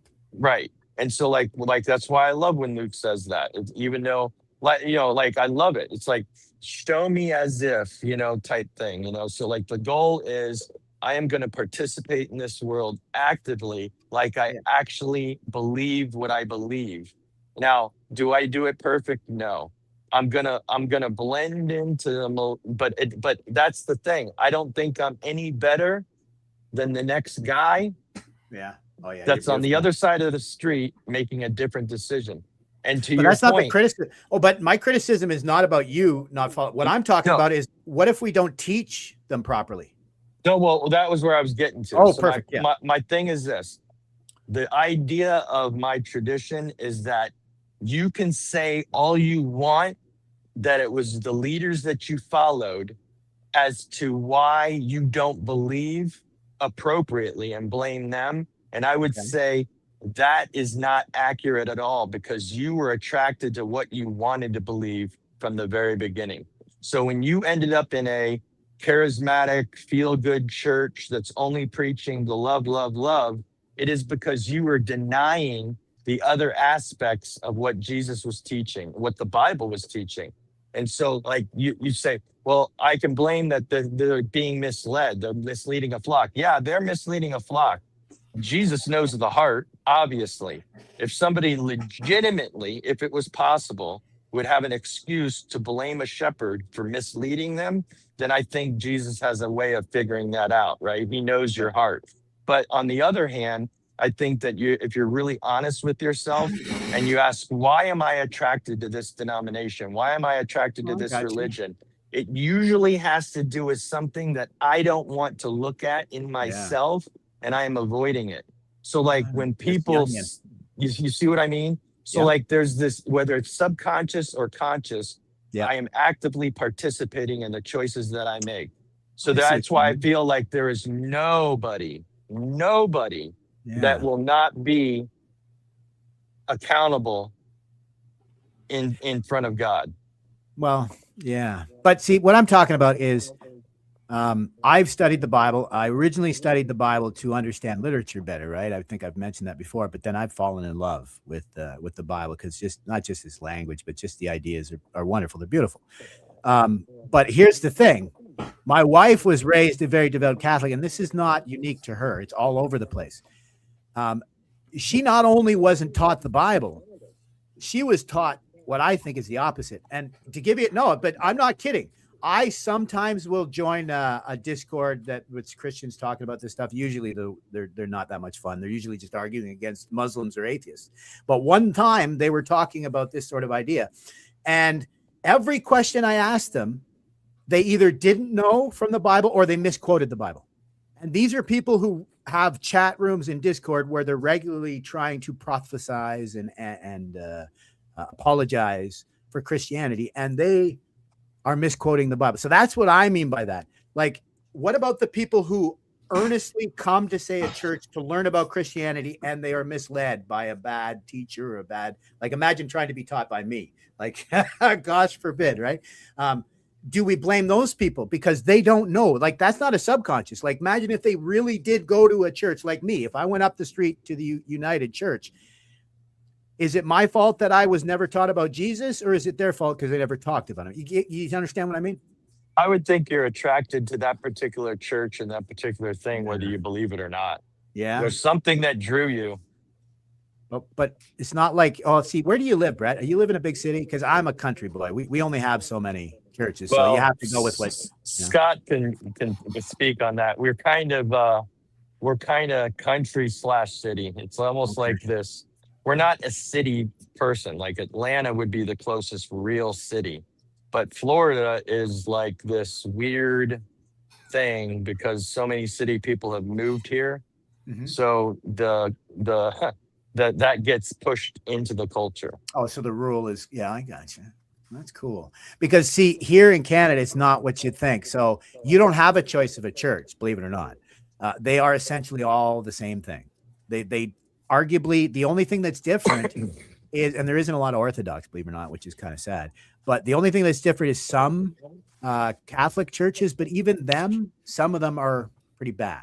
You get what I mean? But here in Canada, every single Protestant denomination is essentially the exact same thing. Almost all of them have turned their back on Christ and God and the message, and it's mostly about diversity, inclusion sort of stuff. You know what I mean? So you get what I mean? Like, I honestly have gone to every church. The only two that were of any value, there's a historically black church that was founded by runaway slaves, and they brought in a black minister.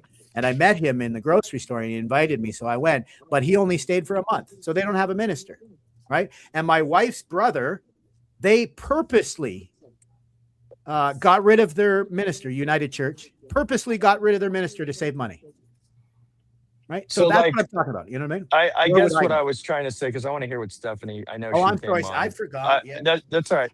But I would say to Grizz's point, this is the thing. You can't have it both ways.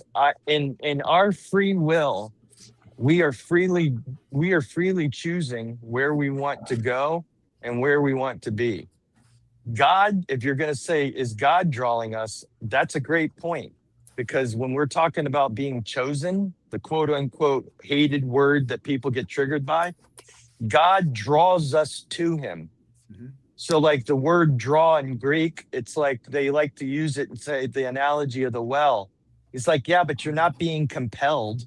You're not being wooed to God.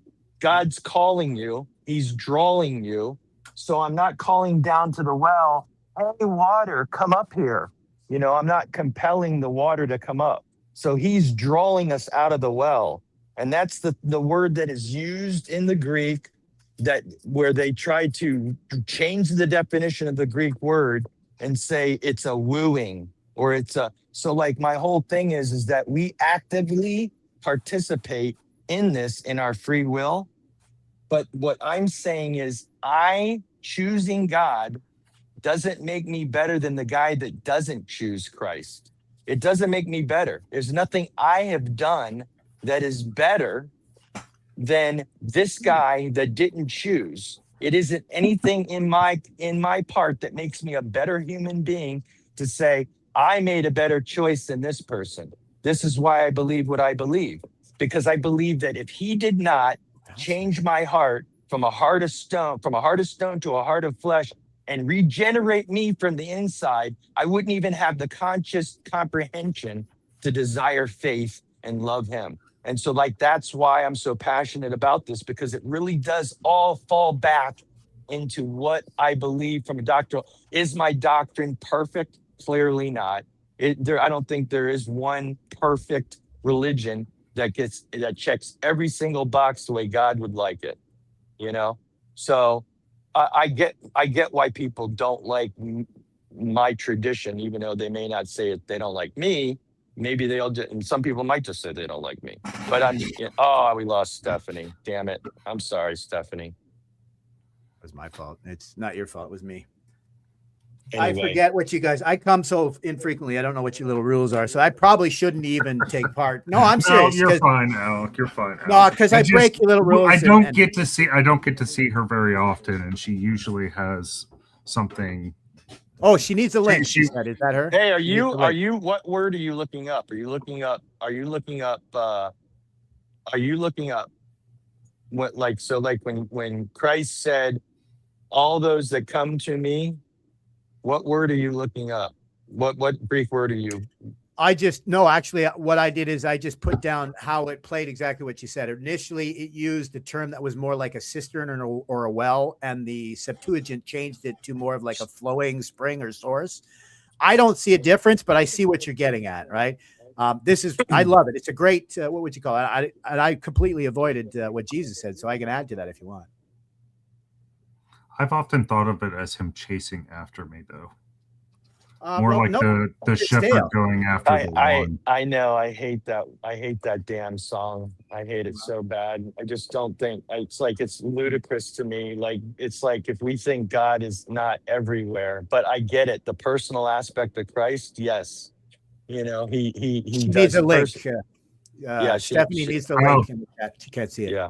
Is it not pinned? Let me- It was, I- but she just can't see it. She said it Yeah. might be she got a robot call, so I bet your app took a nit. Yes, it sucks because I believe he personally knows me to such an intimate way because I've seen it. And yeah, I mean, I do agree he chases us, but not about the biblical verses we're talking about. You know, the biblical verses we're literally talking about is about like the hated elect chosen verses that people want to translate it however they want to translate it. And it's not, and when you look at the entire Bible and its entire corpus and how the word is being translated and utilized, Yeah. it's not accurate, you know? I'm Well- sorry, Stephanie. I thought I made you leave because I was talking too long. That was me, actually. He's taking the blame from me. Sorry, Steph. Welcome. It was, Both are forgiven. it's not a problem because my hope is that we all will be forgiven. Yeah, oh, that's a perfect response. Efficient, and sufficient, right? Yeah, I love it. Well, I prayed for the right words and who knows. But I am hopeful that everyone will be saved. Everyone. Because I don't think it's possible to have the 100% correct theology. We're humans, Yeah, good point. Yeah, but And let me I- ask you this: Is it? Do you think that we can all have the right gospel? No, I don't even Really? think that. No. Well, then when he says all you have to do is believe in me, right? What's the minimum standard that we need to believe? I think, I'm holding on to Romans 8:38-39. Nothing can separate us from the love of God. And I think I believe, on a good day, I believe it. On a bad day, I continue to hope for it. And I'm grateful for the hope. But I believe today, which is probably what got me on the stream, I believe that's why he sent his son to save us. And I think I can't imagine that he would send his son only to save some. Now we have to walk through the door, Yes, by choice, you know, exactly. by choice, and we have free Yeah, will to like walk what we through said the door. earlier when he asked the gentleman, "Do you want to be whole?" And he said, "Well, pick up your mat and go." He didn't do anything special. He just told him Yeah. to. Right? Actually, what he said was, do you want your sins forgiven? It was about your forgiveness of sins, right? Are you talking about Bethesda? Bethesda, the pool by Bethesda. Okay. The gentleman. See, it's a perfect And- because and they it- don't and- usually and- teach it. And that's a great analogy because every single person has a different stumbling block. And it seems to me that he knows the right words to use at the right time, given the person and the people that are listening. You know, Well, like- but I hope so. For but I me- just the idea that sure. that I can contribute to anything that he has done for me, it doesn't mean I can't participate in creation. That's not what I'm saying. As a Calvinist, I would not dare say that. I just don't think that when it comes to who is going to be saved, he's judging my. Oh, yeah, the apps. Almost got kicked. But yeah, Oh, sorry, Stephanie. Go ahead. It's okay. I have perfect. question. Something that I have, just in the last few years, some thinking on this too is, we have such a short lifespan compared to eternity, right? Why? I mean, why do we think, or why did I think that we only had our life to do it? I got however many years I have to figure it out. I feel like I've made so many mistakes in how I thought about it, but I'm trying to understand it. I'm trying to get closer to God. But why only so many years? Why do we think we're limited by God? Why do we think that God's love for us has the limit of our lifespan? I mean, does he want, I mean, I think we're called, right, to love each other. That's the main commandment that I take away. And that's why I think Christianity is the religion that I want to follow. Even though, of course, we don't, we just can never do it perfectly. We fall so short. But why do we only have a lifespan if there's eternity? It seems at that point, I don't know which side of my brain, but at that point I'm thinking that's just not logical. I don't know. There could be an argument made that that's why Dante wrote the Divine Comedy. That's why Milton wrote Paradise Lost, was, to solve that question. And this is why I mentioned Buddhists are obsessed with reincarnation. I have one buddy for years who just would not accept the truth. He kept asking me, but what about reincarnation? I mean, he was worried about coming back as an animal instead of, and this is why I think it fits with Bethesda, because if you look at the gentleman that Jesus reached down and asked him if he wanted to be whole, what was that gentleman doing for 30 years? He was playing the victim, right? Because there was this belief that the angels would come down and stir the pool of Bethesda, and the first person into the pool would be healed of their ailments, right? Well, Jesus was just pointing out to the guy that you don't need anything external. I mean, I think it kind of plays to the Jews used to purify themselves sometimes every day. And Jesus was like, seriously, if you purify yourself properly one time, then you never have to do it again, right? That's that metanoia, turning towards. That's why I love the pool of Bethesda, because you don't need Jesus to intercede.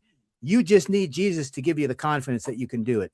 Does that make sense? You know what's the irony about the Bethesda pool thing? The whole reason why this guy is there is because he believes in a pagan idea that the waters are going to stir and then I'm going to be saved by the water. Yeah. And so Jesus is like, do you even want to right. be healed? That's stupid. Yeah, I get you. And so it's kind of like it's like what he's challenging him is something that is deeper than that. You know what I mean? It's so crazy how I can and relate he to that very obviously much. performed that miracle on purpose, in front of everybody. Yeah, too. Yes, good point. Yeah, because I often get the most frustrated with myself because at the end of the day, it's just a choice. It's a choice to do. Well, that's pisteo. That's why I point out that Greek word. Yeah, that Greek word that Jesus said to the lady, he says pisteo. That's very purposely chosen. That means, are you convinced? Not have I forced you or are you mandated? It's come willingly. And that's why and maybe that goes to why I think it's more of a chasing. It's because more often than not, I'm not choosing. And so he's got to chase after me all the damn time. Yeah. Yeah, that's a good point. I don't think I'm going to run. I think I've dropped enough heresy. Oh, no, please drop more. Please take the heat off of me. Please, more. I got to go too. I think I got a call from maybe an employee. Yeah, I'm sorry to take up your whole morning. You guys usually have such a, No, I loved it. Thanks, Scott, for hosting. Yeah, I appreciate it. Thanks, Al, for coming on. Don't be a Agreed. stranger for sure. Yeah. Cheers, guys. You guys, record time. 4 hours and 23 minutes of talking. Last time I looked, it was only 2. Oh, you guys are amazing. Thank you for putting up with my crap. Trust me, my intentions are pure. Like, just keep remember that. No, I appreciate having you. Thanks for stopping by. Now I can turn on my AC. Have an awesome day, guys. Later.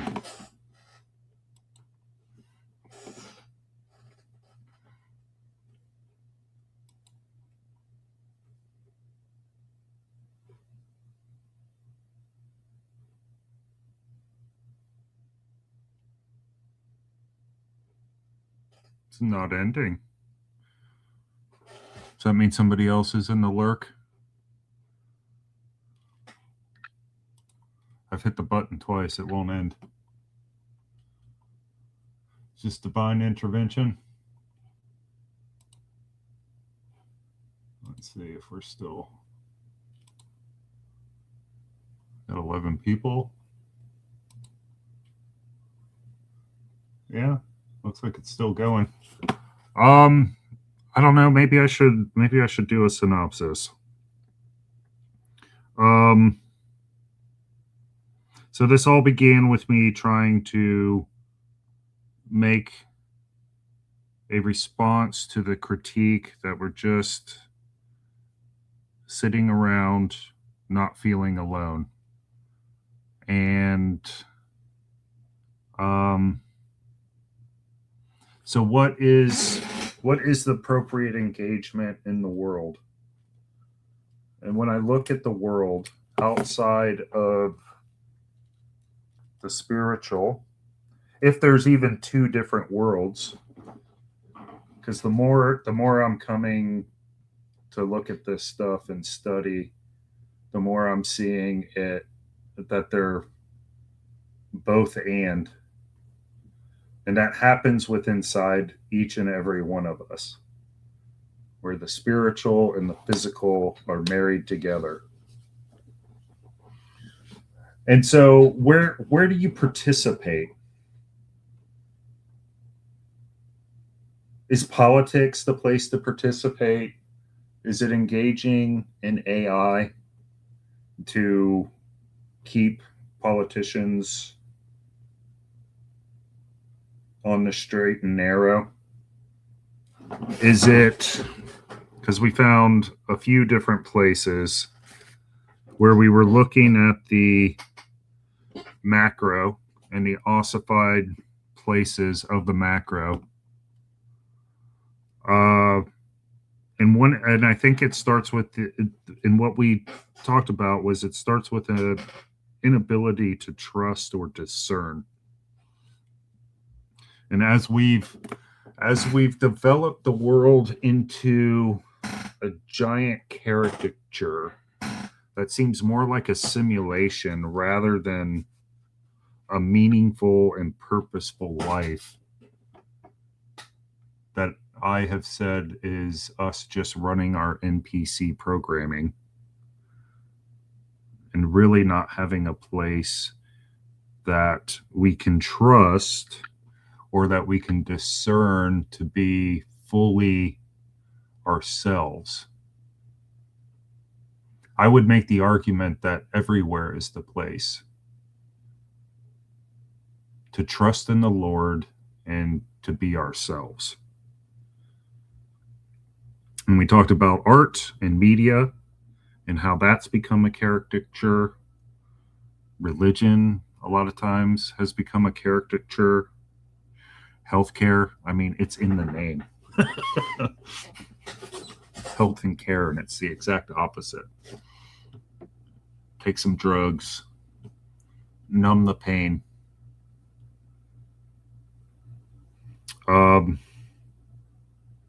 Yeah, so if we stop running from the Good Shepherd and allow the rebuke and trust that even if we're thrown into the arena filled with lions, that he will either save us from the lions or we'll be consumed by them with the potential for resurrection.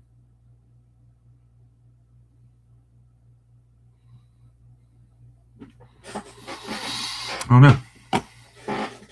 Nobody else is in. I'm going to try to hit the button again. Thanks everybody for joining. I hope it wasn't too much. We're just about at 4.5 hours. So thank you, everybody.